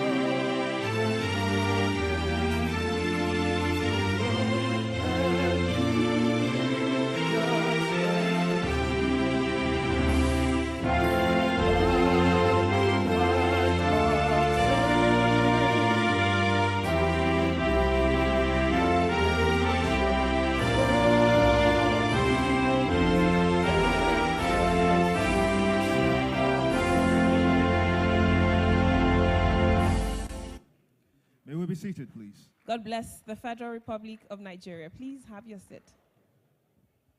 Tonight we're having the gala to herald and round off what we started yesterday in this very great occasion, the West African Capital Market Conference, the third edition, happening here in Lagos, Nigeria. We still want to welcome our brothers from the West African sub-region, from Ghana, from Cote d'Ivoire, from Benin Republic, and other countries that make up the sub-region.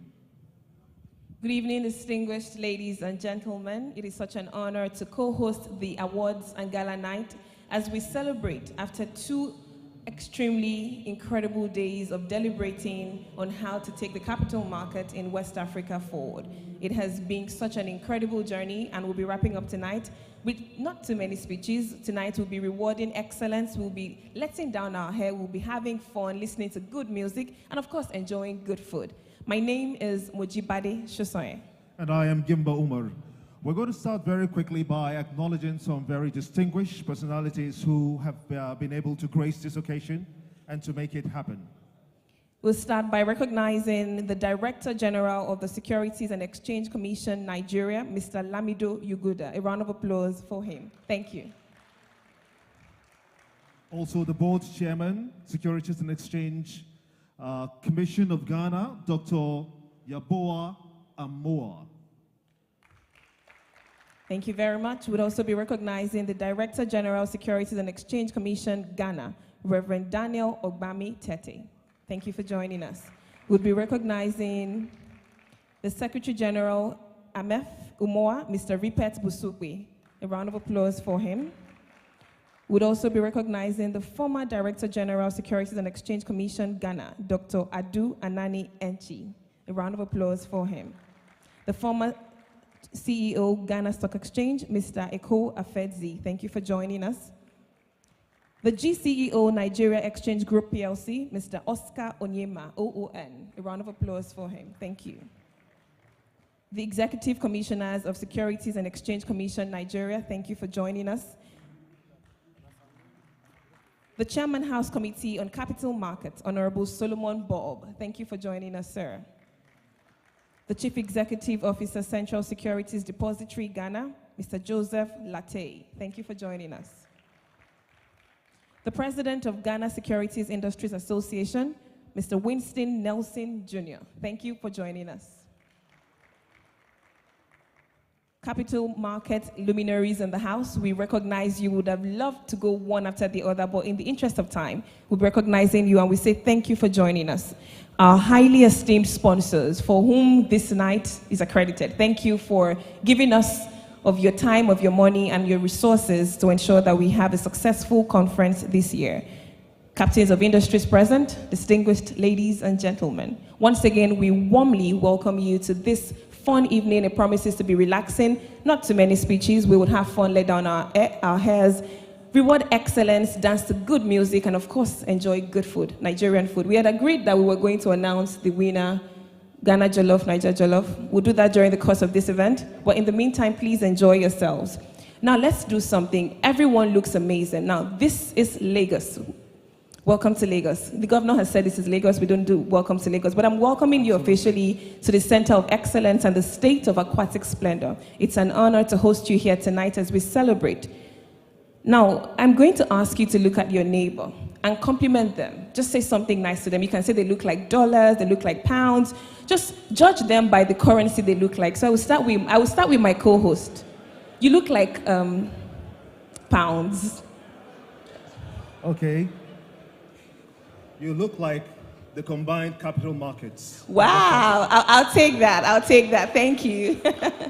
But this is just to say everyone looks amazing, and it's good to see us all look glam and beautiful as we celebrate this evening. Without much further ado, distinguished ladies and gentlemen, we'll be inviting a gentleman who would officially do the welcome. It's a lovely evening and a night of fun and glitz and glam. And to officially welcome you all, our distinguished guests, because as compares, we can only try. There's a distinguished gentleman who will do the official welcome. At this point, it gives me great pleasure to now make welcome the Director General of Securities and Exchange Commission Nigeria, who also serves as the chairman of WASRA, for the official welcome address. Please give a warm round of applause as I make welcome Mr. Lamido Yuguda to do the official welcome tonight. A round of applause for him, please.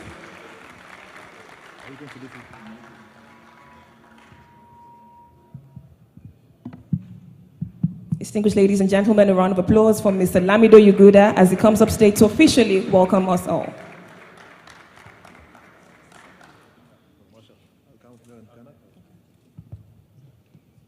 Thank you very much. Good evening, distinguished colleagues. I would like to thank the distinguished members of the National Assembly here present, all distinguished colleagues from outside of Nigeria and from within Nigeria. This is not a night for long speeches. It's really a very relaxed night, and I will not take much of your time. But I just wanted to say I'm extremely pleased at the events of the last 2 days. I think personally I learned a lot from this conference. When you bring people with such deep insights into capital markets, into the two topics that we discussed, infrastructure and sustainable financing, sustainability in general. I think it was really very, very interesting to watch, and listen to all the presentations. I think quite a lot, sometimes actually too much to take in. I would like to thank our host state, Lagos State, for their warm welcome, for the honor that they have done to this conference by having the governor himself to come and open the conference with us, and by the massive participation of 3 commissioners in the panels to really give their insights about how Lagos State has done it in the area of infrastructure and also accessing capital market for infrastructure financing. So I think this is really something that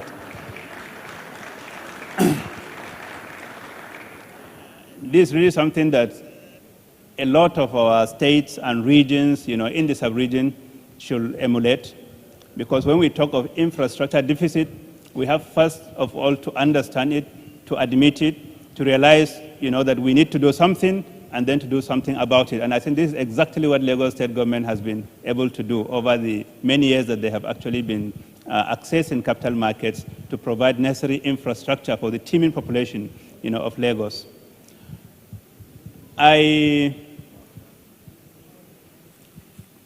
had a meeting of the WASRA Executive Committee this evening, and in response to the many people in the market who talked to us, both myself and my colleagues on the WASRA EC, from yesterday to today about what we are doing with WACMaC rules.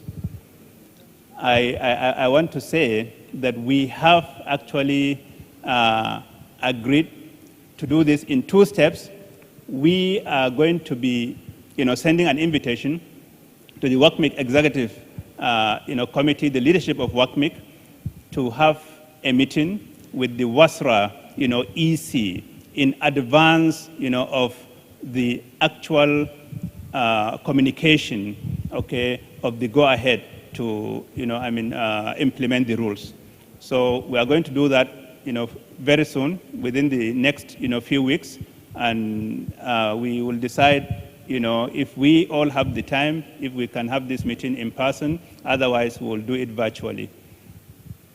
So I think this is, a good something. So I can tell you that the rules have actually been concluded now. So rules have been concluded. Okay, so we need to just, formally meet and, really demonstrate all of us our commitment to this integration process. Because what we have had, over the last 2 days really has stressed the importance of what we have been doing, over the last decade in the capital markets. And I think this is really the time to recharge and, shift into a new gear, and move forward, with the integration process.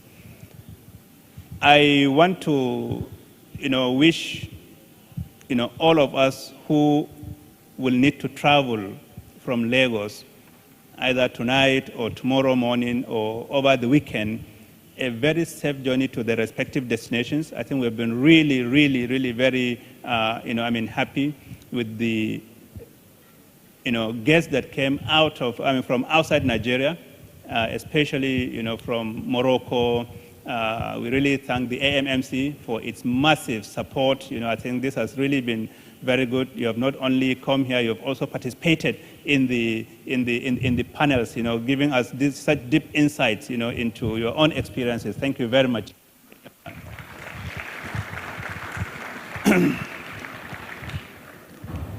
I note the very, very, heavy presence, from Ghana. I've seen people from the regulator, from the exchanges, from the rest, of the market. I think thank you very much for really that, support. I think we have been at this journey together, and I note your very deep enthusiasm about the, the integration process. So thank you very much for coming, and we wish you all a safe trip. I note that the competition about jollof rice, somebody's going to take the prize. I'm really, really waiting to see who that will be. Okay, although really my favorite when I go to Ghana is not jollof rice, you all know it's wache, So really, thank you very much, for coming. I also want to say a big thank you to my colleagues, from, I won't say Cote d'Ivoire, but from UMOA, Union Monetaire West African. So Ripard and, all our distinguished colleagues, I will say, je vous remercie énormément. Je suis très, très heureux de votre présence ici à Lagos.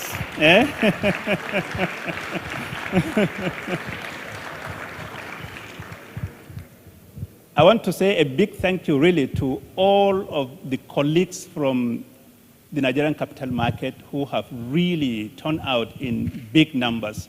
I think as one of my colleagues said, without you, there will be no conference. So I really send a big thank you to all of the participants and delegates, from the Nigerian capital market, the exchanges, the CSCS, the stockbroking industry, everywhere, FMDQ, everybody. So thank you very much.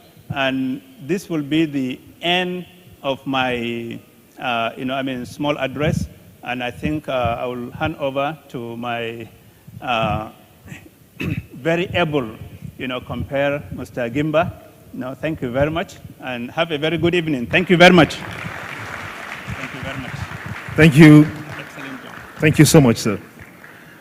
Ladies and gentlemen, the Director General, Securities and Exchange Commission Nigeria, and Chairman, WASRA, West Africa Securities Regulatory Association, Mr. Yuguda Lamido. Another round of applause for him, please. He has really done justice and has been able to even speak French. I didn't know he could speak that much French.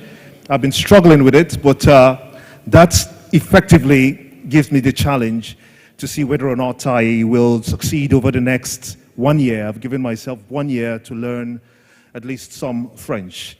I've assured my French-speaking friends here that I will embark on that journey. So let's see how it goes. Next on the plates we have is a dance troupe, a UNA dance troupe. They'll be performing to entertain you delightfully with their dance, their steps, and their music. They will be performing the music Wazobia. It's a Nigerian dance troupe. Are they ready? Let's have the dance troupe if they're ready. Ladies and gentlemen, please put your hands together for a UNA dance troupe. While they are setting up, we would like to quickly make some quick recognitions. The Deputy Chairman, House Committee on Capital Markets, Honorable Mukhtar Zakari, has joined us here. A round of applause to him.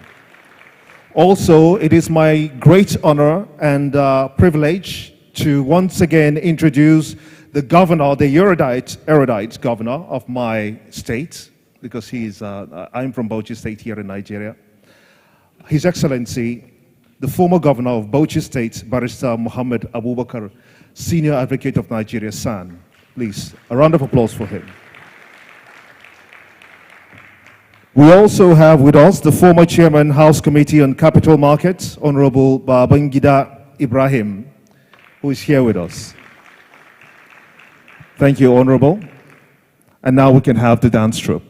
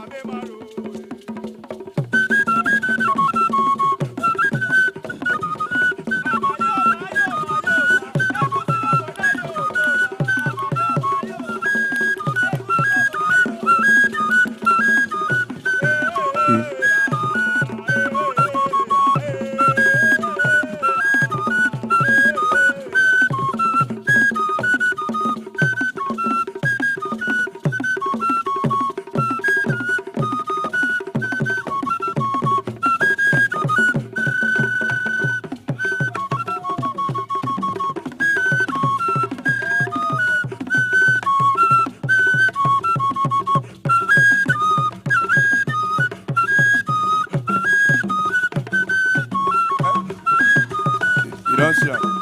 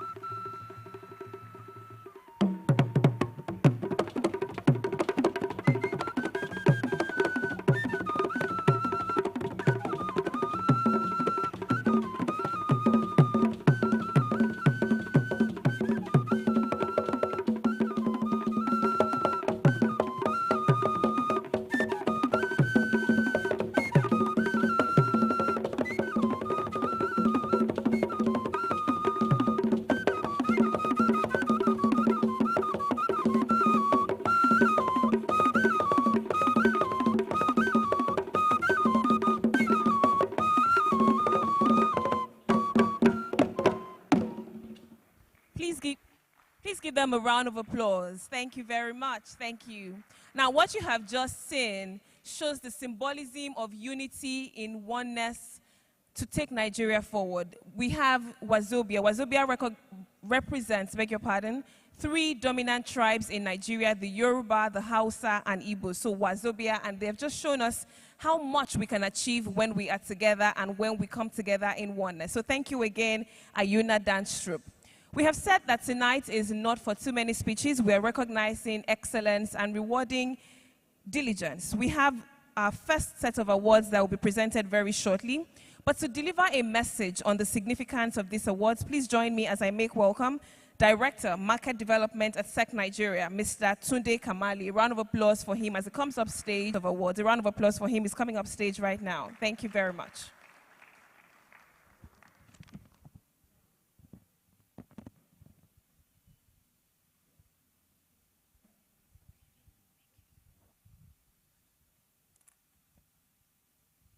Distinguished ladies and gentlemen, good evening.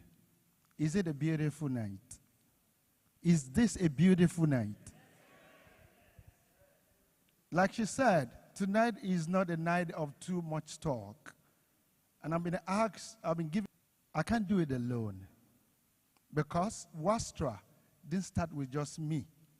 There's somebody, a respected gentleman among us tonight, who I consider the father of WASTRA. And I consider myself the uncle of WASTRA. So distinguished ladies and gentlemen, once again, good evening. Some 7 years ago, we thought we saw the future. And we believed in it. And then we took the plunge, believing tomorrow, yeah, it's going to be good. But yes, we are right. Because that future we thought we saw is everything you have seen here since yesterday up until this moment. And you would agree with me, it is beautiful. It is inspiring. But there was one thing we did not see. We did not see WASTRA becoming so big, becoming so strong, so soon. Ladies and gentlemen. So at this point, ladies and gentlemen, I'd like you to join me to welcome on stage that respected, very respected gentleman who we regard as the father of WASTRA. On that note, ladies and gentlemen, please give a big resounding ovation to Dr. Adu Anani Antwi, the former Director General, SEC Ghana.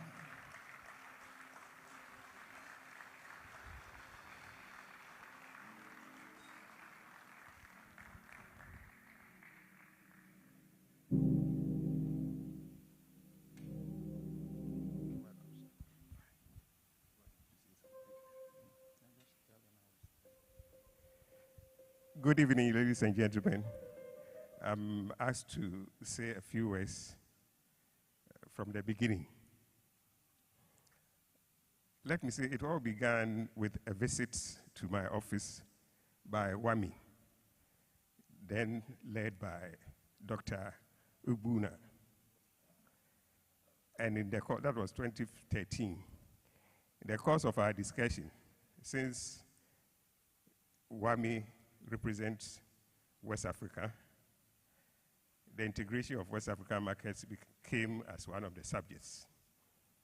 And I told WAMI that we had an MOU with Nigeria's SEC, and at that time we had a draft MOU with CREP FM that we're about to sign. And I said, after we have done that, I believe I will speak with Nigeria and see if they don't have anything with CREP FM, they should have it, so that the three of us will have common MOU with each other. And then we are ready to go. And I told WAMI that the land of integration, we are all eager to go there. But we want somebody to provide a vehicle. That is the exact word I gave to WAMI. That if WAMI will provide a vehicle, we will all come and sit inside that vehicle and be driven to the land of integration. And WAMI accepted that challenge. It wasn't long when they called me and said that they had accepted the challenge and they were arranging with the Ghana Stock Exchange to organize the first meeting of, about integration for us to look at what we can do. So in Accra, I forgot the month, but that was 2013. We had our first meeting at La Palm Royal Beach, and that began the integration process. And then we came to Abuja at the ECOWAS Secretariat to inaugurate WACMaC, that is the West African Capital Market Integration Council.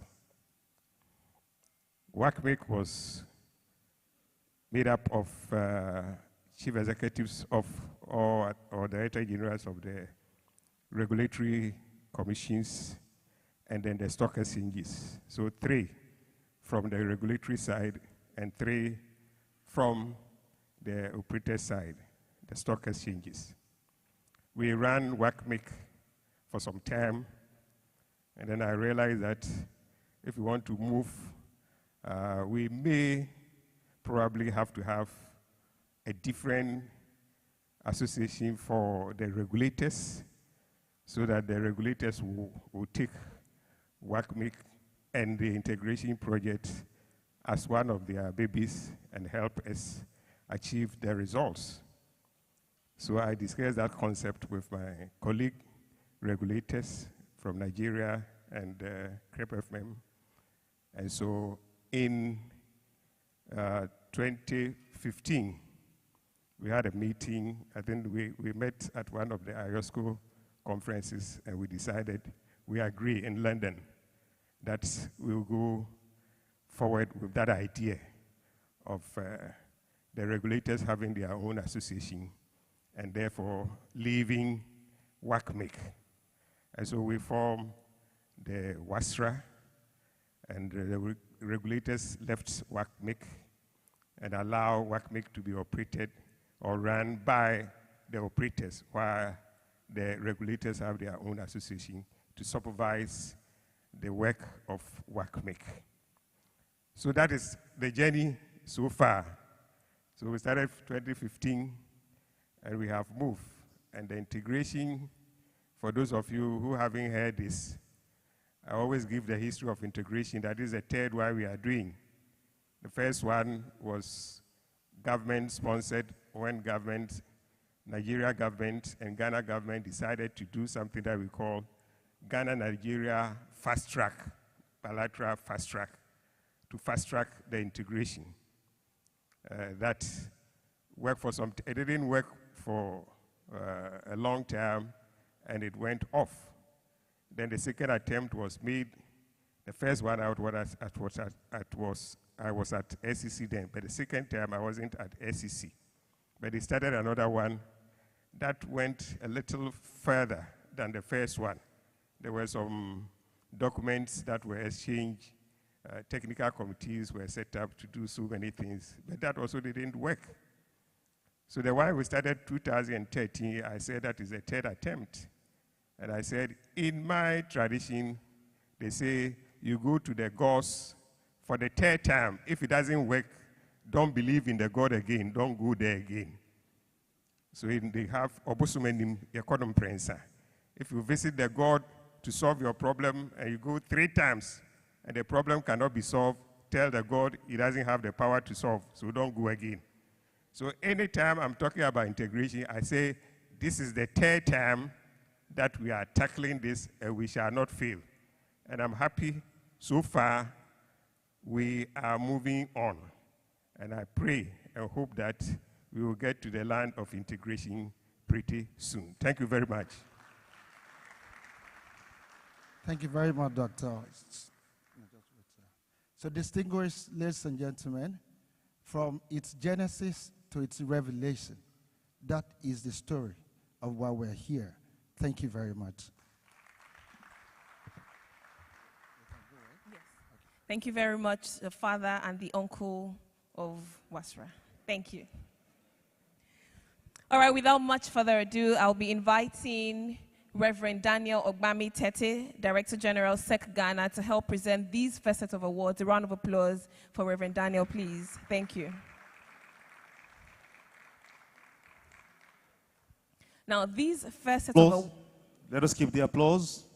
He's a very significant man in this industry, forging the actualization of a unified West African capital market operations and delivering infrastructure development. Thank you very much, Akwaba. These awards are given in recognition of the very significant contributions of the recipients towards enhancing the integration of the West African capital market. Now the first, please let's make welcome former Managing Director, Ghana Stock Exchange, Mr. Eko Afedzi. A round of applause for him. He's our first recipient tonight. We're celebrating his very significant contributions towards enhancing the integration of the West African capital market. Reverend Daniel Tete will help present this award to him. Congratulations and thank you.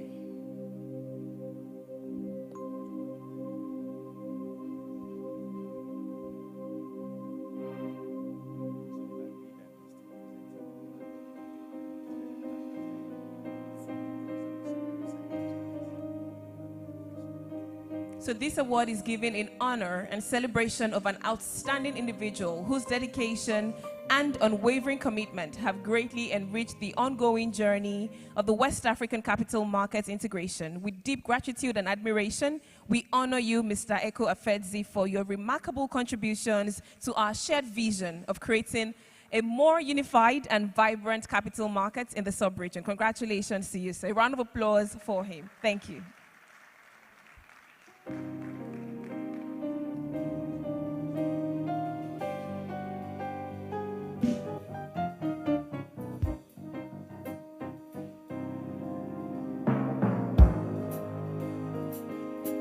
The next award is presented to the head of listing and new products, Ghana Stock Exchange, Mrs. Joyce Esi Boache. Congratulations and a round of applause for her as she comes up stage. Now, this is in honor and celebration of an outstanding individual whose dedication and unwavering commitment have greatly enriched the ongoing journey of the West African capital market integration. With deep gratitude and admiration, we honor Joyce Esi Boache for her remarkable contributions to our shared vision, creating a more unified and vibrant capital market in the sub-region. Thank you very much and congratulations to you, ma'am. Next, we'll have the Director and Head of Issuers Department, Securities and Exchange Ghana, Dr. Jacob Aidu. A round of applause for Dr. Jacob as he comes up stage to receive his award. Thank you very much, Dr. Jacob Aidu. We're celebrating and honoring you today for being an outstanding individual. Your dedication and unwavering commitment have greatly enriched the ongoing journey of the West African capital market integration. With deep gratitude and admiration, we honor Dr. Jacob Aidu for his remarkable contributions to our shared vision of creating a more unified and integrated, vibrant market in the sub-region. Thank you and congratulations. We also have in this category the President of the Ghana Securities Industry Association, Mr. Winston Nelson Jr. A round of applause for him, please, as he comes up stage. Congratulations to you, Mr. Winston Nelson Jr. And of course, this is also given in honor and celebration of an outstanding individual whose dedication and unwavering commitment have greatly enriched the ongoing journey of the West African capital market integration. With deep gratitude and admiration, we honor Mr. Winston Nelson Jr. for his remarkable contributions to our shared vision of creating a more unified and vibrant capital market in the sub-region. And in this category, the final and the last award, which is definitely not the least, goes to, drum rolls, drum rolls, drum rolls, the former Director General of Securities and Exchange Commission, Ghana, Dr. Adu Anene Enchi. A round of applause for him, the father of WASRA. Thank you very much. We are truly honored and we celebrate your commitment, your dedication, and the passion that you have displayed to ensuring that this has succeeded. We celebrate you today at this awards and gala night of the 3rd WACMaC. Thank you very much. Congratulations to you in honor and celebration of your outstanding contribution and your dedication with your unwavering commitment, which have greatly enriched the ongoing journey of the West African capital market integration. We celebrate you very deeply and we extend our gratitude to you. Congratulations, sir. Can all 5 recipients take a group photograph? Excuse me, sir. Excuse me, sir. Can you please take a group photograph of all 5 recipients? Thank you.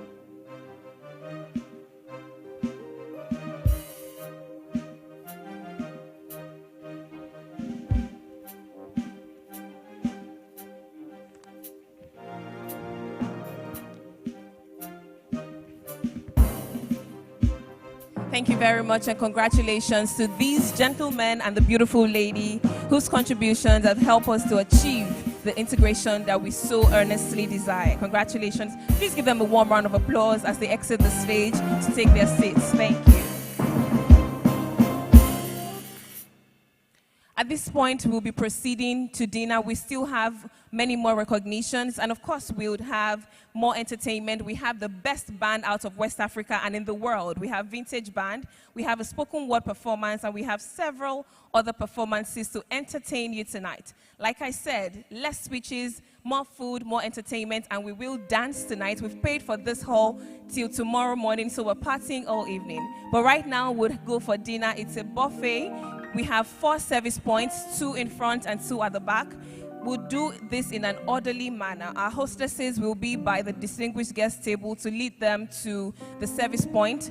The first service point to my left and to my right will have our distinguished guests, the Executive Council members of WASRA. We'll also have the Executive Council members of WACMaC. We have all our dignitaries, our speakers and panelists on the first 2, which is to my left and to my right. We have 2 at the end of the hall, and our hostesses will lead our distinguished guests from the last row in an orderly fashion. Whilst we enjoy dinner, Vintage Band will thrill us to an amazing time with dulcet music as we enjoy dinner. Hostesses, please take position and ensure that our guests are satisfied. Please enjoy dinner. We have 4 service points. Our distinguished guests will start with the first 2 in front, and then the last 2 at the back will start from the back rows as well. Our hostesses will be on ground to guide us to the service points. Please enjoy dinner, and we'll be right back.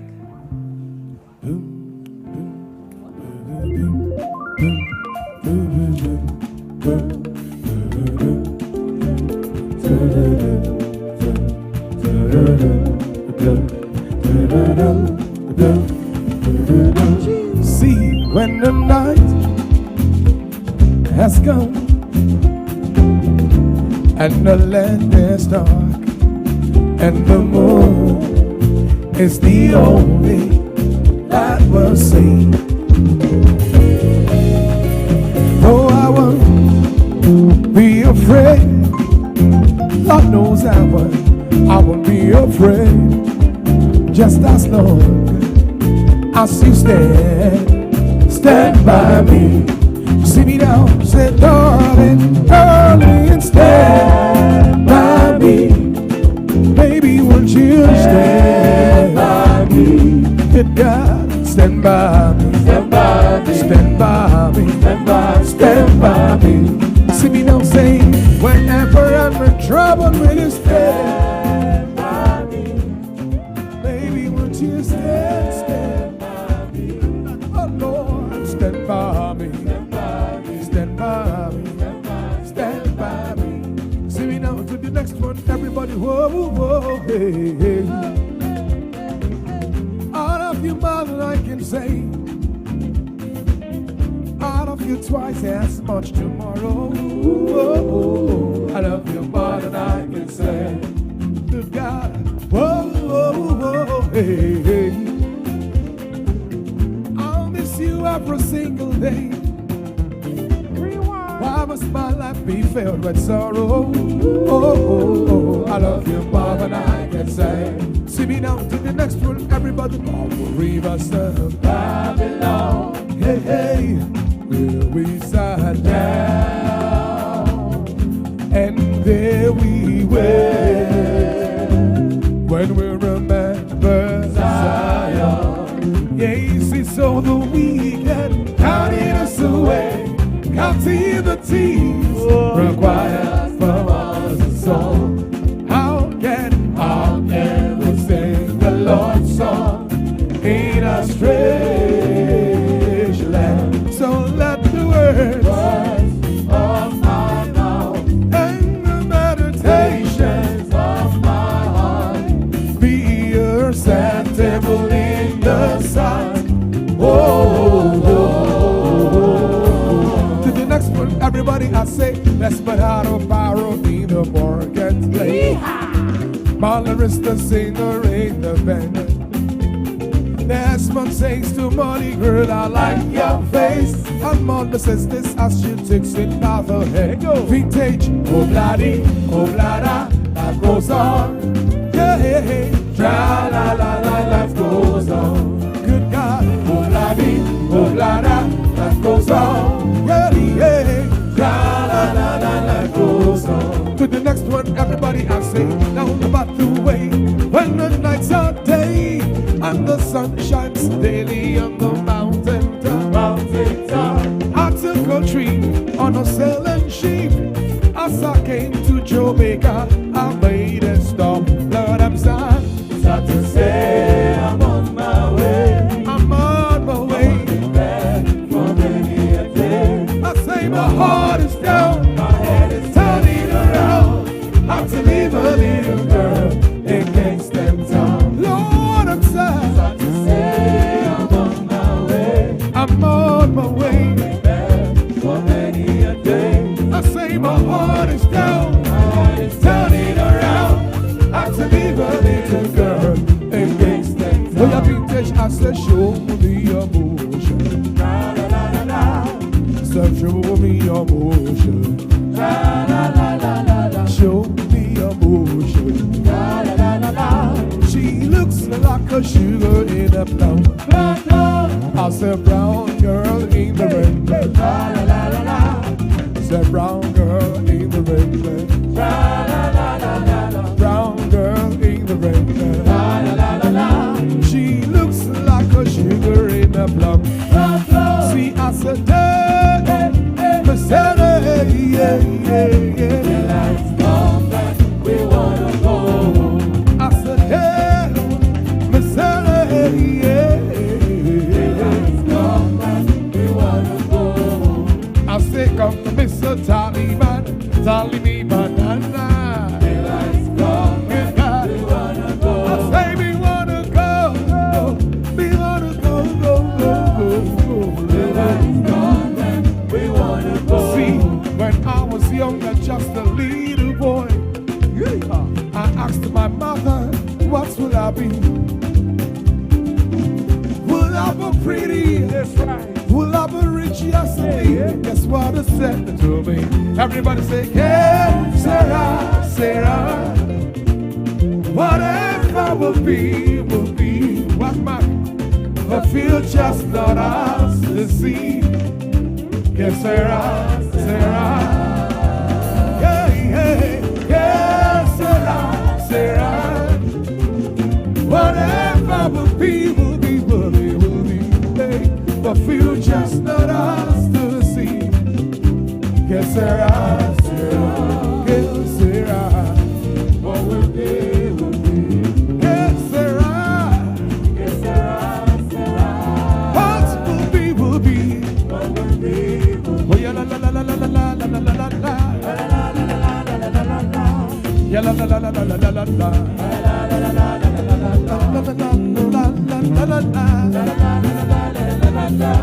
La la la la la la la la la. Well, let me touch, I say rock me, let's go.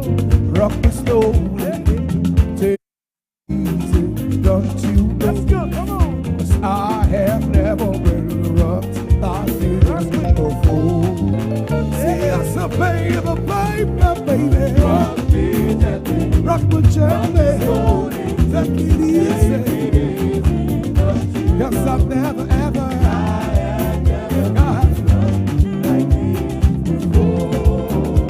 See me now to the next one, everybody. We are H-A-B-B-Y. Are you not? We are H-A-B-B-Y. Show somebody. I said we know we are. Let's go. We are sure we are. We are H-A-B. Are you H-A-B? We are H-A-B-B-Y. H-A-B. We are H-A-B-B-Y. Yes, indeed we know. We are. We are sure we are. We are H-A-B-B-Y. To the next one, everybody, I say, wherever you go, wherever you be,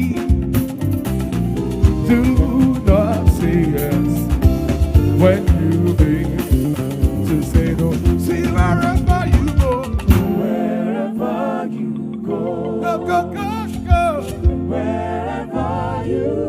Sincere God, do not say yes, but you be.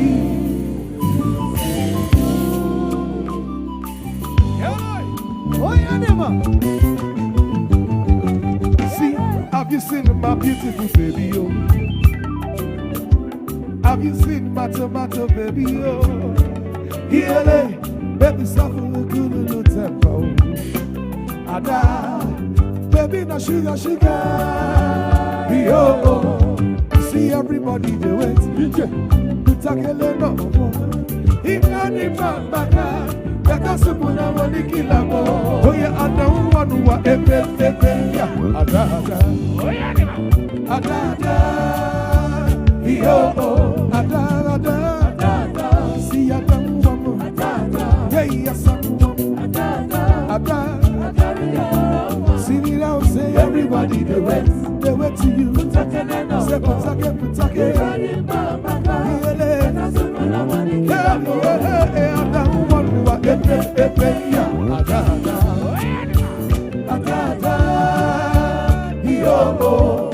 See, I don't know the land, I don't get them from everywhere. Okay, I don't know the land, I don't get them from up and down. See, baby, not tomato, baby, too sweet like running wine. Oh, yeah, I die, everybody do it. If not the man back, but that's the one I'm on the kilo. I don't want to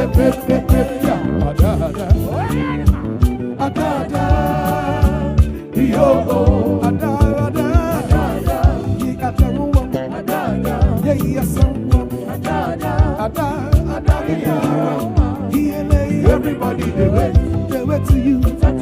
See, putake.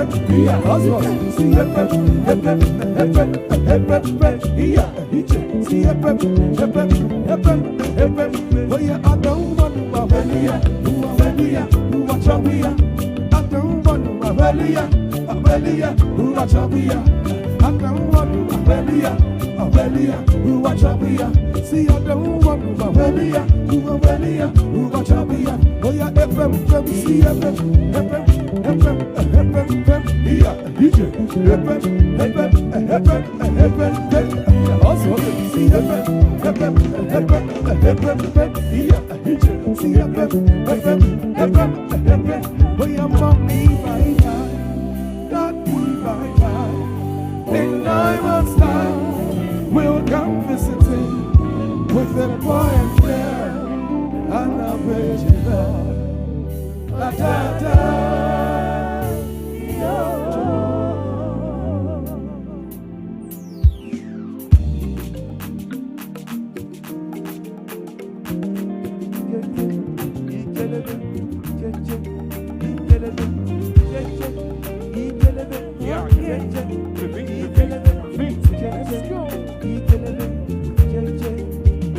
I slap police for your case, oh. I go to war for your case, oh. I go to court for your case, oh. I climb the bridge for your case, oh. I enter water for your case, oh. Upon the judge for your case, oh. Anything you want, baby, I dare for you, baby. For your case, oh, le le le le. For your case, oh, no. For your case, oh.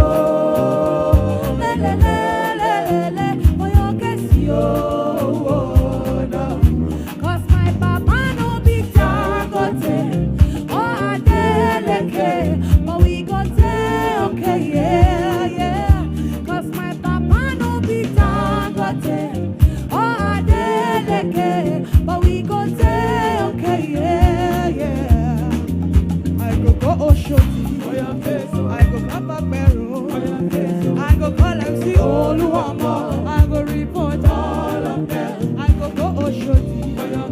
I go call Agbero. I go call MC Oluwamo. I go report all of them. So tell me, what the hell are you waiting for? If not to drop the dummy, if not to suck the carry. Oh, so tell me, what the hell are you waiting for? If not to drop the carry, if not to drop the carry. Oh, are you okay? Right about now, with you. Hey, let's go. Lonely and money on my mind. Don't care what they got in about me, a particular. Out here on the road chasing my dream because I know. See, all la you back on my love. But I'm got to you dish on my love. Everyone see like you come along. No, they find anybody, no money, I want. No, they care what the people they talk. But they care, I shall get let love. So this life will no one no get another one. I go take up the waiting alone. Waiting you love. Waiting I love. See, waiting I love. I go do and wait on my heart. But one girl no be good. Mr. Money Ginger. You know I know they waste time. Mr. Money Ginger. See, just carry jump, baby, no time. Bad boy say me a day fine, and at the same time, me a day high. But you don't almost down, you go day fine, like fine line, no take line. Think about it, that's the ordinary thing. Show me love, and I go show you more. Oh, palamba, go shake it, go shake it. Boy, you don't take it, you don't take it. Move on fire, move on fire. Oh, all of that, like you want for my love. All of that, you show my love. Everyone see like you come along, no they find anybody, no money I want. No they care with the people they talk. But the day I shall get let it love. Say this life but no one no get another one. I go take them the waiting along. Waiting love, waiting I love. See waiting I love. I go do I wait on my heart. Mr. Money Ginger. You know I know they waste time. Mr. Money Ginger. Yeah.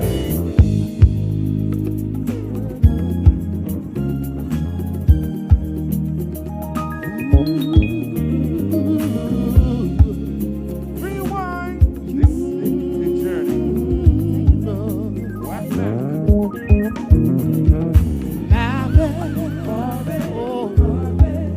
It was a friend of mine,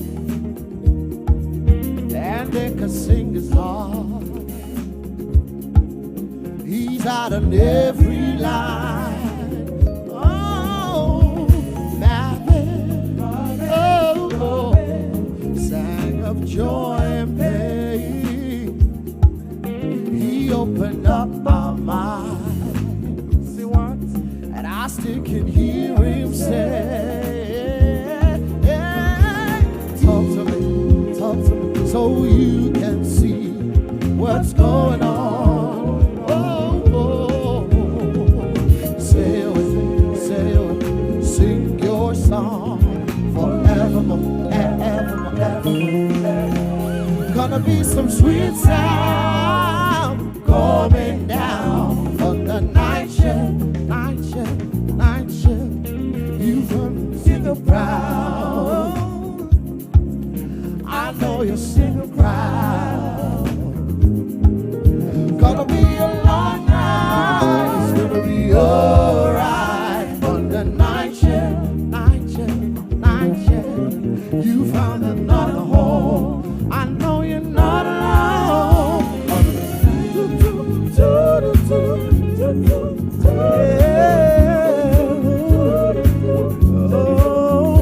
Oh, good loving.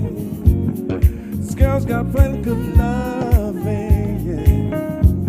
See, ask me how I know, and I'll tell you so. Used to be my girl. How I was better. She was mine. I used to live better. She wanted more than I could give, but as long as I need, she'll be my girl. She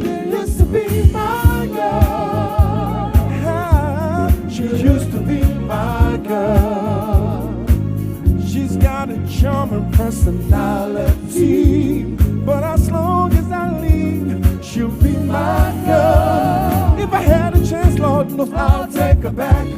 Oh, as a matter of fact, right away, like today.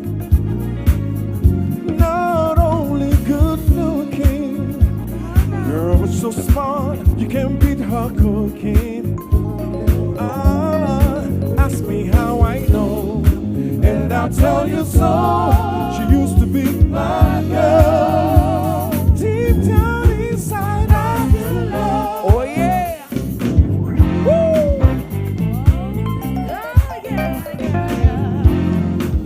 I know a place. Oh yeah. Hey. Ain't nobody crying. Come on, girl. Ain't nobody worried. Ain't no smiling faces. Oh yeah, yeah. Lying to the races. Say, help me, come on, come on. Somebody help me now. I'll take you there. Oh yeah, say, let me take you there. I'll take you there. Oh yeah, say, let me take you there. I'll take you there. Oh, hey, let me take you. I'll take you there. Take you there. Where you at? Let's go. WACMaC.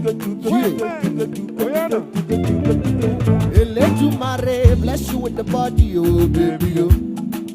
Star boy go, bless you with the money, oh my girl. Eledumare, bless you with the body, oh baby, oh. Yeah. Star boy go, bless you with the money, oh my girl. Yeah. Oh yes, oh no. Oh no.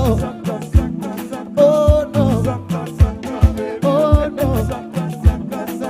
Oh no, no, oh yeah, Thank you. If I had the will, I would say that this song should continue and not stop until Sunday night. Oh yeah. Ladies and gentlemen, please put your hands together for this amazing band. They are doing Nigeria and indeed the whole of Africa proud.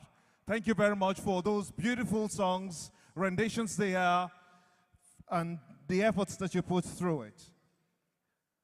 We can now settle down and as we eat, you know, relishing the delicious jollof rice, I think some of us will be able to conclude now that that very origin of jollof, even the popular Richard Quest has attested to the Nigerian jollof rice when he went across the West African sub-region. He went to Ghana, he went to Senegal, he came to Nigeria, he went to Benin Republic to sample which is the best jollof rice. If you want to know the answer to that, you may have to go on CNN website. It's www.cnn.com. And then you look for jollof rice. And then you also hashtag search for Richard Quest. I'm sure you will see the true answer on which of the jollof rices is the best. At least by him, because he tasted it. So we want to step on the throttle now and continue with the award presentation. And I think just before that, we have the spoken words, a presentation, the spoken words by B.A. Finisher. If B.A. Finisher is here, you could just step up to the stage. Oh, I can see, ladies and gentlemen, B.A. Finisher, spoken words. An applause for him, please. I know that we're still eating, but he will deliver.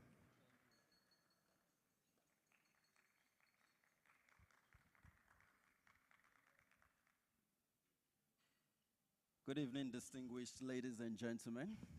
My name is B.A. Finisher, and I'm a poet. To accompany me tonight will be Ife on the talking drum. And this piece is titled Kajola. Let's prosper together.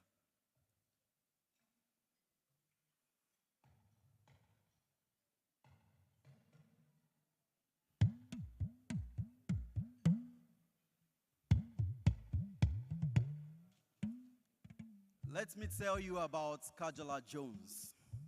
He's a good friend of mine. He loves life and the good things of life. He loves life, and life loves him back. Life always has his back. Even when he's against the wall, Kajola bounces back. He fits his feet in patent shoes and they see no defeat. His path is paved. His meal is fresh. His eyes bright. His ride is smooth. Kajola never denies. Kajola never misses. My friend Kajola is a great man. Does great, lives great. Everybody wants to be like Kajola. Some call him the running man because his water never runs dry. Others call him Power Ranger because his supply never fails. You can call him the Spider-Man connecting his world to other world. This weatherman knows his storms. Rain or not, his valley is constantly filled, and he reigns in the affairs of many. Kajola is a great man. Everybody wants to be like Kajola Jones. To stand before the mirror of the Joneses is easier than the float of a balloon. But to keep up with the Joneses' reflection, now that's a hard rock to boil. Hear the sound of the drum, hearken to the wisdom from the drum.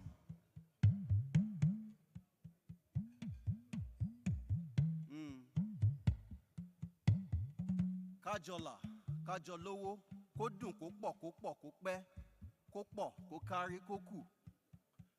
Tell everybody, this is a home game, not an away. When it seems as though they are without, the Kajola look within and birth without. They nurture the birth till each one rebirths like a fruit-bearing tree. And when birthing tarries, adoption carries. They are Kajola. They thrive together. They prosper together. All in one for all. One in all for more. Kajola. They do not swallow the seed when they eat the fruit of their labor. They neither bite more than they can chew, nor chew too fast on the chips of their plantation, no matter how micro. They cut their coats in accordance with diversity, because they know that one size does not always fit all. It's just a makeshift. No matter the make, it shifts. Shifts. A trait the tribe of Kajola takes pride in. They shift from the fast food of gains towards the fine cuisine of sustainability. They are always mindful of the next generation of diners and put them in their culinary decisions. Now that I've gotten you hungry, let's go to the kitchen of economic growth. Let it be known that in this kitchen, infrastructure is the meal. Infrastructure has a taste. Infrastructure has a smell. Infrastructure has a recipe. Are you cooking? Perhaps you're saying graces on empty tables or dining on another's bill. I've been a boropos, aka plus for minus. Hear the sound of the drum, hear the wisdom from the drum. And it says, no matter what goes, Kajola stays. Kajola looking from the oak tree they stand on, reaching down. It's not an overnight success. They saw today, tomorrow, in the seemingly insignificant acorn of yesterday. They saw an oak tree in the acorn. You have an acorn in your hand, in your land. You have an oak tree in that acorn. However, what you have depends on how far you can see. See a tree in the seed. See strength, fortress, longevity in the tree. See food, shelter, shade, womb of masterpieces in this magnificence. Don't just see a tree. See sustainability, stability, see fertility, see age-old wisdom, see transcendence. To eat the seed, to plant the seed, to sell the seed, to steal the seed, to store the seed, to process the seed, to gratify today's hunger, or to delay gratification for a greater and stable tomorrow. The question is this: every acorn planted today is as alive as the 300-year-old oak tree towering over it. The question is, what are you waiting for? My name is B.A. Finisher. Thank you very much. Brilliant, brilliant. Thank you so much indeed. Spoken words by B.A. Finisher. B.A. Finisher, thank you so much. That was really inspiring. We're making steady progress just so that we're able to conclude for tonight and let everyone get back to get some more rests. I hope you're enjoying your meal. It's classic Nigerian cuisine that we're serving you today. The Ghanaians will attest to the deliciousness, for the lack of a better word. And of course, the Beninoans will also give that credit to the kinds of food that we give. We pride ourselves with here in Nigeria. I wish that some of you will go to Bauchi State so that you can eat tuwo the miyan kuka. You need to taste that delicacy. You don't find it just so ordinarily here, but I'm sure that some of us who have been to northern Nigeria, you would have tasted tuwo the miyan kuka. Yes. You taste that one too, you know that the variety is just unbeatable on the African continent. Let me speak for Nigeria. I don't know about Ghana. I can see some Ghanaians looking at me very intensely.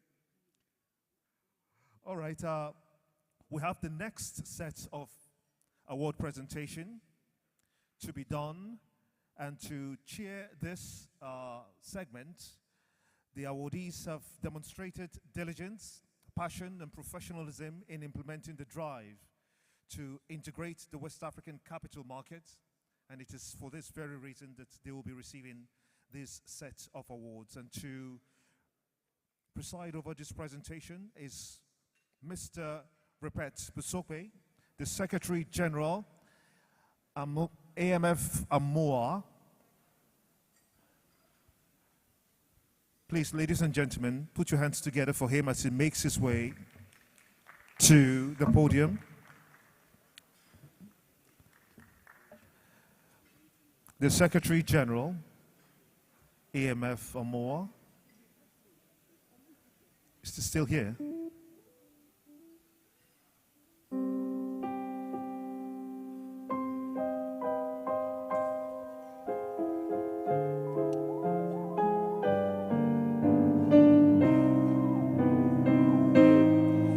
I've been instructed that he seems to be out of the hall at the moment. In his place, we would like to call on the DG SEC Nigeria in the person of Mr.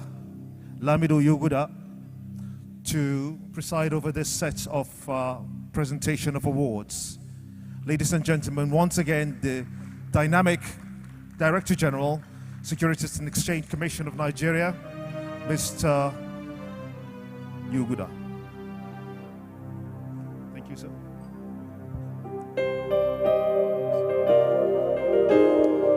We would like to call on the first recipient of this award, Mr. David Tete, the financial market consultant, to receive this very distinguished award, which we are presenting to you today. Ladies and gentlemen, a round of applause for him. I know that we're eating and having our fill.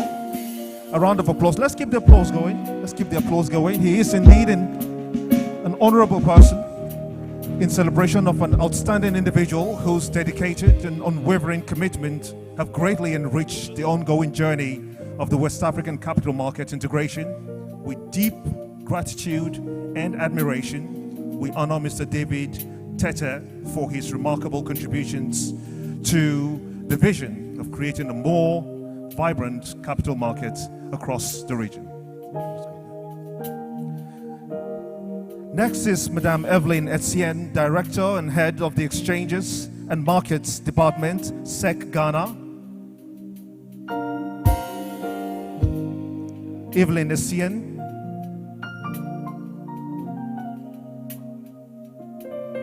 Okay. Okay. This is receiving on her behalf now. Dorothy. So you can see some of the Ghanaian elegance stepping briskly and smartly too. She's receiving it on behalf of Madame Evelyn Essien.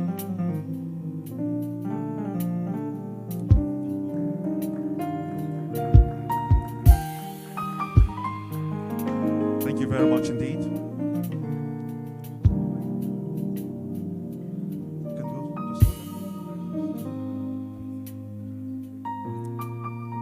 Next is Monsieur Edo Kosi, CEO BRVM. CEO BRVM, Monsieur Edo Kosi. Ladies and gentlemen, a round of applause for him in honor and in celebration of an outstanding individual whose dedication and unwavering commitment have greatly enriched the ongoing journey of the West African capital market integration. With deep gratitude and admiration, we honor Mr. Edo Kosi for his remarkable contributions to our shared vision of creating a more unified and vibrant capital market in the sub-region.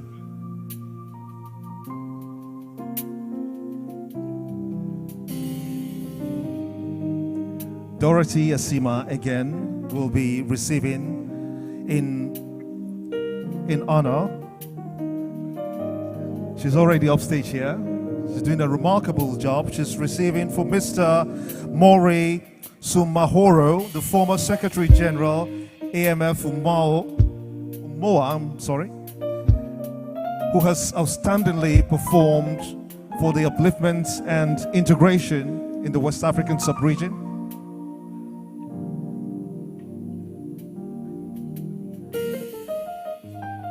This award is in honor of his excellent contributions to the growth of the sub-region.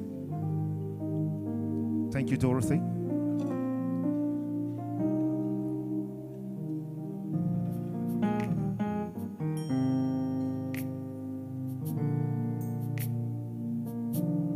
And we now have Mr. Haruna Wadrago, AMF Umoa again. I think the Umoas are packing all the awards for this category. He's walking briskly. Ladies and gentlemen, a round of applause for him. This, of course, is in honor and in celebration of an outstanding individual whose dedication and unwavering commitment have greatly enriched the ongoing journey of the West African capital market integration process. With deep gratitude and admiration, we honor Mr. Haruna Wadrago for his remarkable contributions to our shared vision of creating a more unified and vibrant capital market in the sub-region. We can all now come closer and take a picture with the DG SEC Nigeria.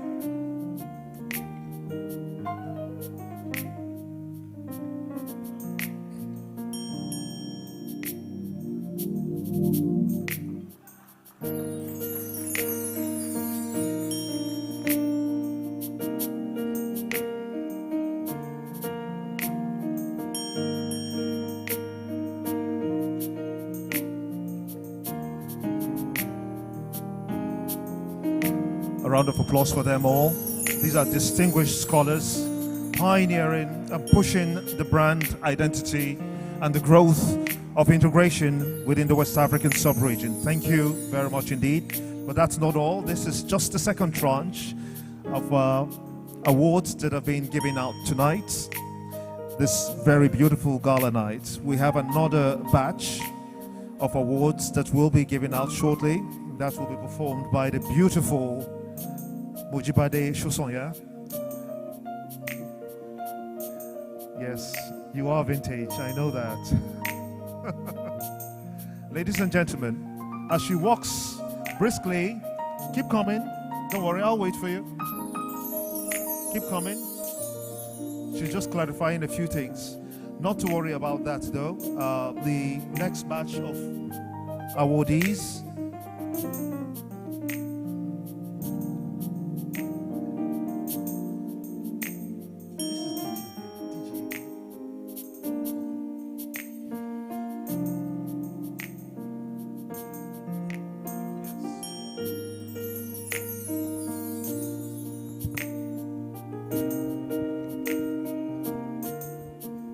Distinguished ladies and gentlemen, thank you for staying with us up until this point. We'll be presenting the final category of awards before we perform a very symbolic assignment tonight. Now, to help with the presentation of these final category of awards, it's my pleasure to make welcome the Executive Director Operations at SEC Nigeria, Mr. Dayo Obisan. A round of applause for him as he comes up stage to help do the honors of presenting these final set of awards tonight.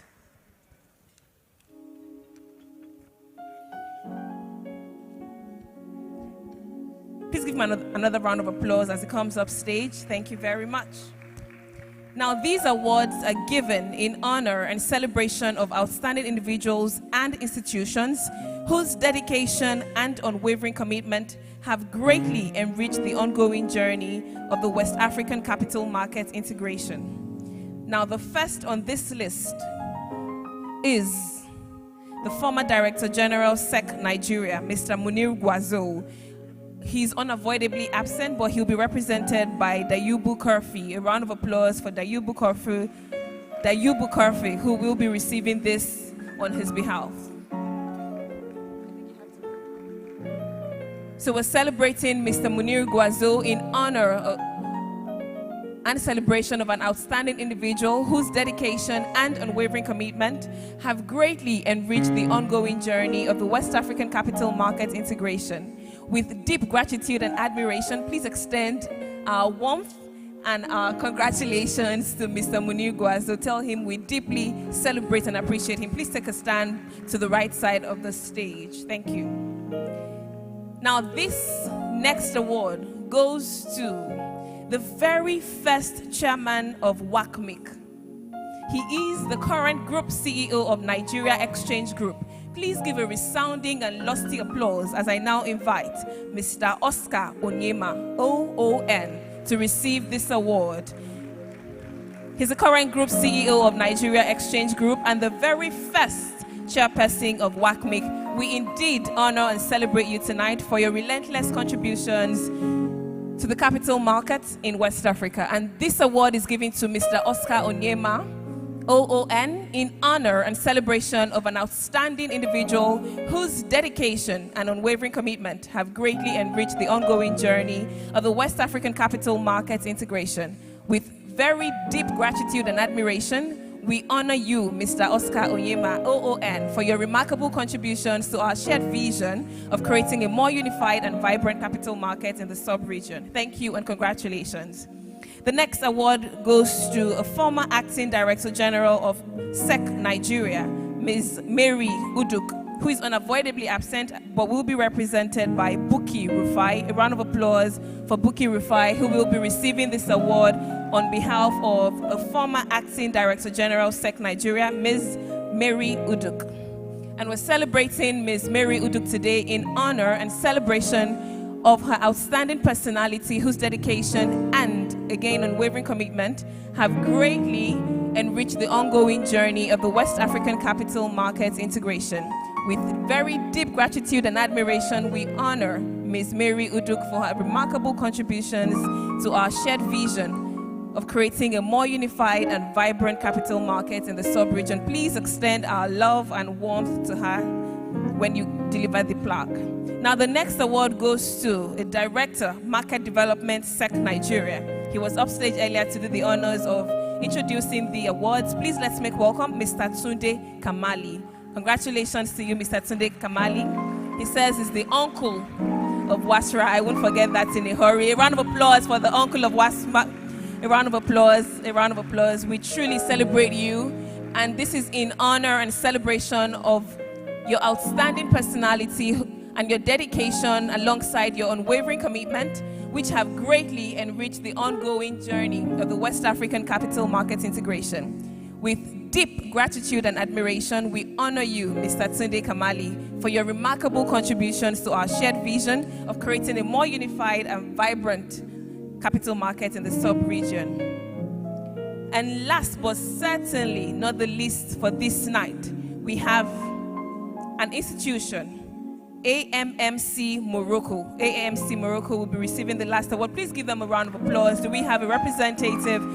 Awesome. Congratulations to AMMC Morocco. We are truly honored to have you here, and we celebrate you greatly for your contributions to the capital market integration in the sub-region.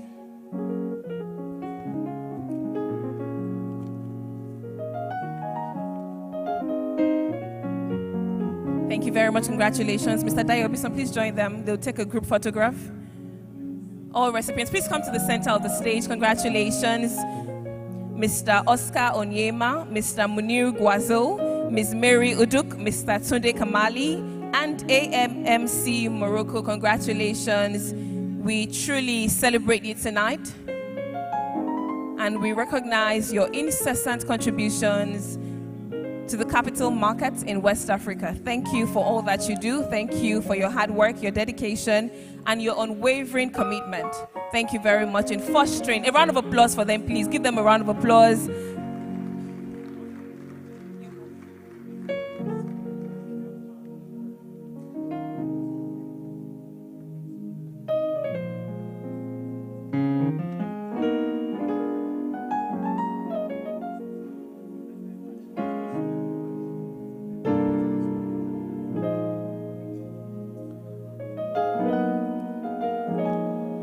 So you'll notice that we still have the Executive Commissioner, Operations Directorate of SEC Nigeria, Mr.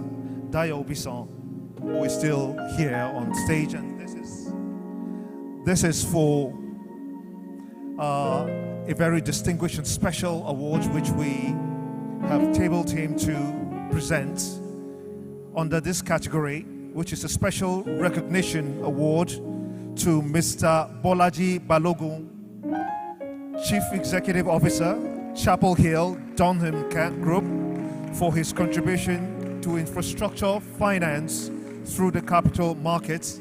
Ladies and gentlemen, a round of applause as he comes up stage, Mr. Bolaji Balogun, CEO, Chapel Hill Dunham Group, for his contribution to infrastructure finance through the capital markets.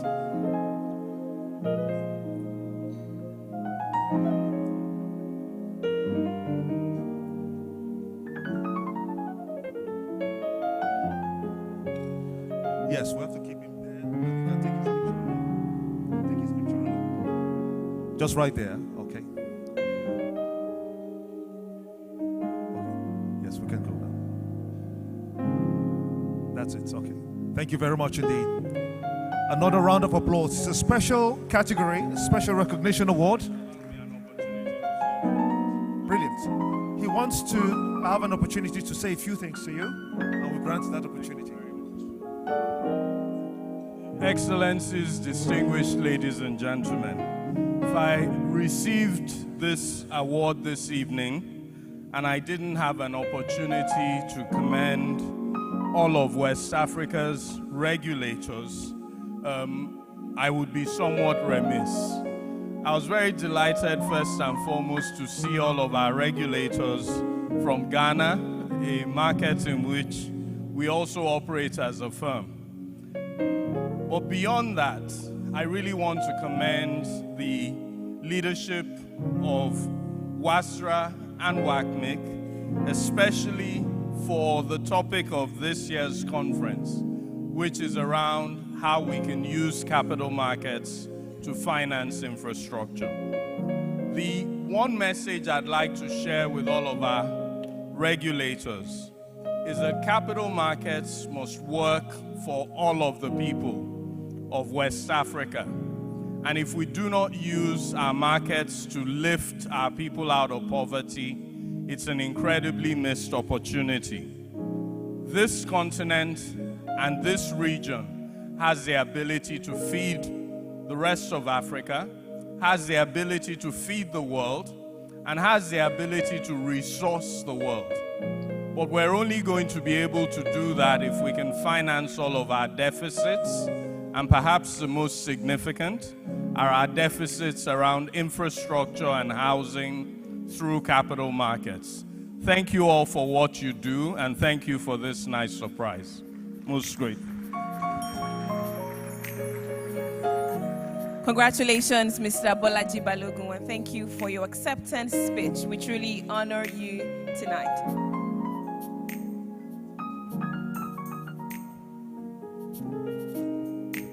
Very distinguished ladies and gentlemen, thank you for staying with us up until this moment.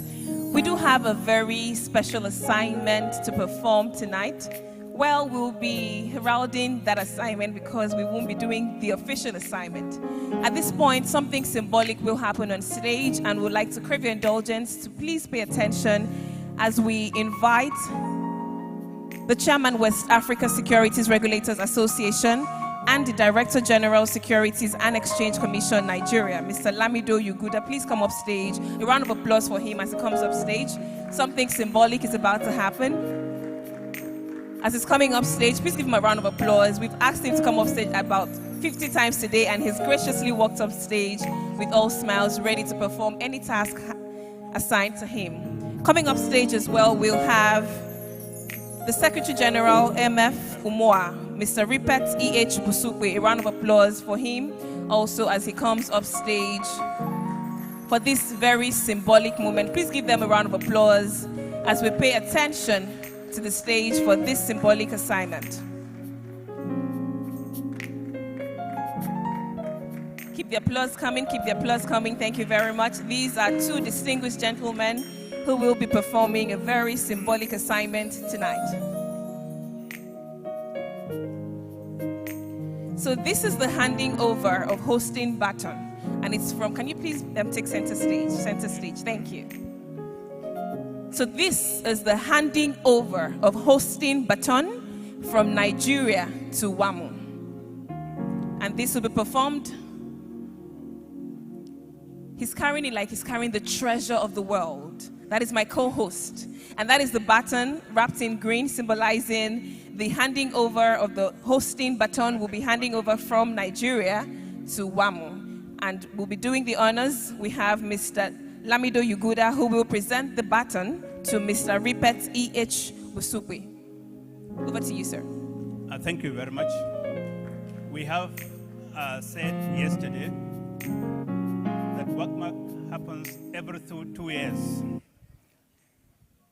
It started in Abidjan, and this is the closure of the cycle. Is going to go back to Abidjan in 2025.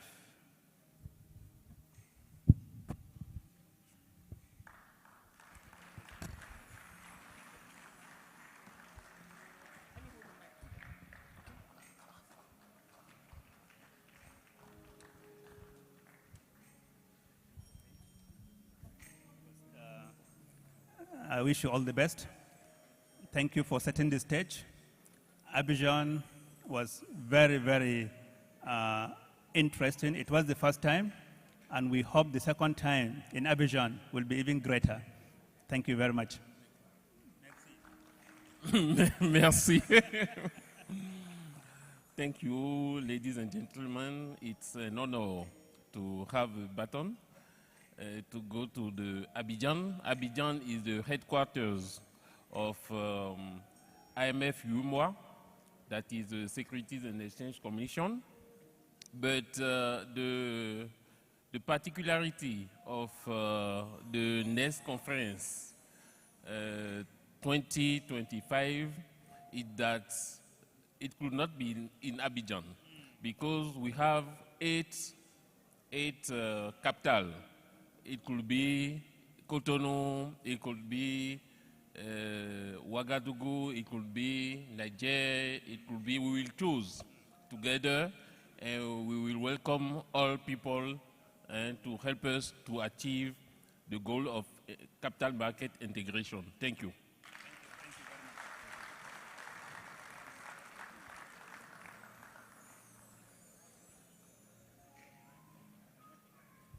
Thank you very much. Congratulations. Thank you for handing over the baton. And congratulations to Nigeria. Thank you for hosting a great third biennial WACMaC. Please, a round of applause for Nigeria. I think we have done well. This has been a successful conference. Just like I mentioned, we have paid for this hall till tomorrow night. So we're dancing all night. Just in case you'd like to step out, make sure you're stepping out to get your dancing shoes. We're not going home. We are not allowing anybody leave this hall except to get your dancing shoes.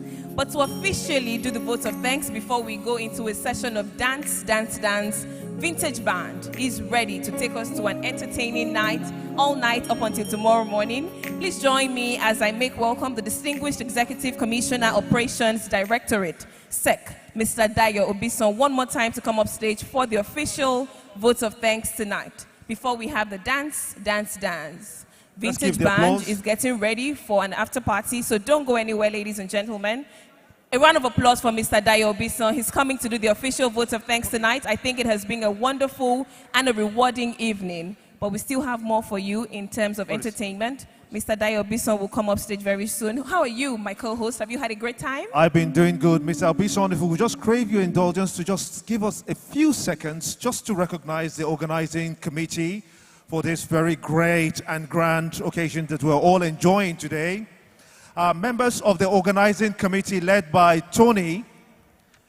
By the able chairman whom you may not have seen, but he's been working tirelessly behind the scenes. So we recognize all members of the organizing committee for this year's WACMaC. But please let's give a round of applause to Mr. Tony Iloka, who has worked tirelessly alongside other committee members. Where's Mr. Tony? That's Mr. Tony at the corner there. He likes to stay behind the scene. But he's done a great job. But we'll quickly recognize everyone on the planning committee. Mr. Tony is there, he's waving.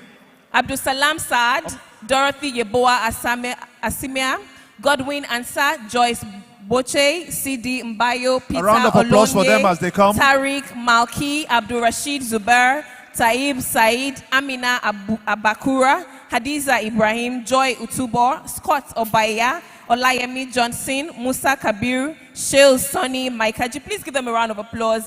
These individuals have worked tirelessly to ensure the success of this year's WACMaC. We celebrate you all and we thank you. Please come up stage to take a bow. We need to indeed appreciate all the hard work that you have put in. Musa Kabir, Shale Sonny, Maikaji, Kelechi Azubike Luke, Aurora Ubaji, Anwulika Odinwe, Mujahid Muhammad, Abubakar Ilu, Achibong, Aisha Kabir, Nsikan Ipeme, Soibim Daniel Belgar. Thank you all so much. Please give them a resounding applause. We haven't seen them all through the conference, but they have worked tirelessly day and night to ensure that we had a smooth and a successful conference. Thank you. Please take center stage. The spotlight is on you, and we're giving you a resounding applause, and we're saying thank you. That is Mr. Tony Iloka right there in the middle with his glasses, dressed in blue, who's worked hard day and night alongside his committee members to ensure that we all had a good time. Thank you, and thank you. Give them a round of applause. Give them a round of applause. We'll just allow Mr. Tony a few words. Mr. Tony Iloka, the chairman, organizing committee, WACMaC. He's probably shy, but I put him on the spot. He has to say something. Mr. Tony. Thank you very much, DG and the management. Thanks for all the support. EC, everyone, and these guys are great. Thank you so much. And all our sponsors, too. Thank you. Thank you, and we co-hosts, my co-host and I, we've had a great time working with you all. Please take a bow as you now exit the stage. 1, 2, 3, go, take a bow. Give them a round of applause, a loud, resounding, lusty round of applause for the amazing and incredible work you have done. Thank you for a job well done. Thank you for a job well done. You are all revered. Let's take the national anthem, and the music just goes on. Okay, call him now. All right, and now Mr. Dayo Obison, thank you for holding on. Please a round of applause for our Executive Commissioner, Operations Directorate at SEC. He'll come up stage after our organizing committee have graciously taken their exits off the stage.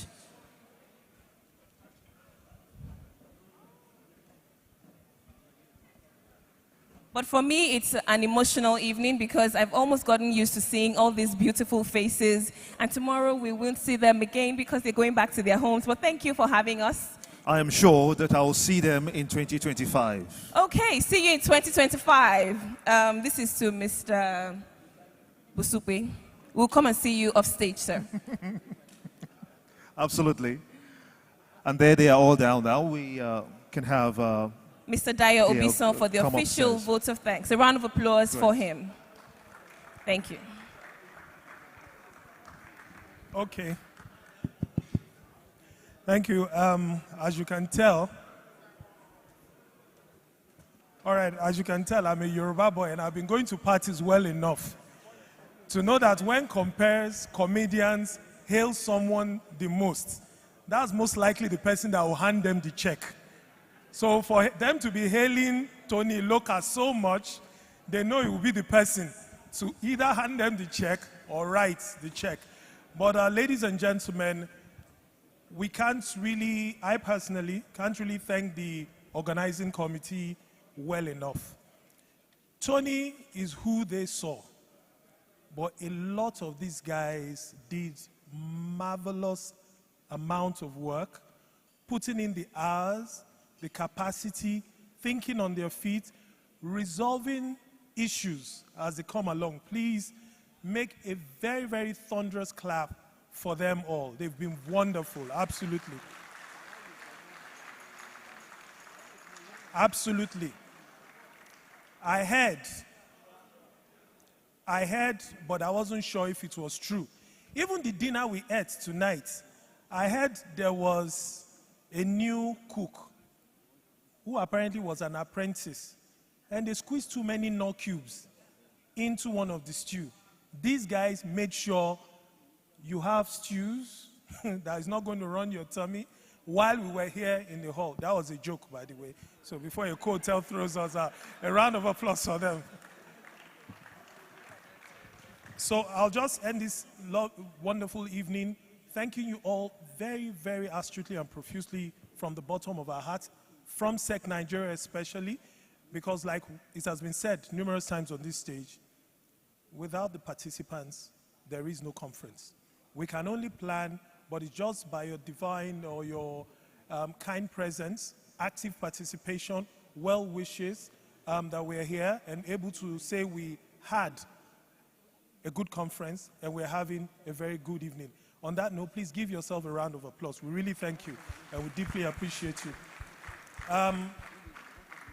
The DG had given a good thank you speech earlier, so I'll just compliment what he said earlier just a little bit by thanking the Executive Governor of Lagos State, Mr. Babajide Sanwo-Olu, our Chairman, Senate Committee on Capital Markets, and his deputy, and all the people in the entourage, Chairman, House Committee on Capital Markets, and his deputy, the former chairman, our own amiable friend who, if by chance it was possible, there will be a desk right next to my desk, not Ibrahim Boyi's desk. We'll have a desk at SEC. That's Honorable Ibrahim Babangida. Please give him a round of applause. He's been more than a legislator. I won't say more than that. He's more than a legislator. And I'd like to thank all the capital market operators that were represented, captains of industry, all our own. Where are the SEC Nigeria staff? Please stand up for recognition and just let's clap for them as they stand. SEC Nigeria staff. Yeah. Then it's okay. We know this is your home country. No need for home advantage. And all the representatives from Ghana, please, would like to acknowledge you. If you please stand up and we'll just acknowledge you. Everybody from Ghana, except the SEC DG from Ghana, of course. Thank you very much. And everyone from the Yomoa region, Mr. Ripet, every other person, we thank you. Thank you very much for coming. And our very, very close allies in West Africa, the appendage of our West African integration, that is the Moroccans. Thank you very much, Yasser, Tariq, thank you very much. And all the panelists that we have invited, who not only have come, they've Your contribution has been mind-blowing. And not only did you do that, you even stayed up to this long to make sure you attended the conference in its whole entirety. Please, if you stand up for recognition so we can see your pretty and handsome faces once again. Thank you. Thank you very much. Thank you. We do thank you. We do thank you. Well, there's no need to tell the whole hall to get up because there will be nobody to clap for you. But on that note, we really do thank you on behalf of the organizers, ECOWAS, FSD Africa, SEC Nigeria, SEC Ghana, AMF Yomoa, and every other person. We thank you so much. And let's make, I would have said Abidjan, but according to Mr. Rupert, it might be anywhere. Well, Niger, Ouagadougou, next chapter, more successful. Have a lovely evening, everyone. Thank you. Have a lovely evening, everyone. Just before we close, we'll be taking the first stanza of the national anthem of the Federal Republic of Nigeria. Distinguished ladies and gentlemen, before we allow Vintage Band take us to another world, we'll be taking the national anthem. Please rise one more time for the national anthem of the Federal Republic of Nigeria, the first stanza. We also have this very important announcement. It's a charger, it's a Dell charger, I believe, for a system. It looks like a laptop or something like that. Please, if it is yours, it's here with us. The national anthem.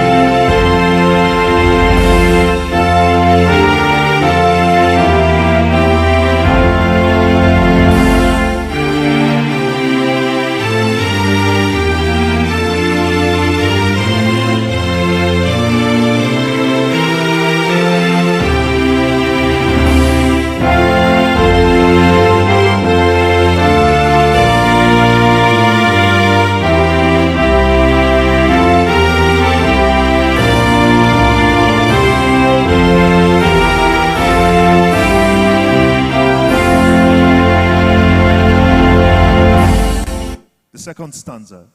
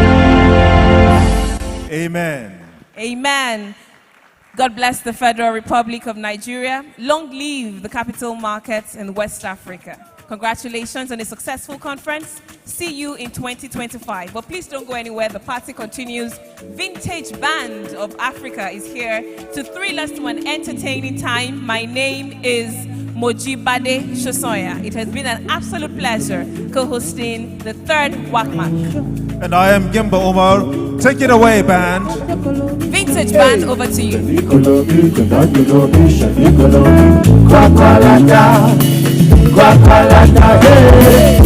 enter from Abuja go Kwakwalata. Only Motaka Sufresi I know fit force, I know fit do pass my power. I roll up my shower, I pay for Kwakwalata. I enter from Abuja go Kwakwalata. Only Motaka Sufresi I know fit force, I know fit do pass my power. I roll up my shawarma, I pay for Kwakwalata. Me go for Montana, oh God, let me ask God. Alifa me, Oje Mashami Fumilo Yachali. Wahabi, Alu, Mukadami Fado. Can't you see your low woman Fado? But to Marifi, I come manager. Drop this song tomorrow, sha. If loving you is a crime, baby, don't you waste my time. Oh, yeah, that's my cosa coupe. I'm a asule. I never Kwakwalata. Call me back, Moda. I enter from Abuja, go Kwakwalata. Only Montaka, Sufe, stay out there. I don't feel force, I don't feel to pass my bow. I roll on my shawarma. I don't fall. Every other day